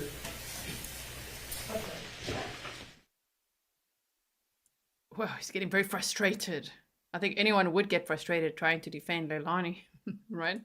Yeah, Stefan says, stop clicking, Hilly. Get a fountain pen. Perspicacious, I don't know how to say your name. Hannah, he doesn't like the witness's honesty. Yes. Okay, so the headphones are so that she can listen into the sidebar. Okay, it's almost done. Yeah, Akil is like, his eyes get huge. Kylie says, we all know he gets cranky if he has to work past 5. Shame, they haven't really gotten anywhere though, hey, the defense. Do you think so? You must by this point be very frustrated.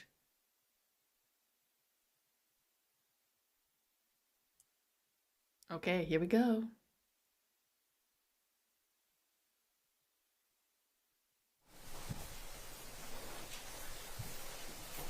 Agent Snider, isn't it a common interrogation technique to use half-truths or complete falsities in order to try and induce a defendant to make a statement to you? That's correct. We do that through the course of our investigations. And isn't it also an interrogation technique that you will try and put stress and strain on them along the way to try and induce them to make a statement to you? That is a technique. Okay. And stirring up those emotions and keeping them in emotional turmoil is a fairly common interrogation technique, is it not? That can be a technique that's utilized, yes. Okay. And is that the technique you employed here? The video speaks for itself. Okay. And so you're saying that was not the technique you employed here then? Specifically, the technique used in this one was something we refer to as a SUE. That's the strategic use of evidence to get to the facts of the investigation. Well, let's talk about that. You had multiple interviews with Ms. Simon, correct? Multiple, yes, sir. And I guess it's safe to say that many of them were similar to this one, correct? They were, yes, sir. Okay. And the one thing is through all of those interviews, she's never admitted to harming her child in any way, correct?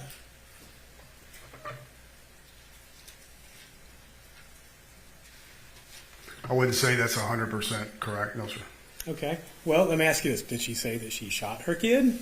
She did not, no, sir. Did she say that she stabbed her kid? She did not, no, Did she say that she strangled her kid? No, sir, she did not. Did she say that she beat her kid with a blunt object? At no point in time did she say she committed a violent act. Okay. So that was a consistent statement throughout all of the strategic use of evidence. She's never made that statement to you or anyone else, correct? That's correct.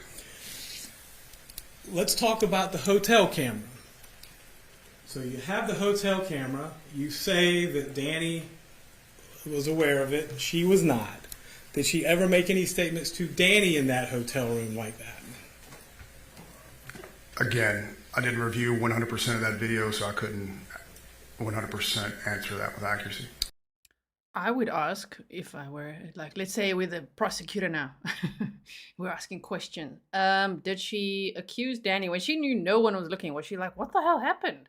You said he was there that morning. No, she did not. All right, well then let's back it up.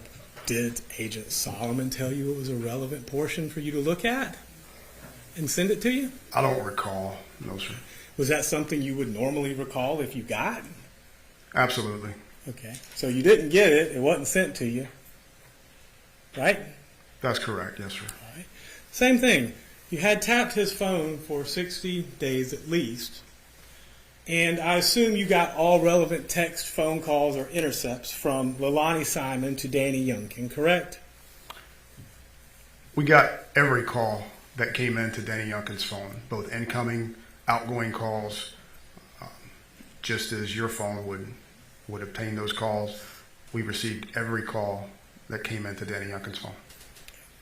And did you review those calls, or were you told the relevant portions of those calls in text with the defendant? I don't recall the exact number, but you can imagine in a 30 to 60 day period, there were hundreds of calls. So no, I did not review every call, but there were pertinent calls that we do have. Okay. Any of those pertinent calls say, I harmed my child, or I did this to my child? Not that I recall, no, sir. Okay. And again, this is after 60 days of around-the-clock monitoring, correct? That's correct, yes, sir. Well, she said it at some point because her mother, Billy Joe, leaked it on Facebook. There was some message that was shared, where she said that my daughter did it and Quinton's in a landfill, but she doesn't remember doing it. Wonder where that came from. I wonder if they heard any of that. But still, I think the jury can know that common sense would be not for Leilani to be walking around saying things like that to anyone. Why would she be saying that, admitting that, confessing to anyone at that point? Now, I'm going to talk to you about the interview that we just watched again. And what's a perk 30? It's a opioid narcotic, commonly used following minor to major surgeries as a painkiller. Okay. It's like, when you say opiate, is it like Oxycontin or something like that? I mean, I don't know what it is. I'm asking you because you'll know more than I will. But what exactly would a common name be that we know it by? I'm not exactly sure. I know it's a combination of like an acetaminophen, so a Tylenol-based drug, in conjunction, with an opioid, a fentanyl, type drug. So it's a lesser degree of a fentanyl, drug in the opioid classification. All right. And I assume cocaine. Well, let me ask you this. Do you have any knowledge of what the effect of a perk 30 is on somebody if they take it? If you don't, that's fine. No, I think the defendant explained that herself. Okay. And what was that effect then? Best I can recall from seeing the video that you watched was a drunken state, a loopy state. The specific pill that she took had a delayed reaction, she said. I couldn't explain past that. And that's fine. You might not know. What about cocaine? What she was doing in the perk, taking the Percocet, the cocaine, and marijuana, commonly referred to on the street, if you will, as speedballing, and those three drugs are what she admittedly was on that night. Does cocaine put you to sleep, or is it more of a stimulant? Again, I couldn't tell you, for sure, but it's my understanding that it affects people in different ways. Some individuals it acts as a stimulant, and some individuals it does put to sleep. All right, well, He's got very good answers, right? based upon your experience and training, okay, what have you been trained that the effects of it are? Again, as I disclosed in an interview, I'm not a narcotics agent, but I can tell you, what she said, what I've heard from other individuals, and that's all I can tell you. Okay. And was I correct that, and I may have just misheard it, but on the interview that we just watched, did Miss Simon say that Misty or Missy had smoked weed or done drugs, something of that point? It was a very fleeting thing. I may have misheard it. I'm just asking you if you recall something like that. I do recall that. That was about midway through this October the 12th interview, where I allowed her to continue to tell the same story that she had told over and over and over about the Orajel. And when we confronted her on that the first time, she tried to, say, well, the reason that she probably doesn't remember that is because she smokes crack. So defamation of character to a young lady who wasn't even involved in this entire process. Again, Your Honor, I ask the witness to please answer the question and not... He answered it. It was a bit of a paragraph, but you walked him into it, sir. He doesn't like the answers, oh my word. Proselytize. It's non-responsive. I'm going to say two things. One, he's answering the question. I'm going to ask you not to go any further than you need to. Yes, ma'am. Okay, thank you. Agent Snider, with your investigation, I guess, in this case, you conducted interviews, you set up the landfill search, and you've been involved in it pretty much from the beginning, if I'm not, is that correct? 100%, yes, sir. Okay. So, when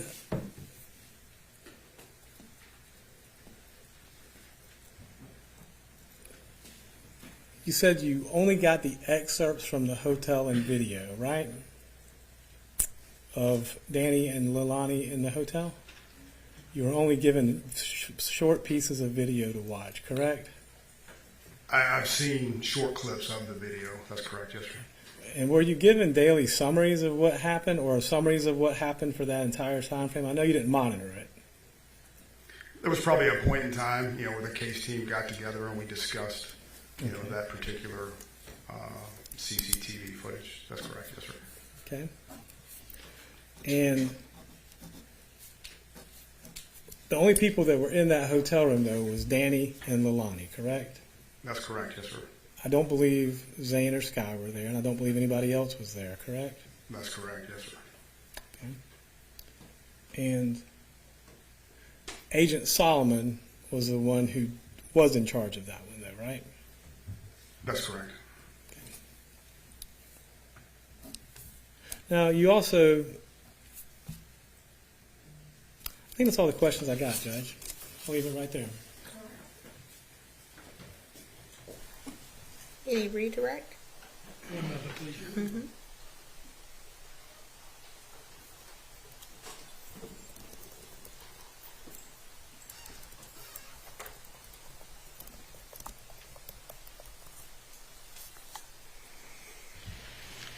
No redirect, Your Honor. All right, very good. So, shall this witness be released? I'm thinking so, Judge, yeah. Yes, Your Honor. Thank you very much. You're excused. Thank you, Special Agent Snider. I think he handled it so well, right? That was pretty rough.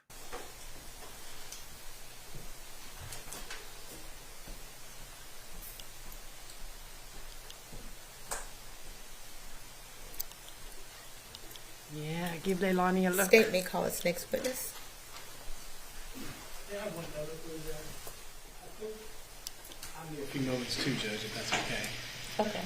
Is it enough for a break?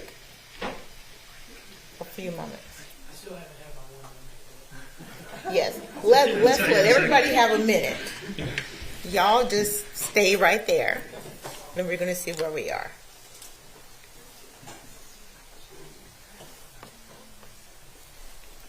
Yes, Johnny says props to Snider for making the questions benefit the state. And I really like how he looks at the jury every time to answer the questions as well.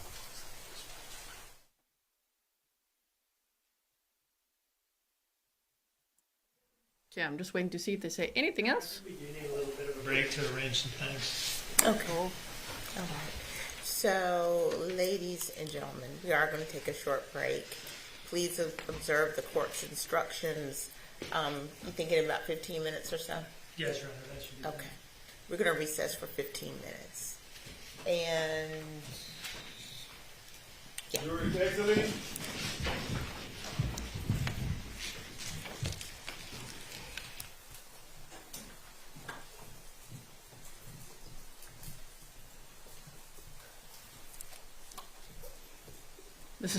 This other defense attorney is like way away from them. It's quite funny. He's just like, I'm just going to keep my distance over here.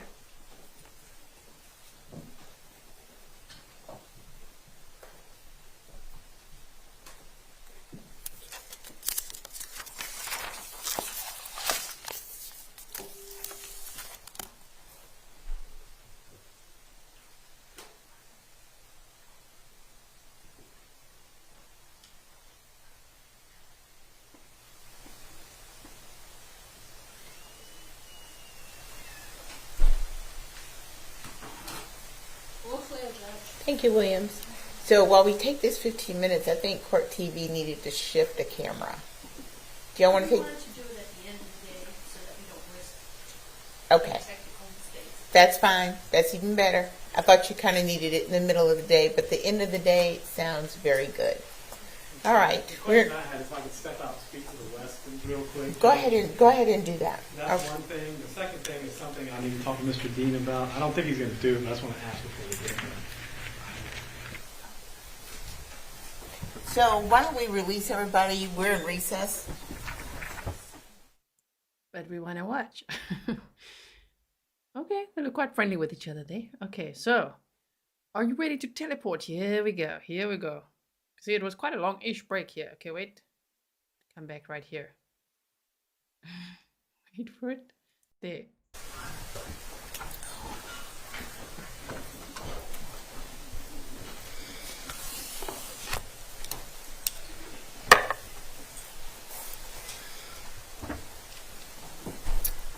We'll give Mr. Hilliard a minute to come in.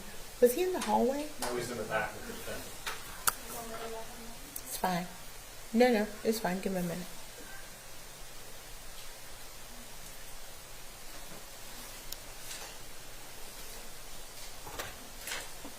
Counsel.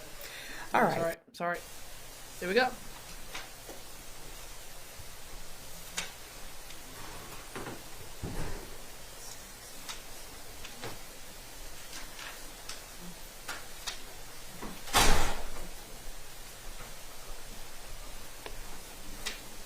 All right, so we are back on the record. Counsel for both parties are at their tables. Let the record reflect that Ms. Simon is also with her counsel. All right, the jurors are out of the courtroom right now. I think there are probably a couple of matters that we need to take up. So who's going to go first? Mr. Dean, let's just start with you. I'll go first. Mr. Hilliard? The first thing is, Judge, I was not able to speak with the Westons. I don't know if they're here or not. I don't know if we're going to get to them today. But I did attempt. I didn't see them in the hallway. And that's a question for the state to deal with. But I would like to speak with them before they testify. And that has not occurred yet. And that's the first issue. The second issue is we may have something else to deal with. We'll just have to wait and see if it happens or pops up. Mr. Dean brought 2 boxes of materials up here. While I suspect it's probably items that have already been introduced to evidence, what I also suspect is he has individual copies made for the jurors. I don't know if he's going to try and do that versus publishing them on the screen. We'll deal with that when we get to it. That's just my assumption. I don't know. So we'll have to wait and see. All right. Mr. Dean? Go ahead. We do have, Your Honor, an individual copy for each juror of State's Exhibit 77. I could bring one up for the court. If you would. Such nice binders and everything. Are those the salacious text messages? Wow, they had the binders ready. Everything all printed out, probably this weekend. And I can explain why we're doing it this way.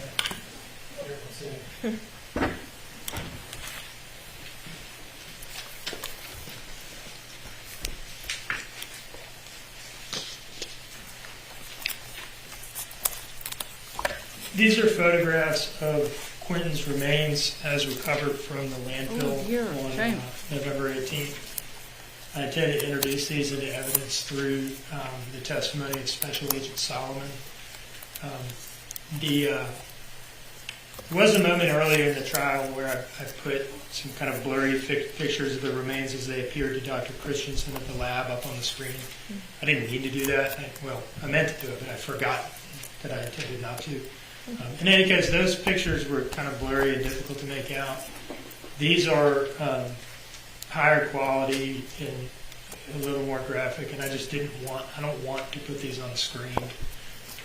So, we choose the manner in which we publish individual exhibits to the jury, and the way that we've chosen to do this is make an individual binder for each juror so that we don't have to display Quinton's remains on a TV screen.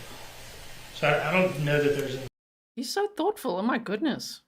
Even for broadcasting and everything, that would not be good. So for each juror to have their own binder that they made so they can clearly look at the exhibits, even though they're very, very sad. It's all the partial remains of Quinton Simon, who was only 20 months old. Wow. Okay, let's see what the defense says about this. Sounds like maybe there was an objection to that practice, that procedure coming. I don't know if it's been... Well, let me just ask. Yet. Let me just ask for court's information. So I see the photographs. Would these photographs show on the screen, or can you do that digitally? I know the first few that you showed with the earlier witness were a little on the blurry side.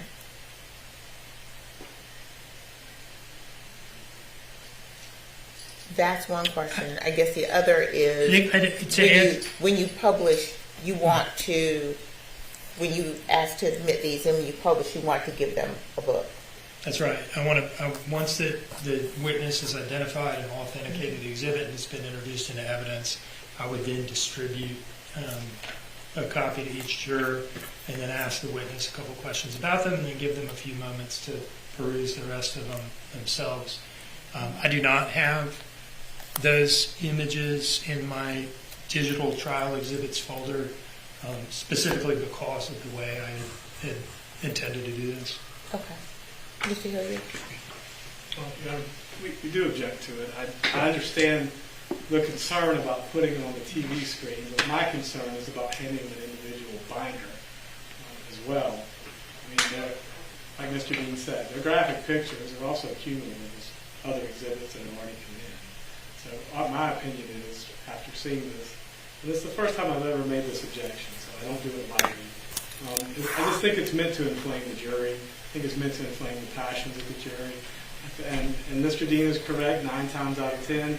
He gets to pick the manner and method by which something gets published to the jury. But this is one of those things where I think the whole point behind it is to inflame the jury, is to make the jury feel a certain way by showing them graphic pictures, which that's what Mr. Dean said, and I tend to agree with him. So I understand why he's doing it. I just object to it. I think that this is one of those things where, to be sensitive, it can be published, it can be admitted into evidence. I understand that. I don't really have a valid legal objection to that. But as far as the publishing goes, I think it's, and again, it's just my preference. It shouldn't be on the screen. It probably shouldn't go over the TV. And it's one of those things that they can introduce it and then pass it down and let each one individually see it. Like I said, it's just, I think it's done to inflame the jury, to prejudice the defendant, and that's the only real objection I have to it. It's just, it's duplicative, it's cumulative, and it's meant to inflame the passion of the jury. May I respond? Yes. It's not duplicative of anything. These are photographs that were taken in Savannah before transport. That's different from what was taken at the lab in Quantico. It's not intended to inflame the passions of the jury. It's intended to show them the evidence in the case. I'm familiar with the autopsy photo case law, the crime scene photo case law, and all that law is about, it's really about like blood for the most part. Blood and being able to see eyeballs and things like that of deceased people, and viscera. And in that sense, these are far less graphic than those types of photos that courts sometimes take issue with. To me, it is more a matter, I shouldn't say it's more a matter of just reverence for the subject matter. That I didn't want this on national television. That's why I've done it this way. Now, it seems like the objection has kind of been distilled down to the question of whether it's one binder passed around versus a binder for each. Well, I'm going to be asking the witness questions about just a couple of these photos. And the thing about juries is that there are 16 jurors, not just one. And so that's why we've made one for each of them. It's typical in a lot of courts for jurors throughout the trial to have a binder that contains every exhibit that's to be admitted in the trial, and then as they're admitted, they turn to the next tab, and that's how it's done in a lot of courts.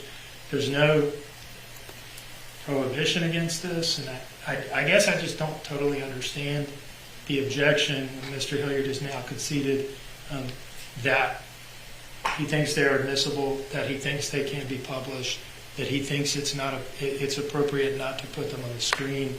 We've kind of gotten down to how many binders is the jury going to get. And given that I'm going to be asking the witness to describe a couple of things in these pictures, they all need to have their own. Unless we want to bring them out of the box and have them huddled around one binder, and I just don't see the point of that. Well, or you could consider publishing, as you published other evidence on the screen, and then we can instruct the cameras not to show the screen. Well, I can't do that now because I didn't bring them over digitally. I mean, we made our exhibits the way we made them, and honestly didn't. I mean, if we're talking about prejudicial effect, then my question is, what is the difference? Mm-hmm. Like to have it on a 60-inch monitor versus the binder. Mm-hmm. And one other question I have as well: is it your intention for the binders to go out to the jury room?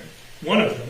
I mean, the clerk's exhibit, that's submitted will go out.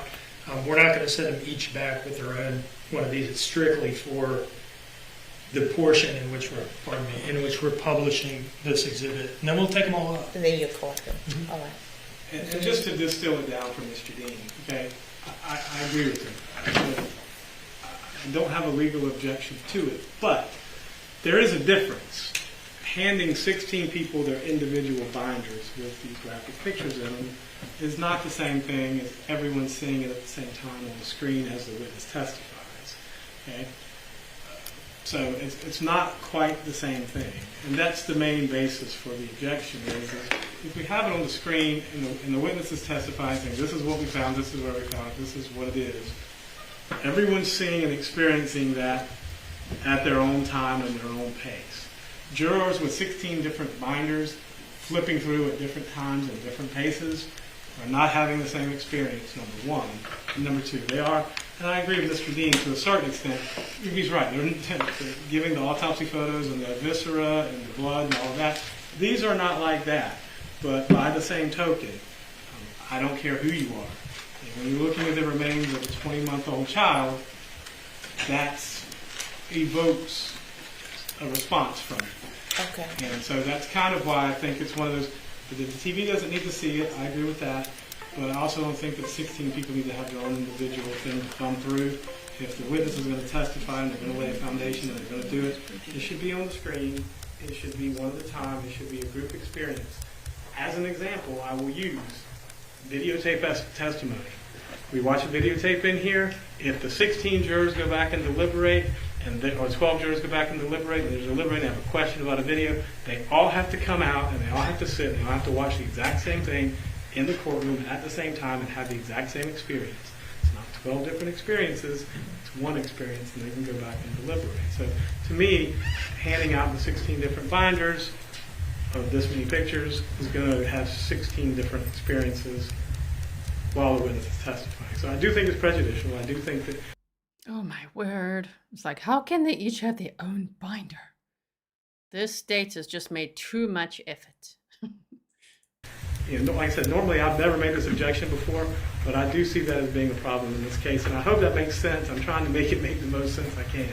So, trying to make it make the most sense it can, and it doesn't. Because they're going to see the pictures either way. I don't think it's a problem. Do you think it's a problem? Remember, I'm not an attorney. There are attorneys in the chat, though. But do you think it's a problem? I think they're just going to see the exhibits, right? Okay. Thank you. I'm going to come back to that one. I'm going to take that one under advisement for just a moment. The witness that you have for these exhibits, is that one of the witnesses that's coming next? Yes, Your Honor. She's our next witness. Okay. And as to, I'm going to go back to the Westons. So, Mr. Hilliard got notice last night about the addition of these witnesses, although I know that they have had information about them throughout the discovery process. Are the Westons scheduled to testify today as well? Your Honor, we don't anticipate calling them this afternoon right now. And before we do call them, of course, we'll give Mr. Hilliard an opportunity to talk to them if they're willing. And I anticipate, I can't speak for them, but I anticipate Ms. Solomon's probably going to be the bulk of the afternoon today anyway, which is fine. If they'll provide me the contact information for them, I can call them tonight. That way it doesn't really slow anything. So I'm hearing the Weston issue is not an issue. Not for not today. Right now, Judge.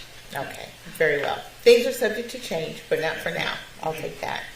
Okay, so the issue now is about the exhibits and how they'll be published.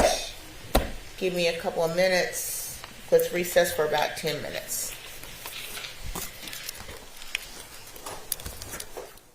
So we're not going to hear from the Westerns today. Ah, man.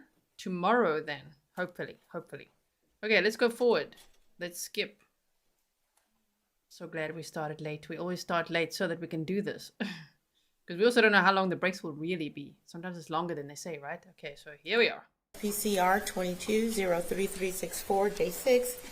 I took a few minutes to, first of all, review the exhibit, State's Exhibit 77. And I've come to this determination. Obviously, the material here is of evidentiary value. However, what I would like the state to do is to go through the exhibit and make sure there are no duplicates, one, and number two, that there's no exhibit here or picture here that's not been shown to be those of Quinton. I recognize one of the photos that the earlier anthropologist identified as, well, she identified it as material that was sent to her from the landfill, but that it was not bone, so she didn't make a determination about that. And also she stated that the gross amount of material that was transported from here to Quantico contained some material that was either non-human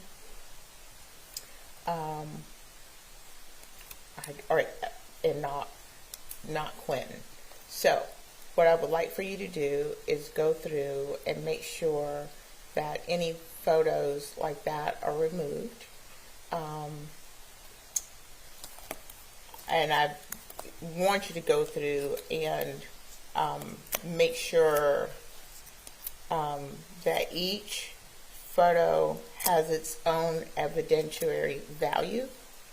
And then last, what I want to do is have you present each of these, I keep calling them exhibits, this is Exhibit 77, each one of the individual photos within Exhibit 77, you'll present those to your witness and let them identify it and tell you the information that you believe to be relevant is. But the photos will go in individually. They won't be in a binder. I think the binder really does elevate this particular exhibit and makes it more special. And it's evidence the same as any other evidence today. So I'm going to ask you to go back through, make sure we pare it down, and prepare it to go forward without the notebook. I will tell you, if you like to, you can do it that way, or you can do it on the screen. I know you're not prepared today to do it digitally. I can do it on the screen, but I do need to respond to a couple of the Sure. portions of the court's order there. So first, I can say that there are no duplicate images in here. There are 66 images because they took 66 pictures. Okay. Those pictures were taken in Savannah. Now, I cannot, and nobody can, probably not even the forensic anthropologist, go through here and say which ones of the bones in these photographs were determined later at the lab to be human versus non-human and call them out here, because that's a determination that wasn't made until the bones were at the lab and each assigned their individual number. So if I were to hand that binder to Dr. Christensen, she could say, 28 TAC 1 I identified as not of human origin, but I didn't take these pictures. I can't tell you which one of these pictures 28 TAC 1 ended up being. So the only way to do this, and what we're trying to do here, is introduce this as an exhibit that represents all of the material that was collected and packaged on November 18 as suspected human remains and sent to Quantico for analysis. Beyond that, I understand why the court has asked me to do that, but that is just simply not something that can be done with this exhibit, because there's a determination that wasn't done until later by the witness that we've already heard from. The non-human versus Right. human. Right. I mean, the whole point And of what they were I doing. understand that. So I can do it. I mean, I guess here's what I would propose. The exhibit marked is authenticated by the clerk, or authenticated by the witness and introduced into evidence. So now we have one binder of evidence. And then of that, I would publish 3 images. 3 images. And the way I can do it is I have them on my computer now. I can pull up 3 images digitally that are in that binder and have the witness talk about those 3 and what they appear to her to be. And what I'm doing here is just the ones that are most obviously human, because that's what she can testify to as a lay witness, I think, and then be done with it. So that's how I would propose to do it. Okay, so you'll publish three of the photos. It's like 3 or 4, I think. Okay, that's fine. That's fine. I'm not going to hold you there. Mm-hmm. But the images, the 66 images that are in the binder, you would want those admitted into evidence. It should all come into evidence, because it is the evidence that was collected, and it is the evidence that was transported. And then, it's the witness from Quantico has now testified that, not all, but something like 75 or 80% of those bones were identified as human. To me, I don't think that should stop us from putting in the full suite of pictures of everything that was collected that day and set up for that analysis. It's the evidence in the case. Okay, thank you, Mr. Dean. Mr. Hilliard? So, just I understand what Mr. Dean's proposing. He wants to, and I agree, those are all the pictures that were taken. Mm-hmm. They're going to come in as a single exhibit. It's going to publish 3 photographs up there. And my second question is are we not going to broadcast those photographs? That's the only other really concern I had that wasn't addressed yet. Okay, so your concern is that the images, when shown on the video, that they're not shown. Right, at least not broadcast for that particular portion. I don't have a problem with that, Mr. Dean. I would support that. Okay. So I think that resolves the issue as to these exhibits, if I'm understanding everything correct. I already got a thumbs up. Okay. So that works for me. They'll divert the camera. Avert the camera. So, okay. So is there anything else that we need to take up before bringing in the jury? Not for me, Judge. No, you're right. All right, very well. Please bring in the jury. Okay. Went forward a little bit. Jury's coming in.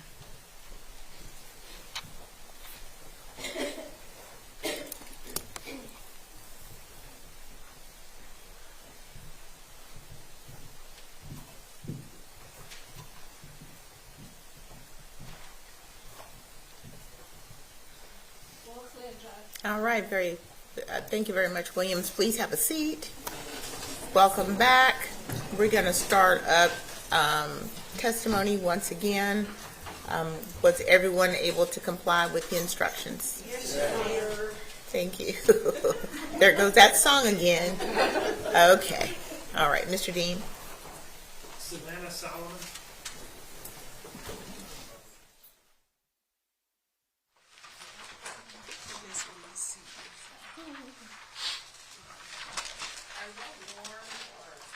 Perfect. Beautiful temperature. It's 80 degrees outside. I love it.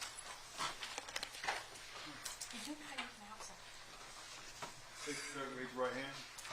The evidence you shall give the court and jury in the trial of this issue should be the truth, the whole truth, and nothing but the true self of God.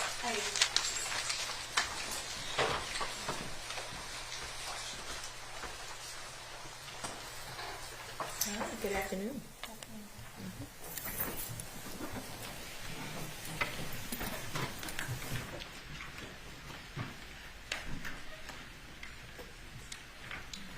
All right, could you please introduce yourself to the jury?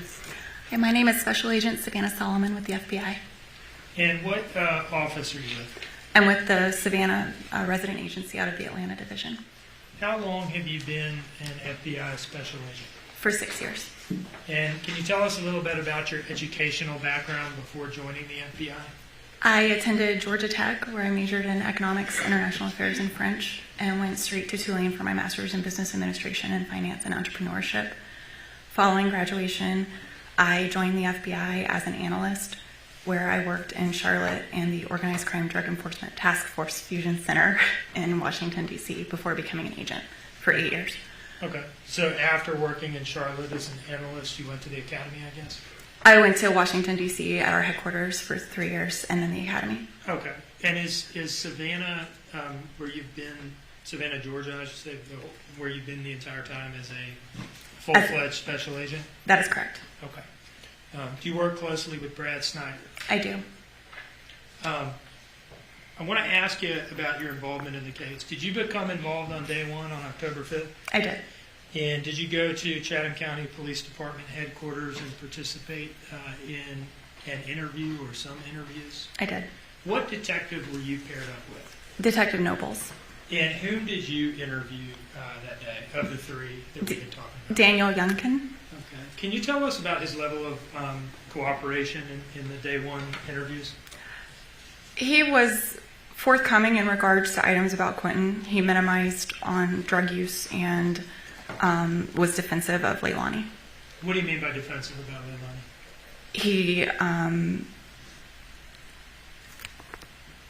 He believed anything that she had told him that day and was told us he believed it was true. Okay. So he didn't want to believe that she had done anything, basically. Correct. Can you tell us about his demeanor and tone in the interviews and his willingness to answer questions? Objection, Your Honor, calls for opinion. You're asking about the demeanor that she observed? Mm-hmm. I'm gonna. I interviewed him twice that day, once around 1:30 in the afternoon and once around 11 p.m. So it was a long day. He was willing to answer questions. I'd say by 11 was pretty tired of any line of questioning. Okay.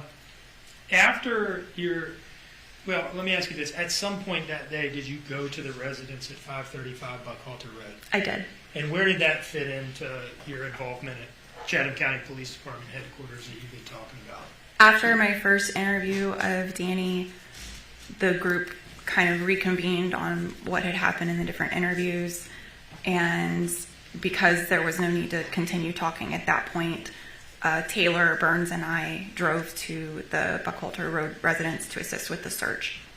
Now, were you present when Chatham County Police Department forensics were photographing the residence and various outbuildings and things? I was. Okay. And did you go in the garage yourself? I did.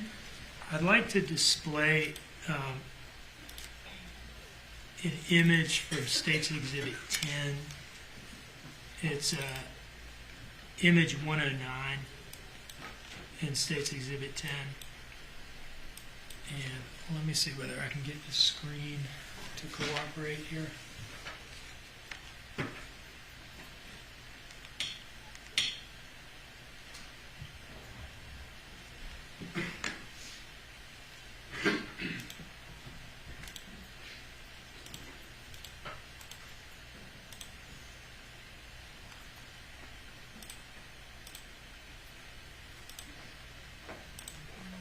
All right.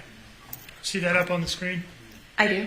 What is that red thing? First of all, what room or building are we in at that house right now? This is the garage outbuilding beyond, like separate from the house and the pool area.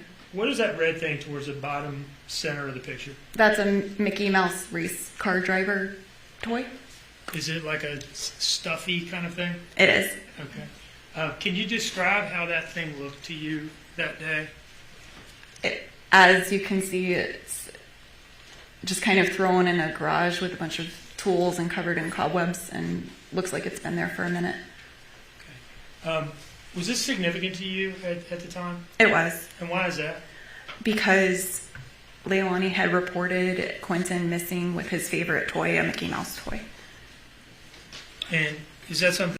So dumb of Leilani. She did a lot of dumb things, but I mean, like, to be like, yeah, he's reported missing with his favorite Mickey Mouse stuffy. But there it is, covered in cobwebs in the garage. Like, what the heck? Did anybody else mention to you him having a favorite toy, Mickey Mouse toy? No.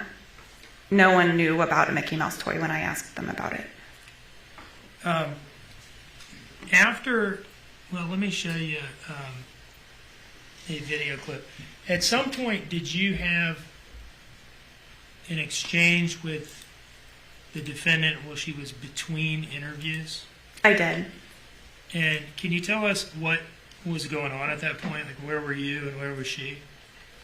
During the resident search, after it had gotten into nighttime, I was called back to Chatham County Police because they needed more people to escort the three individuals that were still there. So at that point, I was just sitting in the hallway with eyes on the different doors, and she was sitting in an interview room. At some point, did she open up to you about some of her behavioral issues or anger issues? She did.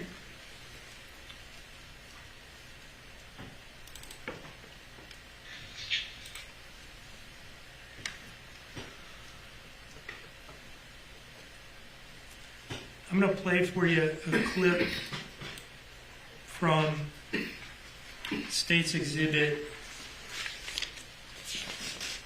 13. It's a file. Oh boy, everybody. Okay, get your eardrums ready. Buckle up. We're about to hear a little bit more of Leilani in an interview room. Hello to Kimberly. Thank you for being here with us. Are we ready, everyone? Here we go. Bearing the file name Interview Room 2126 to 2229. Need anything? Before we sit down a little bit longer? My brother's ordering food. Okay. All right. Thank you so much for being patient with us. There's a lot of things we're trying to work through and figure out. So, thank you so much. I appreciate you. Did I do well? Yeah, I appreciate you. As much detail as I could. I was being like, this is who.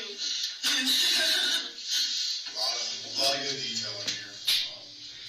Pardon me, this is the wrong clip. I'm looking for Interview Room 2057 to 2103. There are days that I wake up or days that something so little just might happen. And it's like a trigger. And it's not.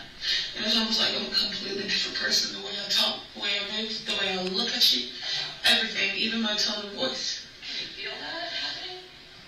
You don't?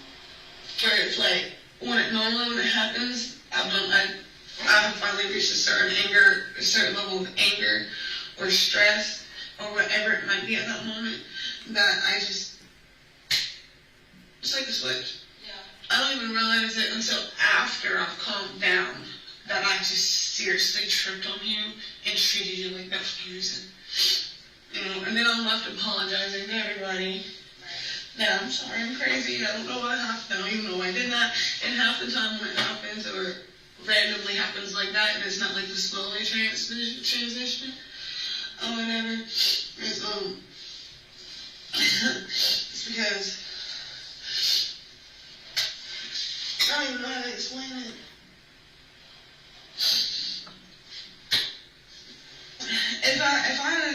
If I'm doing pretty good throughout the day and I got a good day overall, and then something might trigger, it's slower. Okay. I can feel it.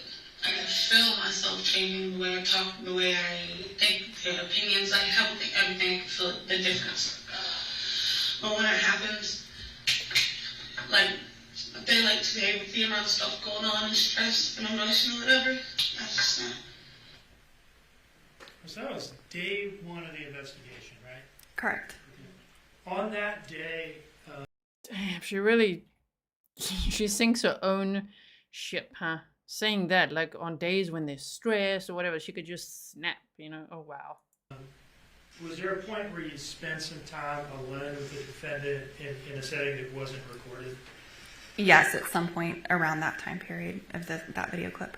Did it have something to do with a cigarette or something like that? She needed a smoke break outside, so I walked out with her. At some point during that interaction, or maybe it was another one that day, did she say something to you about getting a tattoo? Yes, she showed me her Hawaiian symbol tattoo about the waves going up and down and said that she wanted to get a tattoo in honor of Quinton along with it. And this was on October 5. Woo. On October 5th, day 1, reporting Quinton's missing. And she's like, yeah, I'm going to get a tattoo in honor of him. Sure.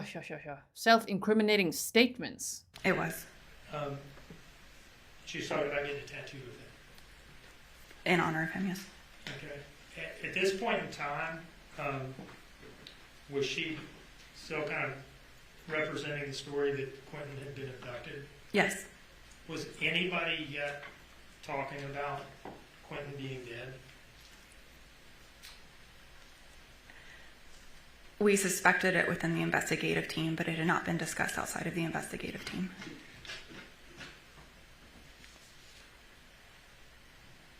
I'd like to ask you a couple questions about your involvement over the following days. Did you follow up in reference to Danny's workplace? I did. Can you describe that follow-up, please, without talking about what anybody said to you, but what did y'all go out there to do? Detective Noble and I met with Danny and Leilani's supervisor and spoke with him. He put us in touch with the corporate security who had video footage from the plant or the warehouse. And did they turn footage around to you? They did. Why was it important to you to go out and talk to Danny's boss and to get video footage of what he looked like when he was leaving work? We are doing our best to corroborate every single statement that had been made to us in the previous 24 hours, to include how and when Danny learned that Quinton was missing. How he reacted? Correct.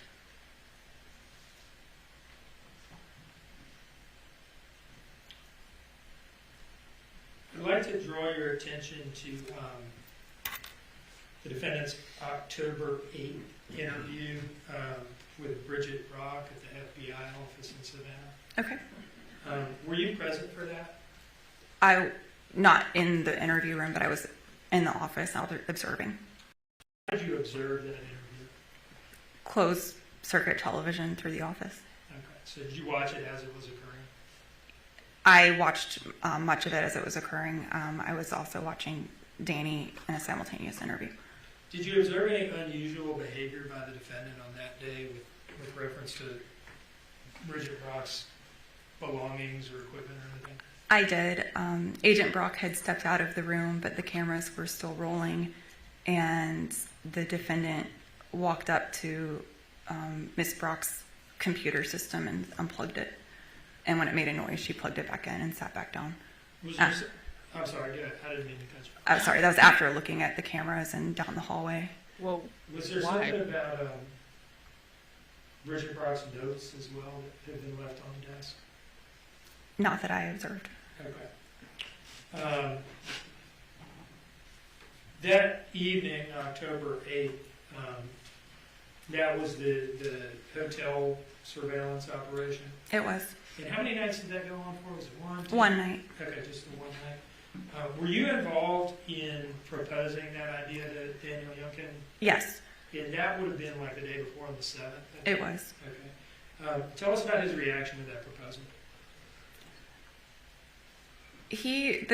The day he came to us, he was pretty broken in a lot of ways. He was still trying to figure out what he believed had happened. He was worried about his child, and was beginning to have conflicts between believing Leilani less, but also his loyalties to her, and was working through that. So when we got to the point of talking through a lot of his concerns there, he was willing, and actually was the one who said, are you going to want to wire up the hotel room? And we said, only with your permission. We wouldn't do that without your permission. So, are you saying he guessed? I want to make sure I understand what you're saying. Were y'all planning to ask him that? We were planning to ask him that, so we were going down that road, but he was the first one to address wiring the room. Okay, so he's the one who brought it up, even though you were about to? Right. Okay. Can you discuss briefly just the logistics of setting this up and then the monitoring plan that was put into place? We had 2 adjacent hotel rooms at a nearby hotel, and our tech team worked their magic and used their special techniques to put audio and video monitoring equipment in the one room, and the live monitoring occurred right next door. So as we were in the next door room, we were observing via video feed and audio what was happening right next to us. Can you, were you involved in monitoring it yourself? I was there the entire time that they were awake. Okay. Yes. And so you had the opportunity to see all their interactions? I did. Can you just sort of, I understand we're talking about like a whole night, but can you kind of summarize the nature of their interactions?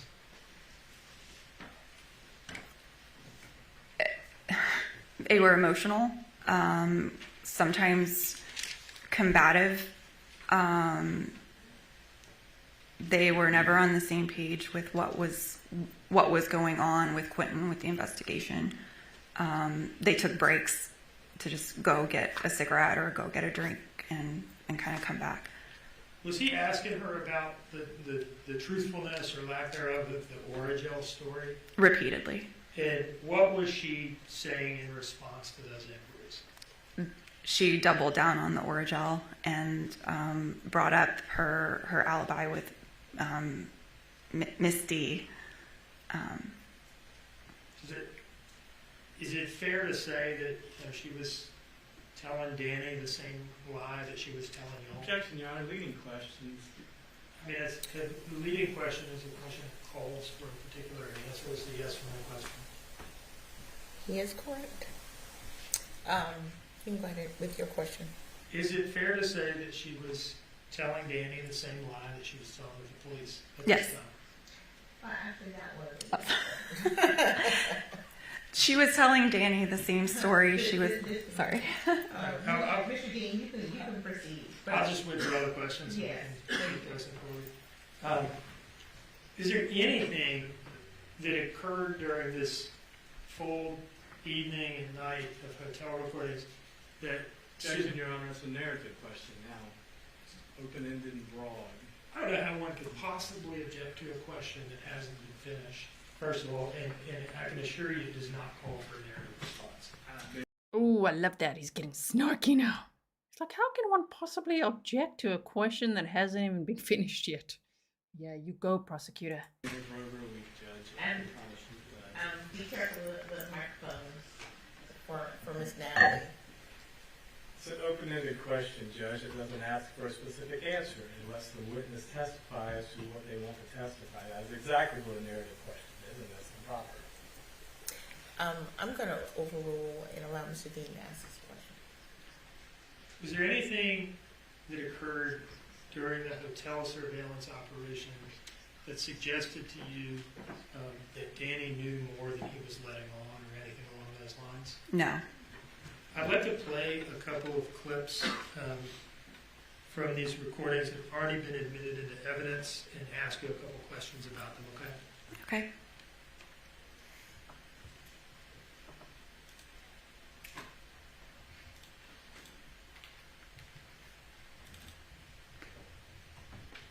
Yep. I peeked. I took a This peek. is from State's Exhibit 32. So they're going to show us some of that again. We've already seen this. I think it was on day 4. It's timestamped for you. It's when they did this hotel surveillance. Obviously, Leilani didn't know. Danny knew. The FBI was monitoring everything that she was saying, of course. So it looks like they're going to show us another little clip of that. The file beginning with 1941.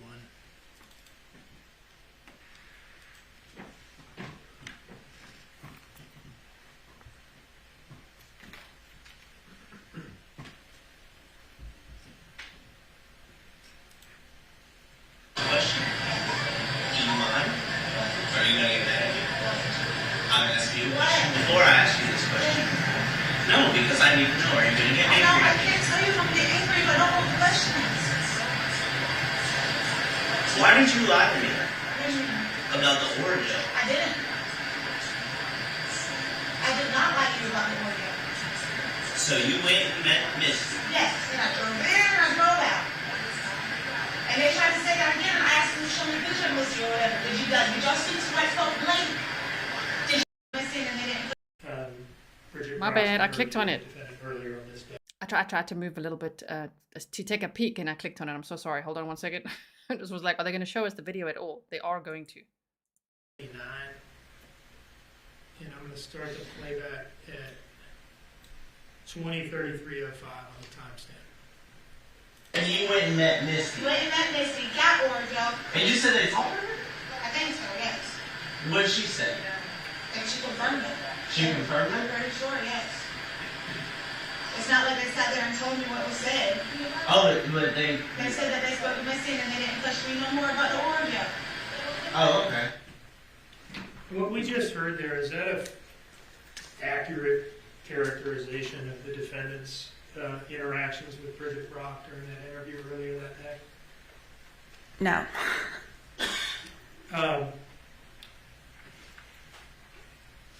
Sometime shortly after this October 8th hotel room monitoring thing, was that when the phone wire operation started? It started on October 9th, yes. And was Danny cooperative with that as well? Yes, he and his mother gave consent for us to monitor his cell phone. Were you involved in the monitoring of that wiretap moving forward in time? I was. Were you like the point person for it? I was. I reviewed it every day. I want to move forward to the October 12th interview. We've heard testimony from Special Agent Snider about this, and I just want to ask you about a couple of things. Was there a point, what was the main point of bringing her in? Were you bringing her in to notify her of anything in particular that day on October 12th? That was the day that we provided the death notifications and notifications of landfill search to the family members. And at what point in that day or that interview did you notify the defendant of that? We never actually said that Quinton was dead with her. It was understood. So maybe halfway through the time, we made it clear, but we never said the word dead. At some point during that interview, did you tell her something to the effect of, we're about to start searching that landfill and we're 98% sure we're going to find Quinton in it? I was very confident we were going to find Quinton in the landfill when I spoke to her, yes. Did you tell her that? Yes. How did she react to that? She said he wasn't in the bag, but it was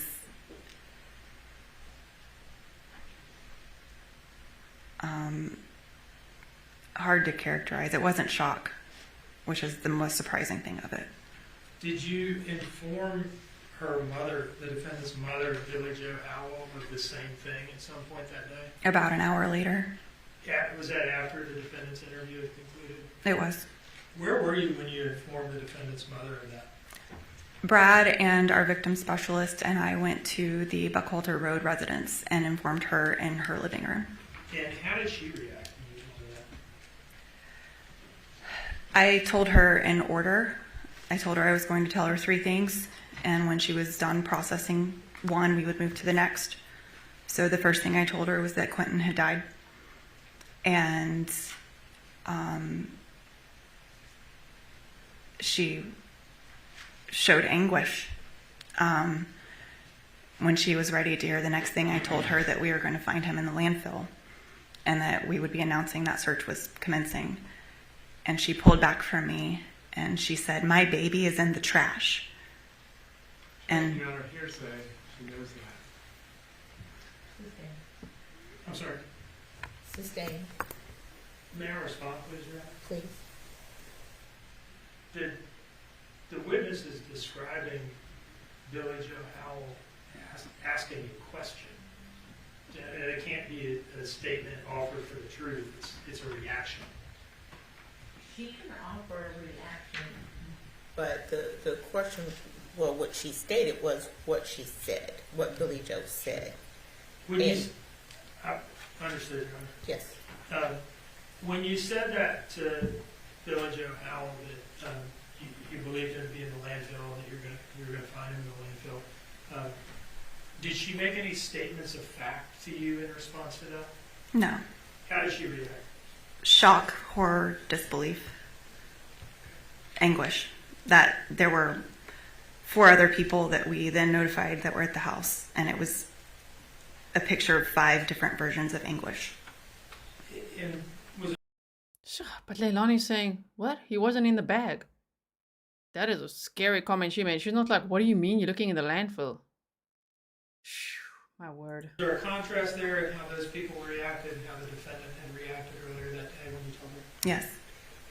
Now, what was your, I want to ask you some questions about October 24th. Okay. Okay, but first I'd just like to ask you about, what was your typical day like between October 12th and October 24th? What did that look like for you?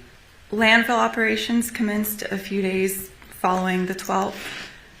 So as those were going, I would get to the landfill for the sunrise brief to try to represent the case team and give some sort of morale or update motivation. I would go back to the office and review Danny's calls and texts from the previous day and attend to any investigative or administrative work that needed to be done. We were continuously following leads from the public and additional investigative avenues to make sure that we didn't close any doors too soon. And then Taylor and I would drive to the landfill to meet the team as they were wrapping up ahead of their lunch break so we could check boots, give updates, check on the status of everything, and kind of go in with everybody, and then back to the office. Now, moving to October 24th, on this day, did the defendant make any recorded statements to anybody other than law enforcement? Yeah, she was on the local news. And did you watch that news interview? I did. Do you see in front of you a... Oh no. Are we gonna have to see this again? Let's peek. Oh boy. Oh no, everybody. We're gonna see it again. It was part of the trial prep as well, by the way. So if you did your homework, you've seen it. If you followed the case with us from the beginning, you've seen it. It's literally, Leilani cries through her teeth. You know, there's no real tears. It's just crying through her teeth, like lying through her teeth. She's lying and crying through her teeth. Okay, get ready. Here we go. Exhibit marked as State's Exhibit 71. I do. All right. Your Honor, this is a certified copy of the defendant's October 24th news interview with WTOC. It's supported by a testing certificate. I would move this in State 71 at this time.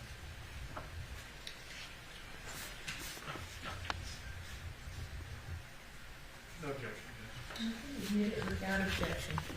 Now, do you see in front of you a disc marked as State's Exhibit 72? I do. Now, do you know what that is? You need to pull it out of the envelope to see, or what? It's labeled WTOC interview redacted. Okay. How does that exhibit differ from the one we just introduced? This one is titled, Exhibit 71 is titled WTOC interview. Okay. But I mean, what is 72 in relation to 71? 72 is what was shown on the news. Okay. And the 71 is the unredacted footage from WTOC. Okay. See So 71? 72 is... What was shown on the news from WTOC Okay. of the news article. 72, is that like just the portions from the WTOC broadcast stitched together to show only the defendant talking? Yes. And like not the anchors and reporters and so forth? That's the version we have, because I had to go to all these different articles because they had all these little clips. So I found them all for you guys and stitched them together. That's part of the trial prep, but let's see. Can we see number 70? What is it? Whichever one is the full one. Yeah. Yes. At this point, Your Honor, I can introduce State's Exhibit 72. No objection.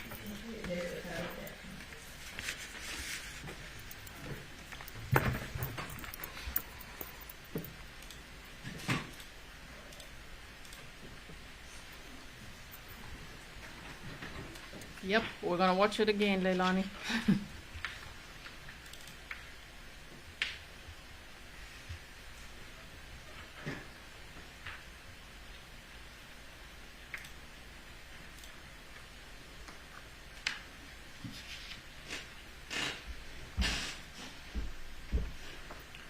Now, what are we going to hear the defendant say in this video?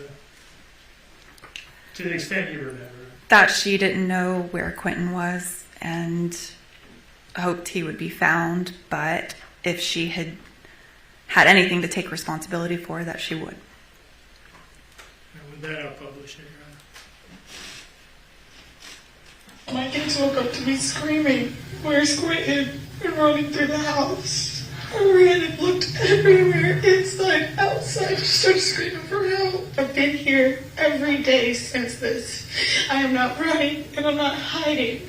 And if something does come up that I am at fault, I will take myself to that police station. And I will walk with her. All we want is justice for Quinton Simon. That's it. We want justice for Quinton. Whatever cost of this. We don't care the cost. We want answers just like everybody else does. At the end of it all, we love you, baby Q. My little monkey, and we want to pull. So that was an interview that was filmed and aired on October 24th, right? Yes. Right.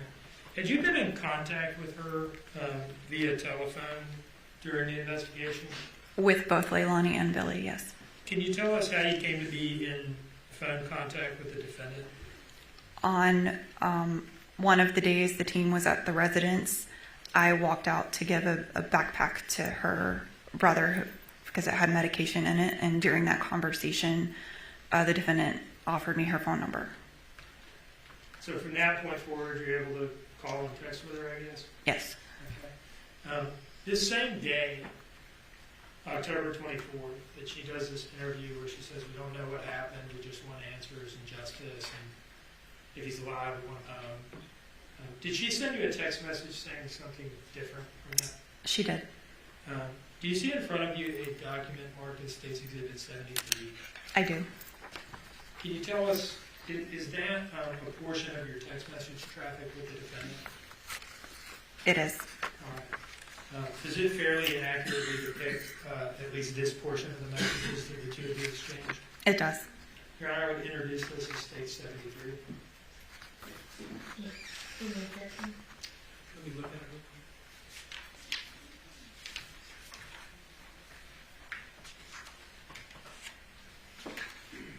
No objection, Judge. Exhibit 73 is admitted without objection. All right. On the first page, are you with me? I am. Okay. Do you see that last entry at the bottom there? I do. Is this an incoming text that you received from the defendant or an outgoing text that you sent? It is an incoming text that I received. And what is the date and time of this text? October 24th, 2022 at 5:45 p.m. So that would have been right about the time that this interview was airing on the evening news, I guess? Probably, yes. Okay. What did she message you at that time? Do you want me to read it? Yes. I'm not lying for Danny anymore. The reason why my story about Oragel and shit didn't make sense was because Danny told me to say that. He was the one who left, and my phone was in the car from my previous trip, and his was on the charger. I was already smoking a blunt on the porch, and when I got done, Danny was already laying in bed. All the lights were off, and I glanced at the kids as I was getting in the bed to go to sleep. That is why he took off. I'm innocent of this. He was the last one to see Quinton. He is that texted the babysitter, and he was that wasn't in bed when I woke for just a moment, and it was still dark, and he was the one who the only set of keys to my car the morning of my son's disappearance. Now, did you later bring her in for an interview to memorialize that statement? I did. Formal interview. And when was that conducted? Sure, it didn't take her long to throw Danny under the bus, right under the bus. She already had thrown Henry Bubba Moss under the bus, even though he lived 85 miles away. That's Quinton's biological father. But here she is being like, well, you know why my story changed? She's blaming the Oragel story on covering for Danny. Danny told me to say that, okay? Like, no, I don't think anyone would tell anyone to say that stupid story. Wow, okay, carrying on. October 31st. Where was it conducted? At the FBI office. What was your approach in this interview?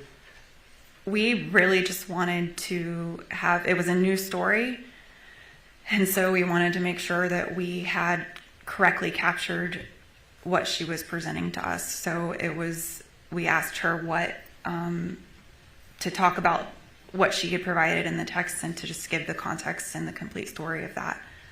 And did she essentially repeat to you what she had said in the text message? More or less over the course of longer. Okay. During this interview, we've seen some interviews to this point where she's sort of being challenged on things and has a certain reaction to that. During this interview, were you challenging her or pushing back, or were you more just letting her talk? No, the goal was to just let her talk and get her whole story. And what was her demeanor like in this interview? She was affable. We were laughing, the three of us, Detective Lemons and I, and Leilani. She was open, calm. Now, did you, on this same day that interview was conducted, did you all collect DNA samples from the defendant and her mother? We did. Can you tell me about the process for doing that? Who did it and what was done? Usually we let them do it themselves when they're consenting. Basically, you have a giant Q-tip and you scrape the inside of the cheek to get some cheek cells, and you place it in a plastic baggie and seal it up in front of everybody. All right, and is it marked with the name of the person who it came from? It is. Did you log those into evidence at the Savannah FBI office? I did. One item for the defendant's DNA sample and one for her mother's? That's correct.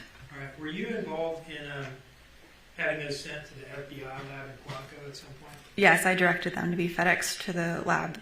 And did that happen? It did. Okay. When did that happen in relation to November 18, the day that the remains were discovered? We sent the DNA up on or around November 1st, just so it would be ready for the lab. Okay.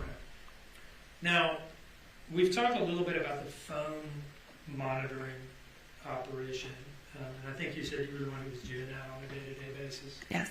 Do you see in front of you a disc marked as State's Exhibit 74? I do. Okay. Do you know what that disc is? These are select recordings from Danny's wire. Did they fairly and accurately capture a couple of conversations that they had during this investigation? Yes. Your Honor, I would introduce this as State 72. Objection. Department 74. 74. And I would ask to publish just a couple portions of this. I don't think we've heard this before. This will be new.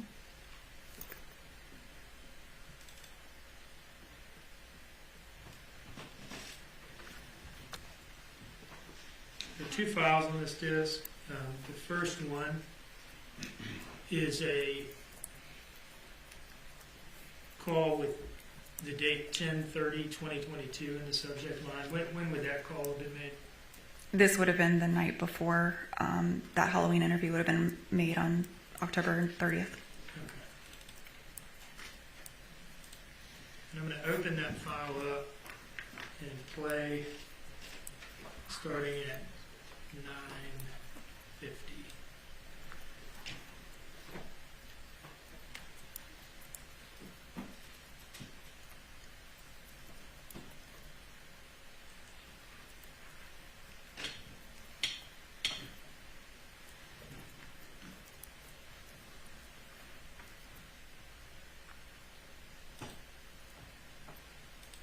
I've been getting up every day. 7 or 8 in the morning. It's what happens, I guess, with sober in the morning. I wake up early. I go to bed at a decent time. I get up in the morning and make breakfast for everybody. And I clean the house. And I'm a completely different person. I didn't notice when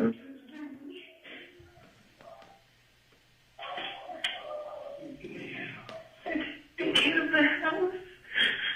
And clean. I do dishes.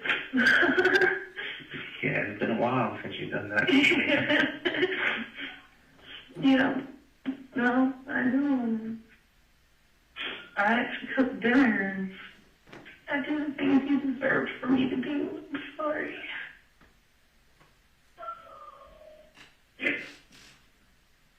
I will never touch. I will never touch cook or cooking with you. I it.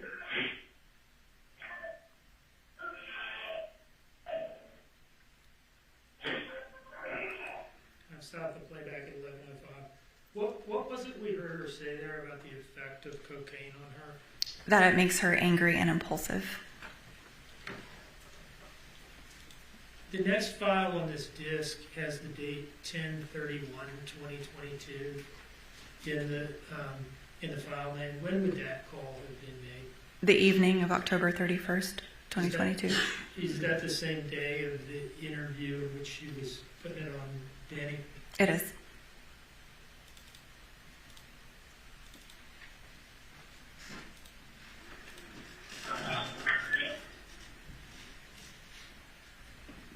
And I'm going to play here from 27:02 on. I'll go 27:03. So what did you do when you went out after I fell asleep? All I did was wait for my home and got my work done. All right, what was that exchange there that we heard? Danny asked Leilani again what she had done after he had gone to sleep the night that Quinton disappeared, and she said that she had done a line and went out to get the Orajel. Now, did that conflict in any way with what she had just told you in the October 31st interview? It did. In what manner? She said that she didn't go get Orajel and during the interview, and that Danny had been the one driving the car. Now, at some point, well, you were at the residence on October 5th at some point, right? I was. And was the pack and play that Quinton was said to have been sleeping in, and the pillow and pillowcase in the pack and play, was that taken into evidence? That day it was, yes. What agency initially took it into evidence? The Chatham County Police Department. And was the pillow and pillowcase at some point turned over to you from the Chatham County Police Department? It was. Who gave it to you? Detective Lemons. Okay, and what did you do with it? I prepared it to be FedEx to the lab for analysis. In Quantico? The FBI lab, yes, in Quantico. And did that happen? Was it FedEx to the lab? It was. Okay. Now I'd like to ask you about November 18th. Okay. November 18th of 2022, we know, was a very important day because it's the day that they discovered partial remains, and they tested it, and then it was proven to be Quinton Simon's. So the landfill search was finally successful after a month of searching. Were you involved in the coordination and supervision of the landfill search throughout? Yes, I staffed all of the volunteers from Savannah and Brunswick. And as I mentioned earlier, I was present at least twice a day. If I didn't have administrative or investigative work on a given day, I was dressed out searching. Now, we've heard some testimony to this point that suspected human remains were found there that day after some period of unsuccessful searching. Were you there at the outset of that discovery that day? I was at the United States Attorney's Office facilitating an interview, and Brad called me and said that a skull had been found, and I immediately left the meeting at the U.S. Attorney's Office and quickly got to the landfill and was there for the rest of the day and the additional findings. Can you describe what was going on when you got there? What was the scene like at the landfill? Somber, but everyone was looking very, very carefully. We knew we were looking for small pieces of a small child, and fortunately the skull is more recognizable, and so we had believed that if we found one piece, all other pieces that we would find would be within 6 feet of the trash as it was compacted. So we knew that that was our day when we found him at the beginning of the day. And So we were, as you can imagine, there are a lot of bones in a landfill. And so we had to sort through chicken wings and T-bones and all of that to find what appeared to be human and separate those out. And that was throughout the day. What do you remember about the period of time that passed from the first apparent item, I guess from the first apparent item of human remains being found and you getting that call from Brad to when you all kind of stopped identifying suspected human remains that day? How long did that process of discovery take? It took, I would estimate, around 5 to 6 hours. We finished the search from where the skull had been found, laid out more trash and searched that and broke for lunch. That search section had been pushed over during lunch, but then we realized that there were more likely bones within it that appeared to be human. And so I asked them to pull the deck back, meaning the trash they pushed aside that we'd been through, they were able to pull it back with the bulldozer, and we researched that. And so after that, we did one more deck, maybe two, without finding anything, and that was the end of the day. What do you mean by one more deck, maybe two? What is it? So the landfill had laid out a large open space that was flat.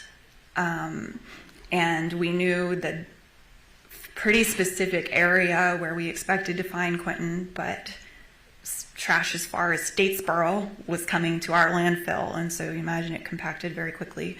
So we had to dig through the compacted trash, pull out a reasonable amount to search at a time in a safe place. We had safety officers out because there's a lot that can cut you, and we didn't have an issue with noxious fumes, but that was also a concern. So we'd pull that out. The safety officers would look through the deck and make sure that the search team was cleared to go forward.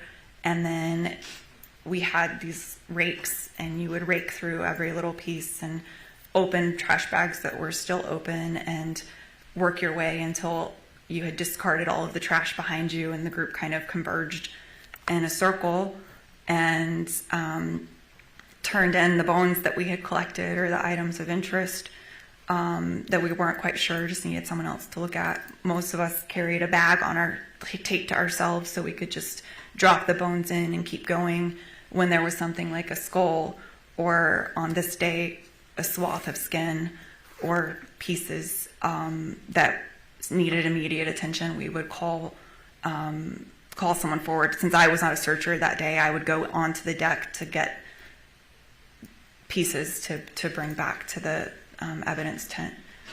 How far apart on the search deck were pieces of Quinton found from one another? That's kind of hard to describe because he was strewn because he'd been strewn when he was compacted into his place of rest at the time, and then the bulldozer dug up chunks and laid out the deck, and then we spread them out. And so he was found across 2 or 3 decks, and the decks were, half a football field. So sad. And Leilani has no reaction even now. I mean, the jury would also be looking now to see, well, how does she react to this? Not one tear, nothing. There's just, she actually looks angry, right? Whoa, shame, man. Poor Quinton. So many searchers found different pieces of him, yes. So if you do the math, 3 different decks, each of which is maybe a half of a football field, talking about like 1.5 football field area over which pieces of Quinton were found. Once he was spread out, or once the decks were spread out, yes.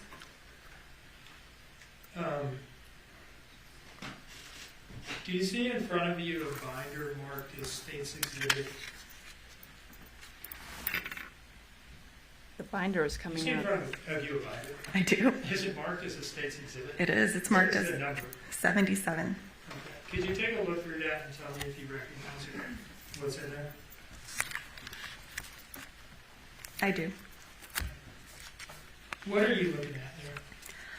I'm looking at evidence photos of human remains. And are those the pieces of Quinton that you were talking about being found that day? They are. Okay. Where were these photographed before they were transported to the lab at Quantico? They were. Okay. And do these photographs fairly and accurately depict the suspected remains of Quinton Simon as you viewed them that day? They do. Your Honor, I would introduce this as State's Exhibit 77. Subject to the publishing and, I guess, rules we talked about earlier, Judge, no objection. Thank you. It's binder time. It is amazing how empty the courtroom is, but virtually it's very, very full. There's so many of us watching together. Looks like there's 8,200 people here right now. You know, we all want to see justice for Quinton. I'm not saying maybe people just couldn't make it there. It's just like unbelievable how empty the courtroom is, right? Okay, so let's continue. I mean, this is like, it's so heavy. It's absolutely heartbreaking. And Leilani's sitting there frowning, like she's pissed off. Like, you know, we understand why, given the context. But yeah, the jury seeing that. Yeah, 77 years admitted. I'd like to publish just a few. First of all, there's like 60-some pictures in there, right?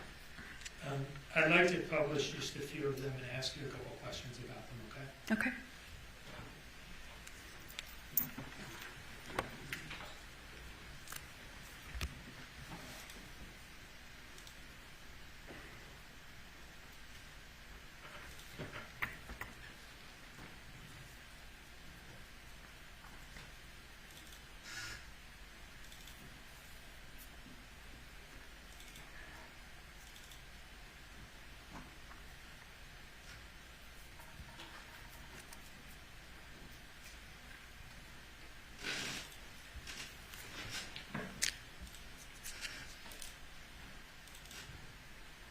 Can you flip to the first page in that binder?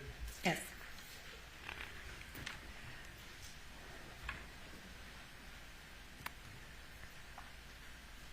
Is this it up on the screen here? It is. What does that appear to you to be, and what did it appear to you to be that day? It is the top half of a skull.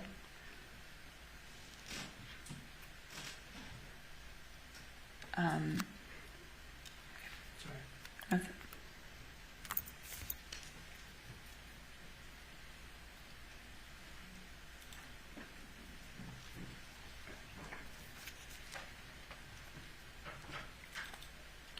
Can you flip to the second image in this binder?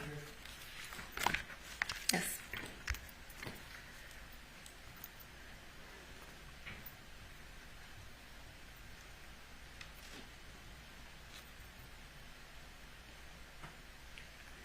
What does this appear to you to be, and what did it appear to you to be that day? When we found this and brought it to the tents, we weren't sure when we saw it from here. What I know now and can see is it is a severed foot cut from the ankle, looking from the inside of the ankle down. Can you see the ankle bones in this image, just to orient us? Yes, to orient, this is the ankle bone where it was cut, and then you see almost a left toenail, and you can start seeing the shape of the foot from there. So if you're only joining now, there was the jury had a break earlier, and so the attorneys were discussing with the judge how they're going to be presenting these exhibits, and so they agreed that they're not going to be showing it, on camera. So that's why we can't see it. Thank goodness, otherwise I would be blocking that out as well.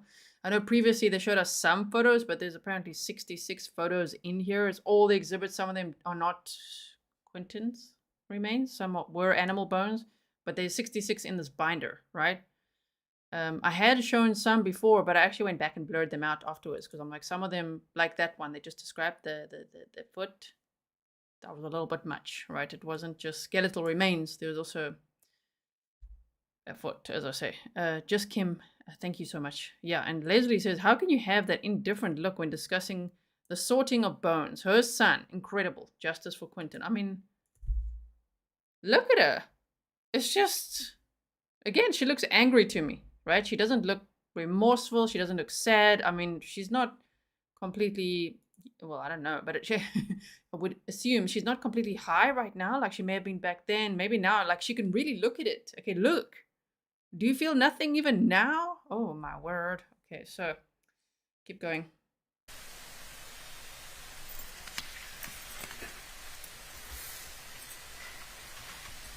Turning to the next page in the binder.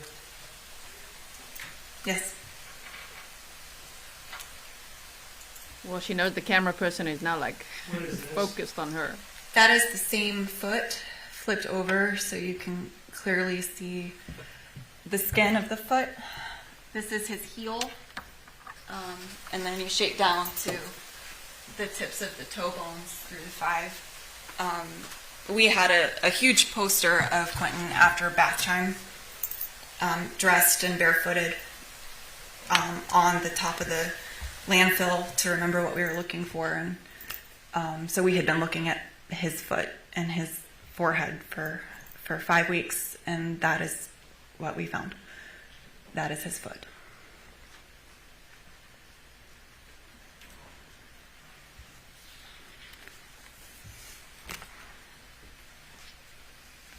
And finally, the third, or the it's still dry. Image in the binder. She's trying very, very hard. Sorry to laugh at it. It's just dab, dab, dab. Cue the waterworks. Dab. Wow. Yes. What do you believe this to be? I believe that it is a swath of skin going from the length of a body, of a toddler's body. So the shoulders come through the back and then down one leg. This was a piece that Officer Zerke passed to Kim Johnson, who passed to me as we carried out with tongs, because at the time it was hard to recognize, but we knew it stood out from everything else we had seen in the landfill. Okay. Based on everything we've heard and seen, she has now produced 2 tears. Okay, one from each eye. She might, if I speculate, be crying because she knows, oh crap, yeah, your future, it's over. It's done. Like the jury is seeing this. She might be crying for herself. The only times that I've seen her emotional were times when she heard herself crying on some of those police videos, right? So she didn't cry anytime talking about Quinton. You know, she's spoken about him in such a cold way. Half the time didn't even call him by his name. So now it might be like looking at her future fading away. Yeah, Michelle says, I think I see a teardrop. I'm just speculating. Maybe she really feels sad right now. Maybe it's finally hitting her. That's the other option. Who knows? But let's see. Obviously, I'm certain, look, the camera is like really zoomed in on her right now. And she knows it. Now, I'd like to ask you some questions about getting Quinton up to the FBI lab in Quantico. Okay? We've heard testimony from Special Agent Taylor Burns that he was responsible for initially transporting Quinton's remains from the landfill that day to the FBI office in Savannah. Does that align with your recollection? Yes, we all met him at the office afterwards. And he's described the packaging of Quinton into 4 different bags and placing him inside of a box. Yes. Were you involved in further transport of Quinton to the FBI lab? I was. Can you tell us about that? Starting from the beginning of the day, or just the logistics? What happened from who took them from the FBI lab in Savannah to anywhere else? So we arranged for private transport for Quinton.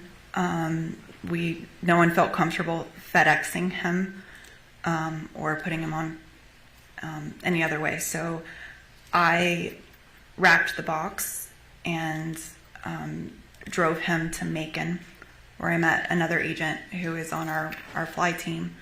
And I handed Quinton to Agent Keys, who took him to Atlanta and kept him secure until the next day, where he flew him on an FBI aircraft to meet the lab in Virginia. Is that how Quinton got to the FBI lab at Quantico? It is. Do you see in front of you two pictures stapled together and marked as states included? I think it should be 93, is that right? 92. 92, okay. Do you recognize those images? I do. What do those images show? That is how I wrapped Quinton's box to transport him. And so the first image was what I could offer to the family when I gave a second death notification. And the second image is how he rode with me in our truck. Do these images fairly and accurately depict the events that you've been talking about? Yes, I took the second picture myself. I'd offer this in a State's Exhibit 92, Ryan. No objection. Without objection.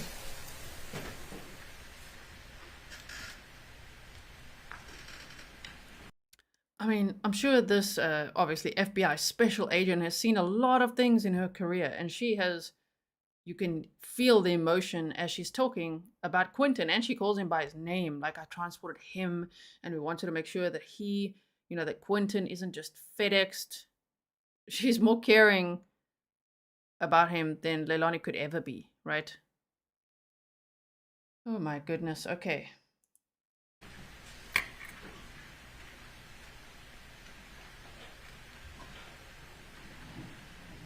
Publish the first image here. Can you describe to us what we're seeing here? We had Scott Schumann and Jeff Allen were at the office with me for me to retrieve Quinton and to borrow Scott's work truck to drive him.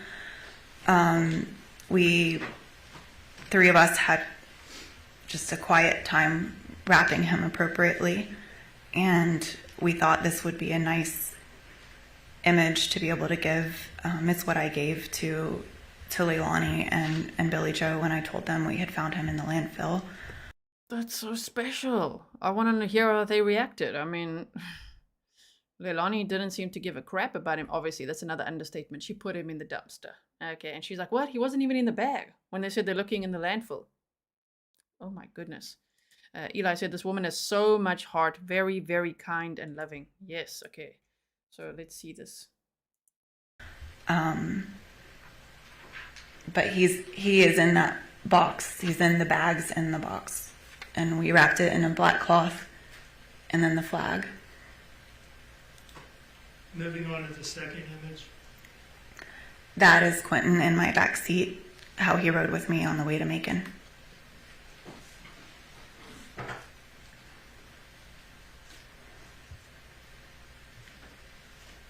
One moment, please, Ryan.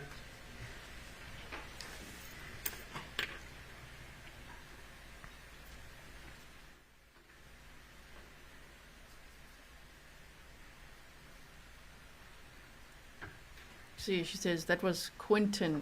That's how Quinton rode in the back seat with me. That Quinton made it to the lab in Quantico, do you remember? On or around November 21st.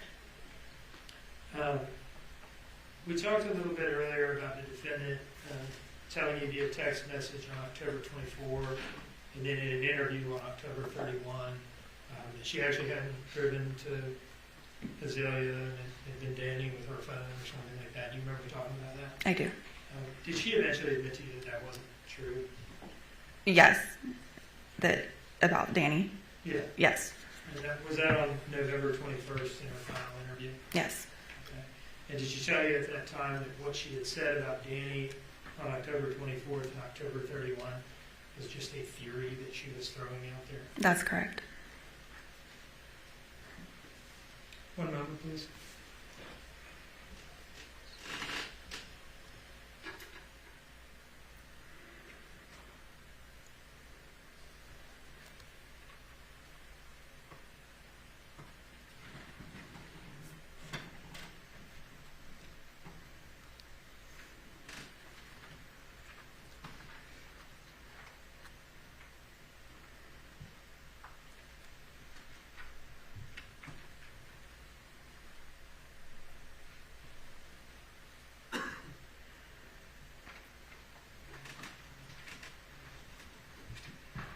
When evidence is submitted to the FBI lab, is it submitted under a particular FBI case number? It is. Was that done in this case with all the items that you discussed? Yes. What was that FBI case number? 7C-AT-3665337. Say that last part again. 3665337. The Quinton Simon case. Now just ask me how you, I expected you to have to refer to your notes. How is it that you remember that off the top of your head? We saw it a lot. No further questions, Your Honor. Now ask Leilani the same question. What's the case number of your missing son? She won't know. Judge, can we approach for a second?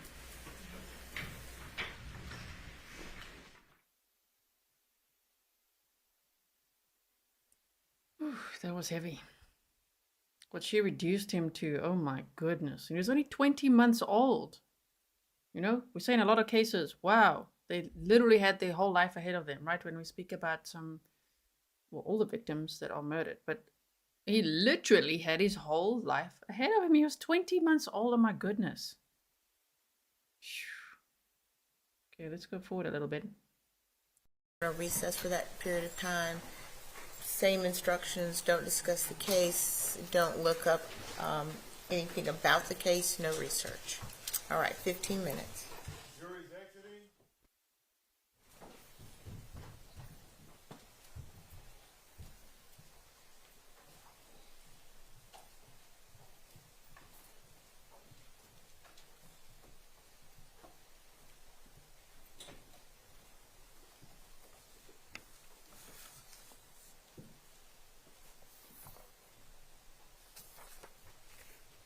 Shame, even he looks sad. And tired.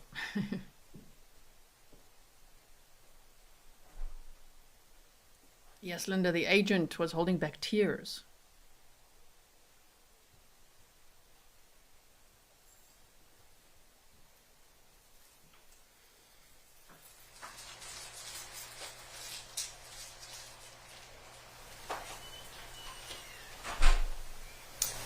Okay, by my watch, thank you very much. That'll be about 5:35.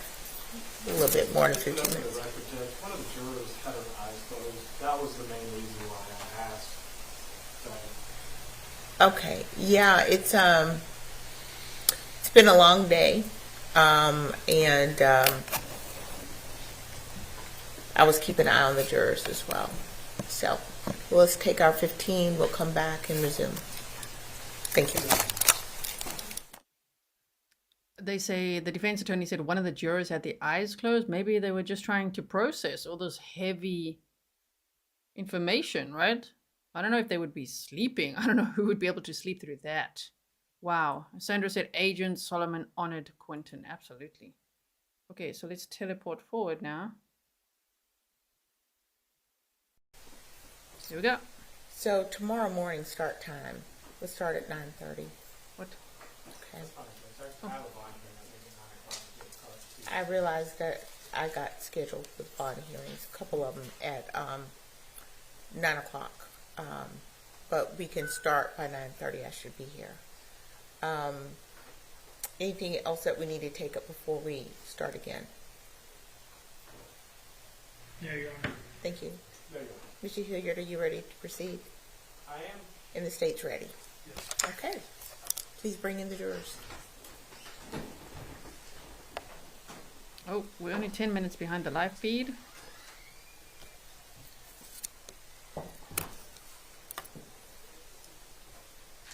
Jurors in somewhere?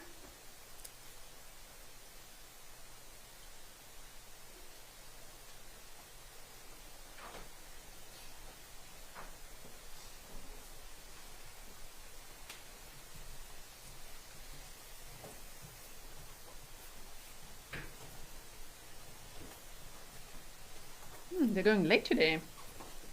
Of course, the camera, if you're watching live with me now, if you're watching the replay, then ignore. If you're watching live with me now, I mean, right now, it's 6:15 in the evening. The cameras are delayed by half an hour, though. So Got to keep that in mind. But they're still going. We're about 10 minutes behind the live feed. Can actually go forward a little bit. Ooh. All right, thank you, Williams.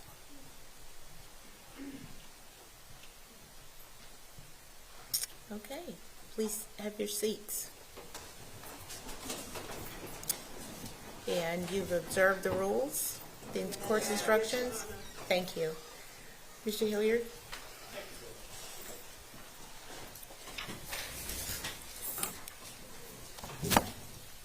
Special Agent Solomon, you said you went to Georgia Tech and you got your bachelor's in what again? Economics, International Affairs, and French. Okay, and so economics, international affairs, and French, correct? Yeah. Okay. And you got your master's in what? Business administration with concentrations in finance and entrepreneurship. No psychology training or anything like that? No, not in school. All right, well, that begs the question then. If not in school, then where? On the job. On the job? Okay. And you say on the job, I'm going to assume you mean at the academy, right? And throughout the job, on the job training or various trainings throughout. I've been with the Bureau for 14 years, so the Behavioral Analysis Unit will give short trainings, lunch and learns, things like that, okay. As well as consults on various cases that I worked on. Yeah. But you're not in the Behavioral Analysis Unit, are you? I am not. Okay. I didn't think so. That kind of threw me for a loop. So let me ask a question with kind of the first thing you talked about. You're talking about Exhibit 10, Image 109. I'm familiar with the conversation that you're talking about as a Mickey Mouse toy. You said that had been there for a minute, correct? I said it appeared that it had been there a minute. So, I mean, it did have dust and cobwebs and stuff like that on it, right? Yes. Okay. And you also then immediately after that referenced a conversation you had with Miss Simon.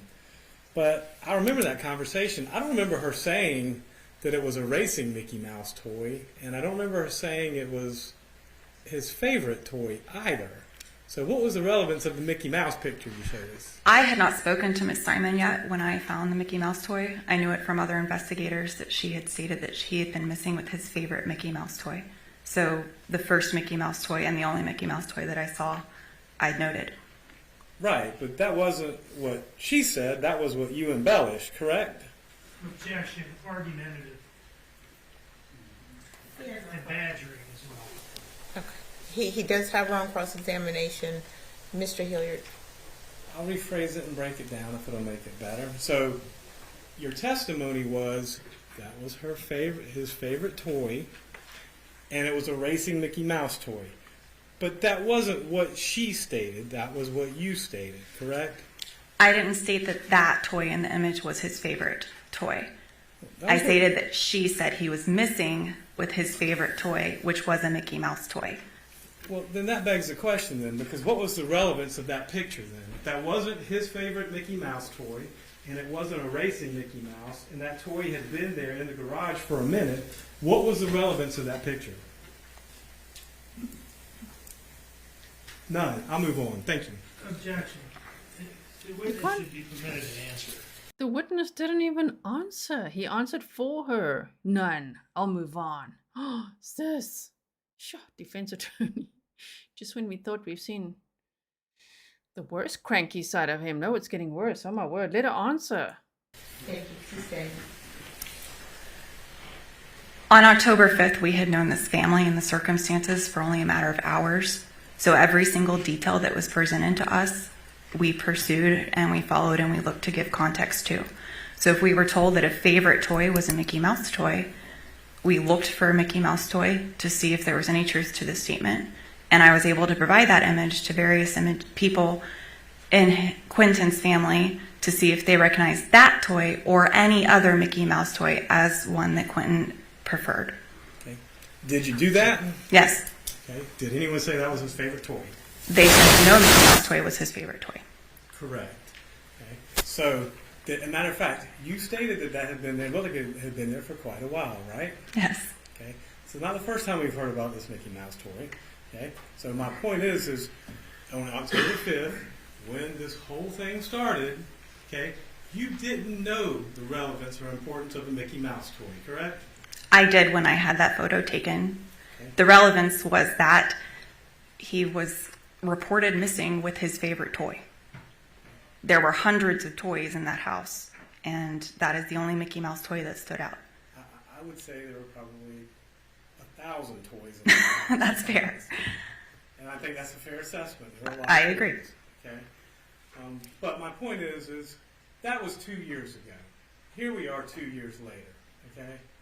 And you've had a chance to review all that. So my point is while on October 5th of 2022 that may have seemed relevant to you or important to you, and I can understand that, here we are 2 years later, and you know that it's of no importance, and yet you still harp on that. Why is that?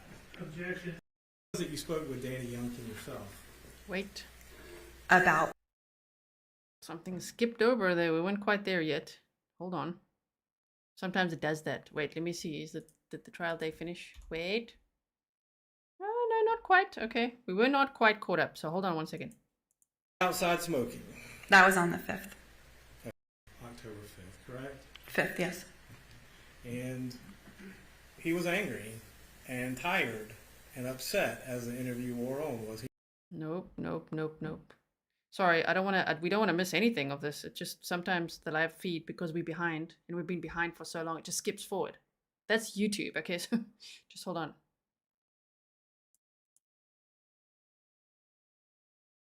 I would say there were probably 1,000 toys in there. That's fair.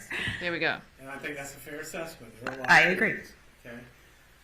But my point is that was 2 years ago. Here we are 2 years later, okay?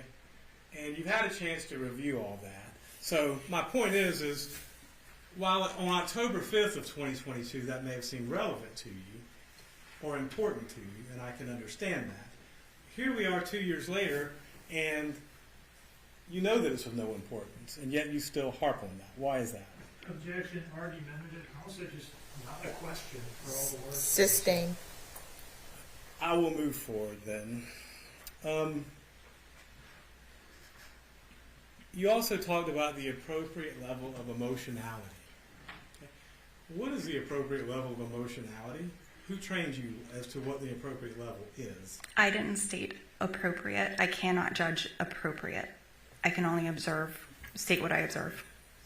But that's not true. You have judged appropriate, and you stated it several times on direct from Mr. Dean, did you not? Did I say appropriate? Well, the appropriate level of emotionality. You said that I'm trying to look at her, the exact words was overly emotional, I guess, or not showing enough emotion. That seems to be the two things we're getting with her. So with regard to Ms. Simon, she either shows too much emotion or she shows not the appropriate level of emotion. What's the appropriate level of emotion?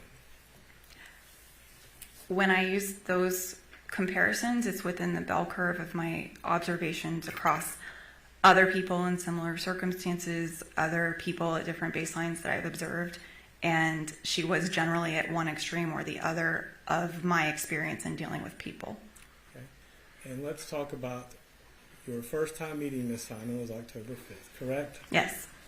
You had never met her before that day, correct? Correct. Okay. You didn't know her before that day, correct? Correct. And you drew your conclusions based on that day, correct? No. Really? So you didn't decide that she wasn't being truthful or she wasn't showing the appropriate emotion on October 5th of 2022? I didn't speak to her about anything substantive on October 5th. Okay.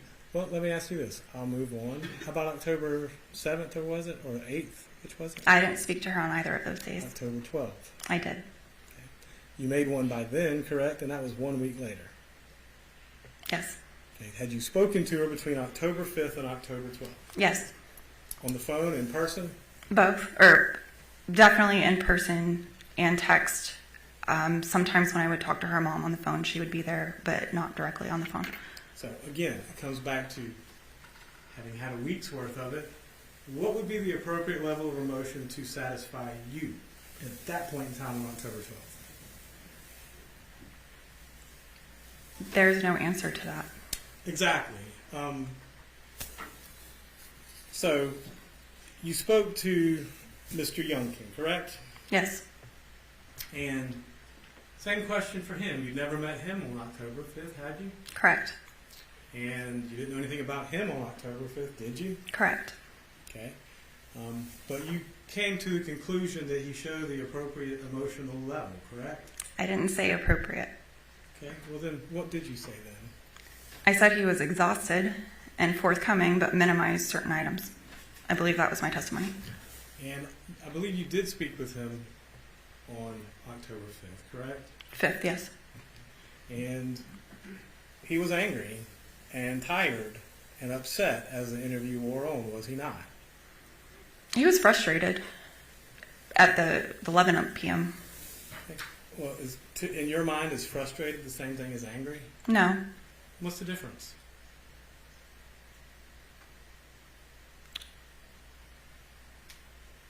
Frustrated can be exasperation towards a specific situation, but not directed towards a person.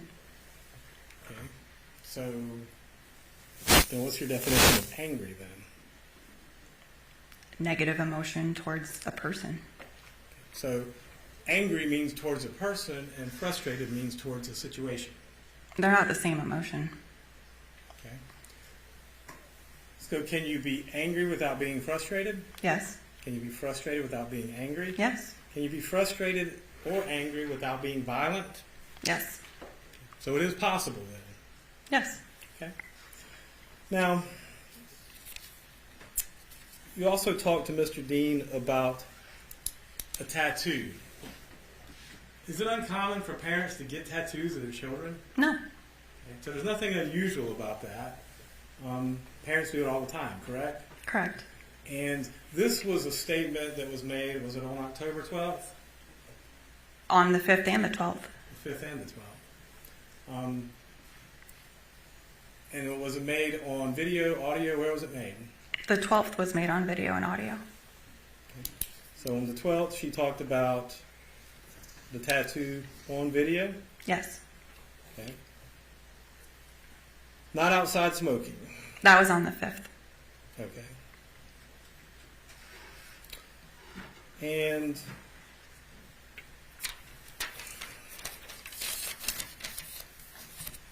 do you ever recall Danny ever saying, I'm going to assume since you were in charge of the hotel audio and video, you've watched most, if not all of that? Yes.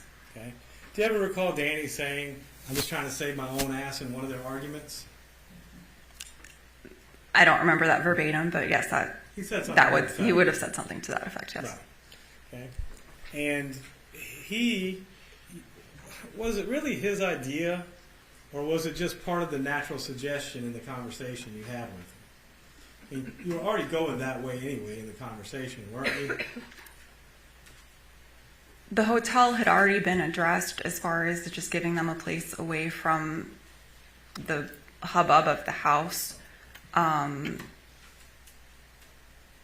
he did jump ahead of what we were talking about to ask if we were going to wire it up. Well, I'm not trying to put words in your mouth, but it's not like you weren't already suggesting in that direction to begin with, were you? He kind of already knew what was coming. I don't know what he knew at the time he addressed that. Okay. Well, you're not.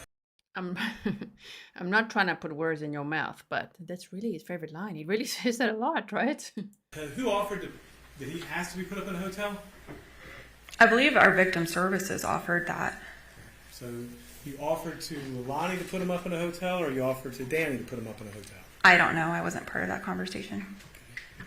But it was offered? It was offered. And they accepted, or Danny accepted? I don't know who accepted. Okay. Now, let me ask you this. You had mentioned something to Mr. Dean on direct examination a minute ago. You had said that you pretty much had told Leilani on October 8th that you suspected that Quinton was dead. Is that a fair statement? I had not. I didn't speak to Leilani on October 8th.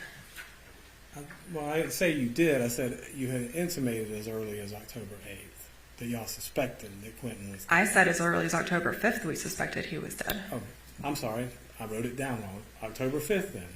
Okay? So And that's, again, part of the interrogation techniques would be confronting people with your beliefs or your opinion or your ideas of the evidence, correct? Yes. And inconsistencies, which you've done, correct? Yes. Okay. So, y'all pretty much stated that from October 5th forward that that's what you believed. And I'm seeing the videos ad nauseum. And that was what you and Agent Snider and Detective Lemons and basically anyone who did any interviews with Miss Simon suggested to her, correct?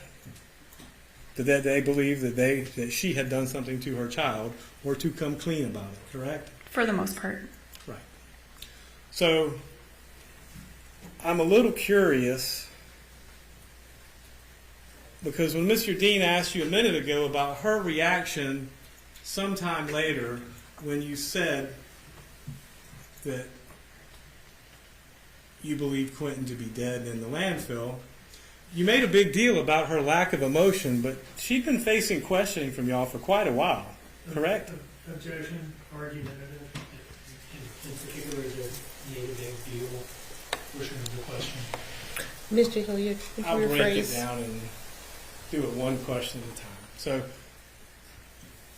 you questioned her many times. You've made, correct, from October 5th on. The team. Yeah. Yeah. Not just you, the whole team, correct? Yes. Okay.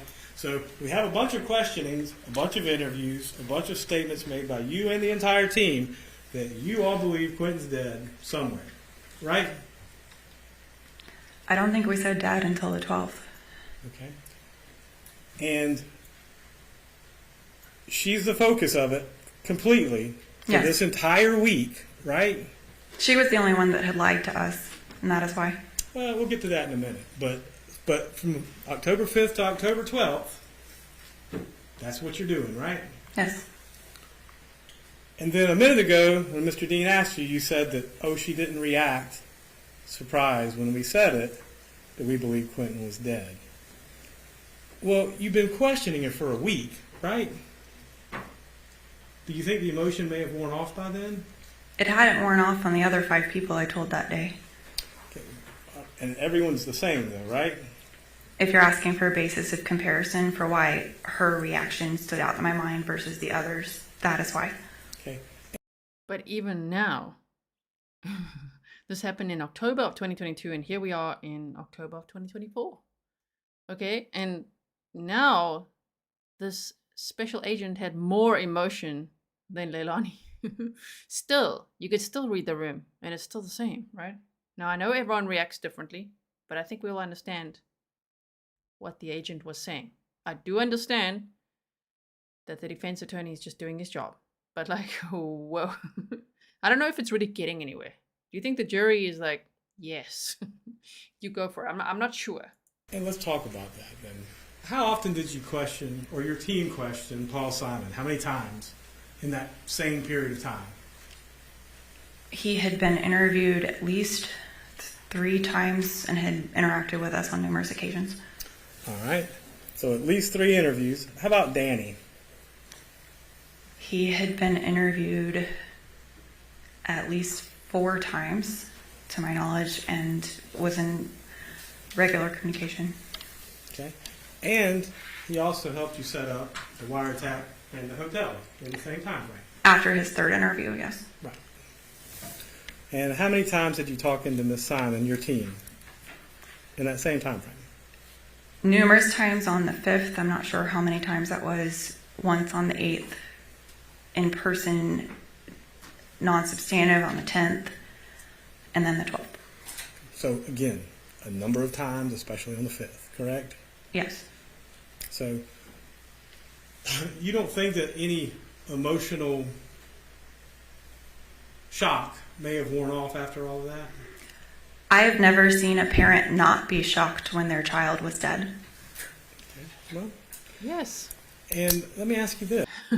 He's like, okay, well, yes, what can you say to that? Never seen a parent not be shocked when their child is dead. I mean, imagine a pet, you know? Now this is her own son. That's so much worse. And just like not be shocked at all. Like, what? He wasn't even in the bag. That is such a strange thing that Leilani said. I mean, she has a point. Shame. this. You'd already made your mind up on October 5th. The team had, at least, correct? We had our suspicions. We had not made up our mind. We were pursuing all avenues. Now, you talked about Mr. Dean played this, I guess it's the phone conversation where she says cocaine makes her angry and impulsive. Yes. Okay? But angry and impulsive does not mean violent, does it? We didn't suggest that. Well, now, with regard to your involvement of taking the remains to the lab, you took it from here to Macon, then to Atlanta, and then by plane to Virginia, correct? Was the path, yes. Right. My leg was to Macon. Right. And you spoke with, and I'm not trying to put words in your mouth here, but when was it you spoke with Danny Youngkin yourself? About what? Anything. I spoke with him on October 5th and October 7th and October 8th and 9th. After that, he was no longer in Savannah, and I didn't see him in person for the rest of the investigation, and he mostly spoke with Brad over the phone. So I don't know the individual times I spoke with him over the phone with Brad. All right. Also, Cheryl says, is any of Leilani's family in court with her? Some of them might have to testify, so maybe that's why, for example, her mother's not there. I don't know. I'm still expecting that she'll testify, but who knows? Her brother already testified, one off. She's got 6 brothers. So I'm thinking that's maybe why, but obviously I'm just speculating. Thank you so much for the sticker. We'll just speak about what you know. When did Mr. Youngkin leave to go back to North Carolina? On around October 9th. So from October 5th to 9th, he was here, went back to Dunn, North Carolina, October 9th. By way of Atlanta, I believe. Okay.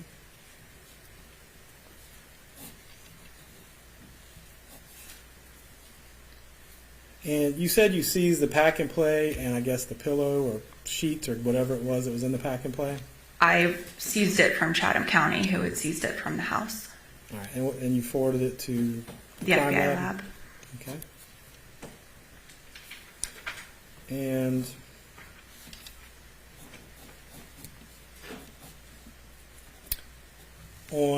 did you also listen to the wiretap? I did. Okay. Did you listen to all of the wiretap? I did. Okay. At any point in time on the wiretap, did Miss Simon say that she had intentionally harmed her child? No. Did she ever say she stabbed, shot, strangled, did any of those things to that child? No. Okay. And how long was the wiretap in place, if you remember? Until sometime after November 21st, within a couple of days, we would have taken it down. So about 6 weeks, give or take. Correct. And same thing, you watched or listened to all of the hotel audio and video. Same question. Did she ever say that she harmed her child?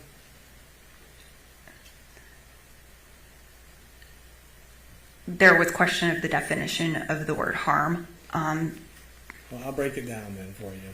I meant for her, was why, as far as spanking, that kind of thing, versus the other items that you just listed. Well, let's talk about strangling. Did she say she strangled her kid? No. Shot her kid? Stabbed her kid?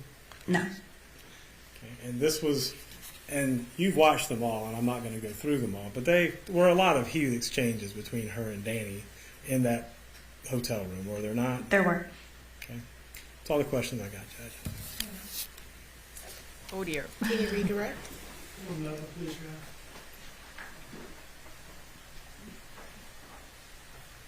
That was rough. Yes, Carrie, you say you could say his name. Yeah, exactly. Quinton.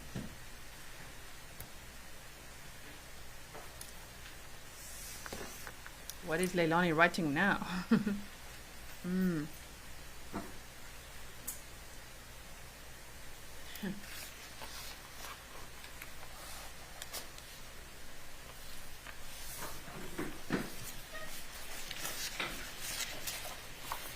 like to play for you a short video clip here and see whether you can tell us what this is. Okay.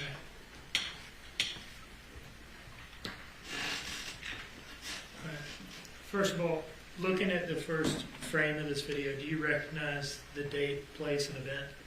Yes, this is October 12th at the FBI office, interview of Miss Simon. All right. This is a 36-second video clip from that interview, Your Honor. I have not marked this disc yet, but I will mark it as the next exhibit in sequence, and I would now offer this clip into evidence as a state's exhibit. What is it going to be? 93? 93. Any objection? I have to see it first. Do you need an opportunity to see it? 36 seconds.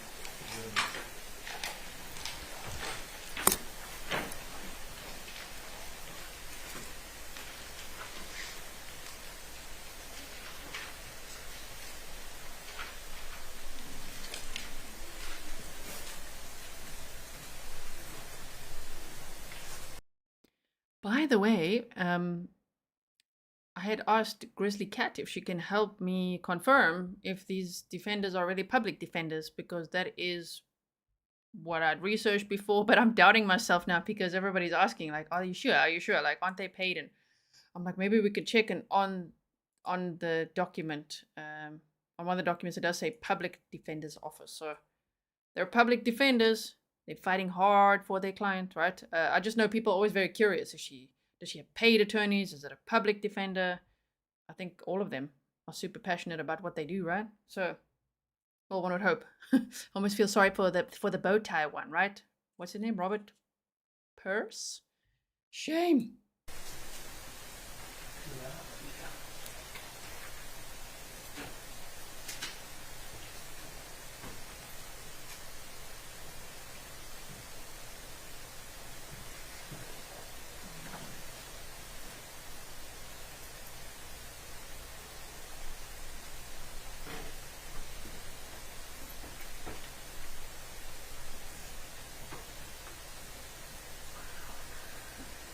Oh dear.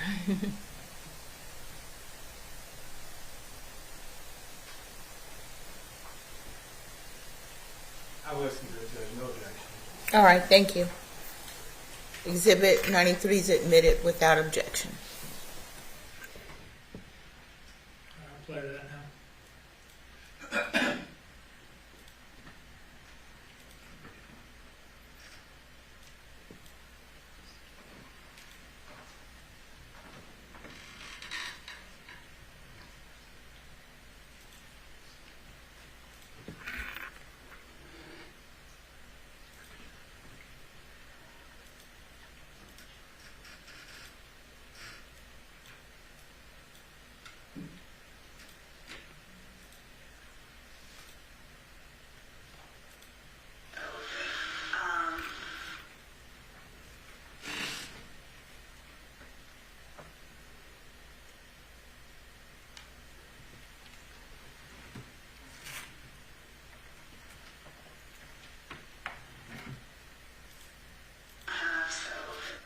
Can the court hear that as it's playing from the laptop speaker? It needs to be a little louder though.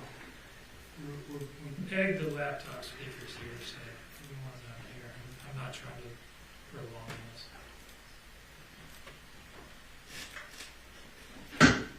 There we go. I've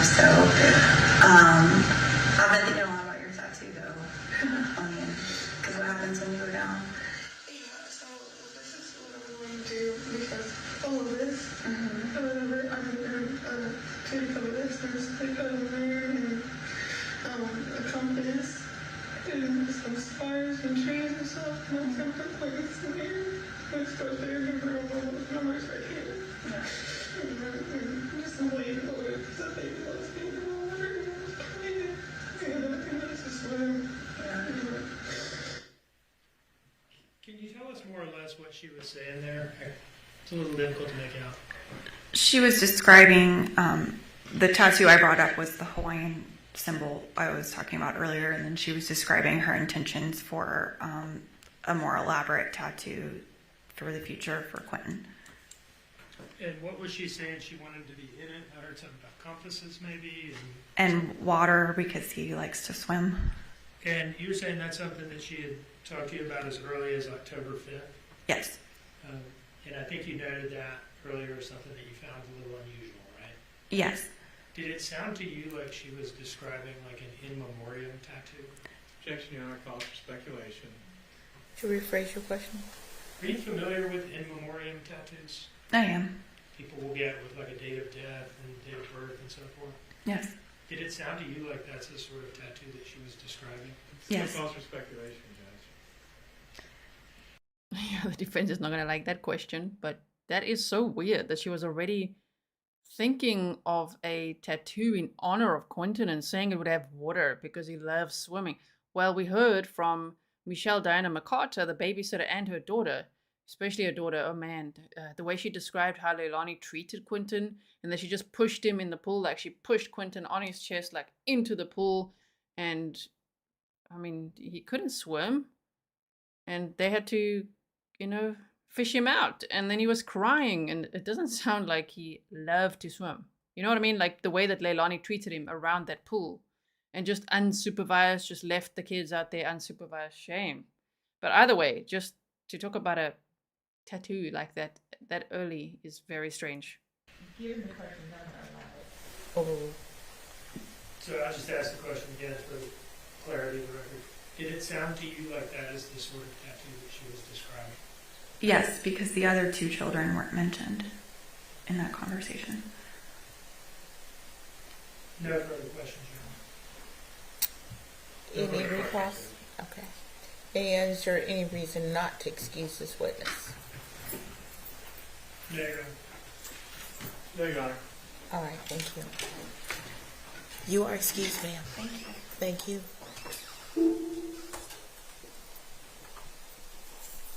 She was such a great witness. She showed Quinton a lot of love and respect.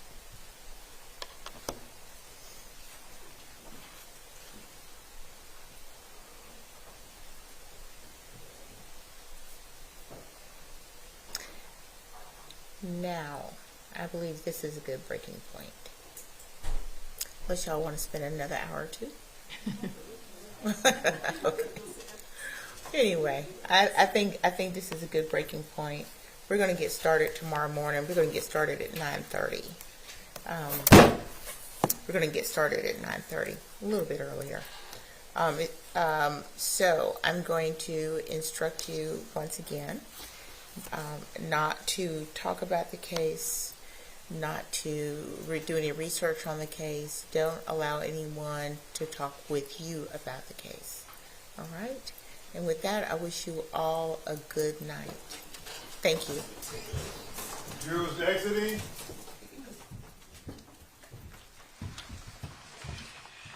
That was a long day. They definitely finished very late.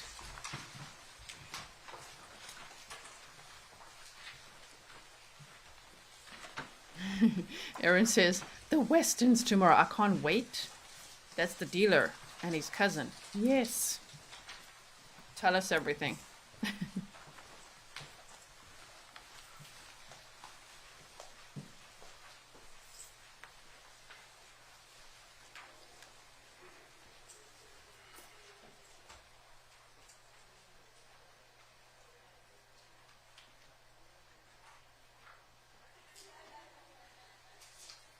Off they go.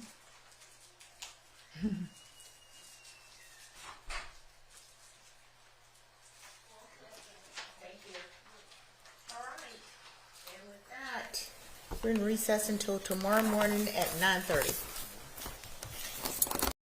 Okay. And then the feed just ends right there. So, wow, that was a very intense day.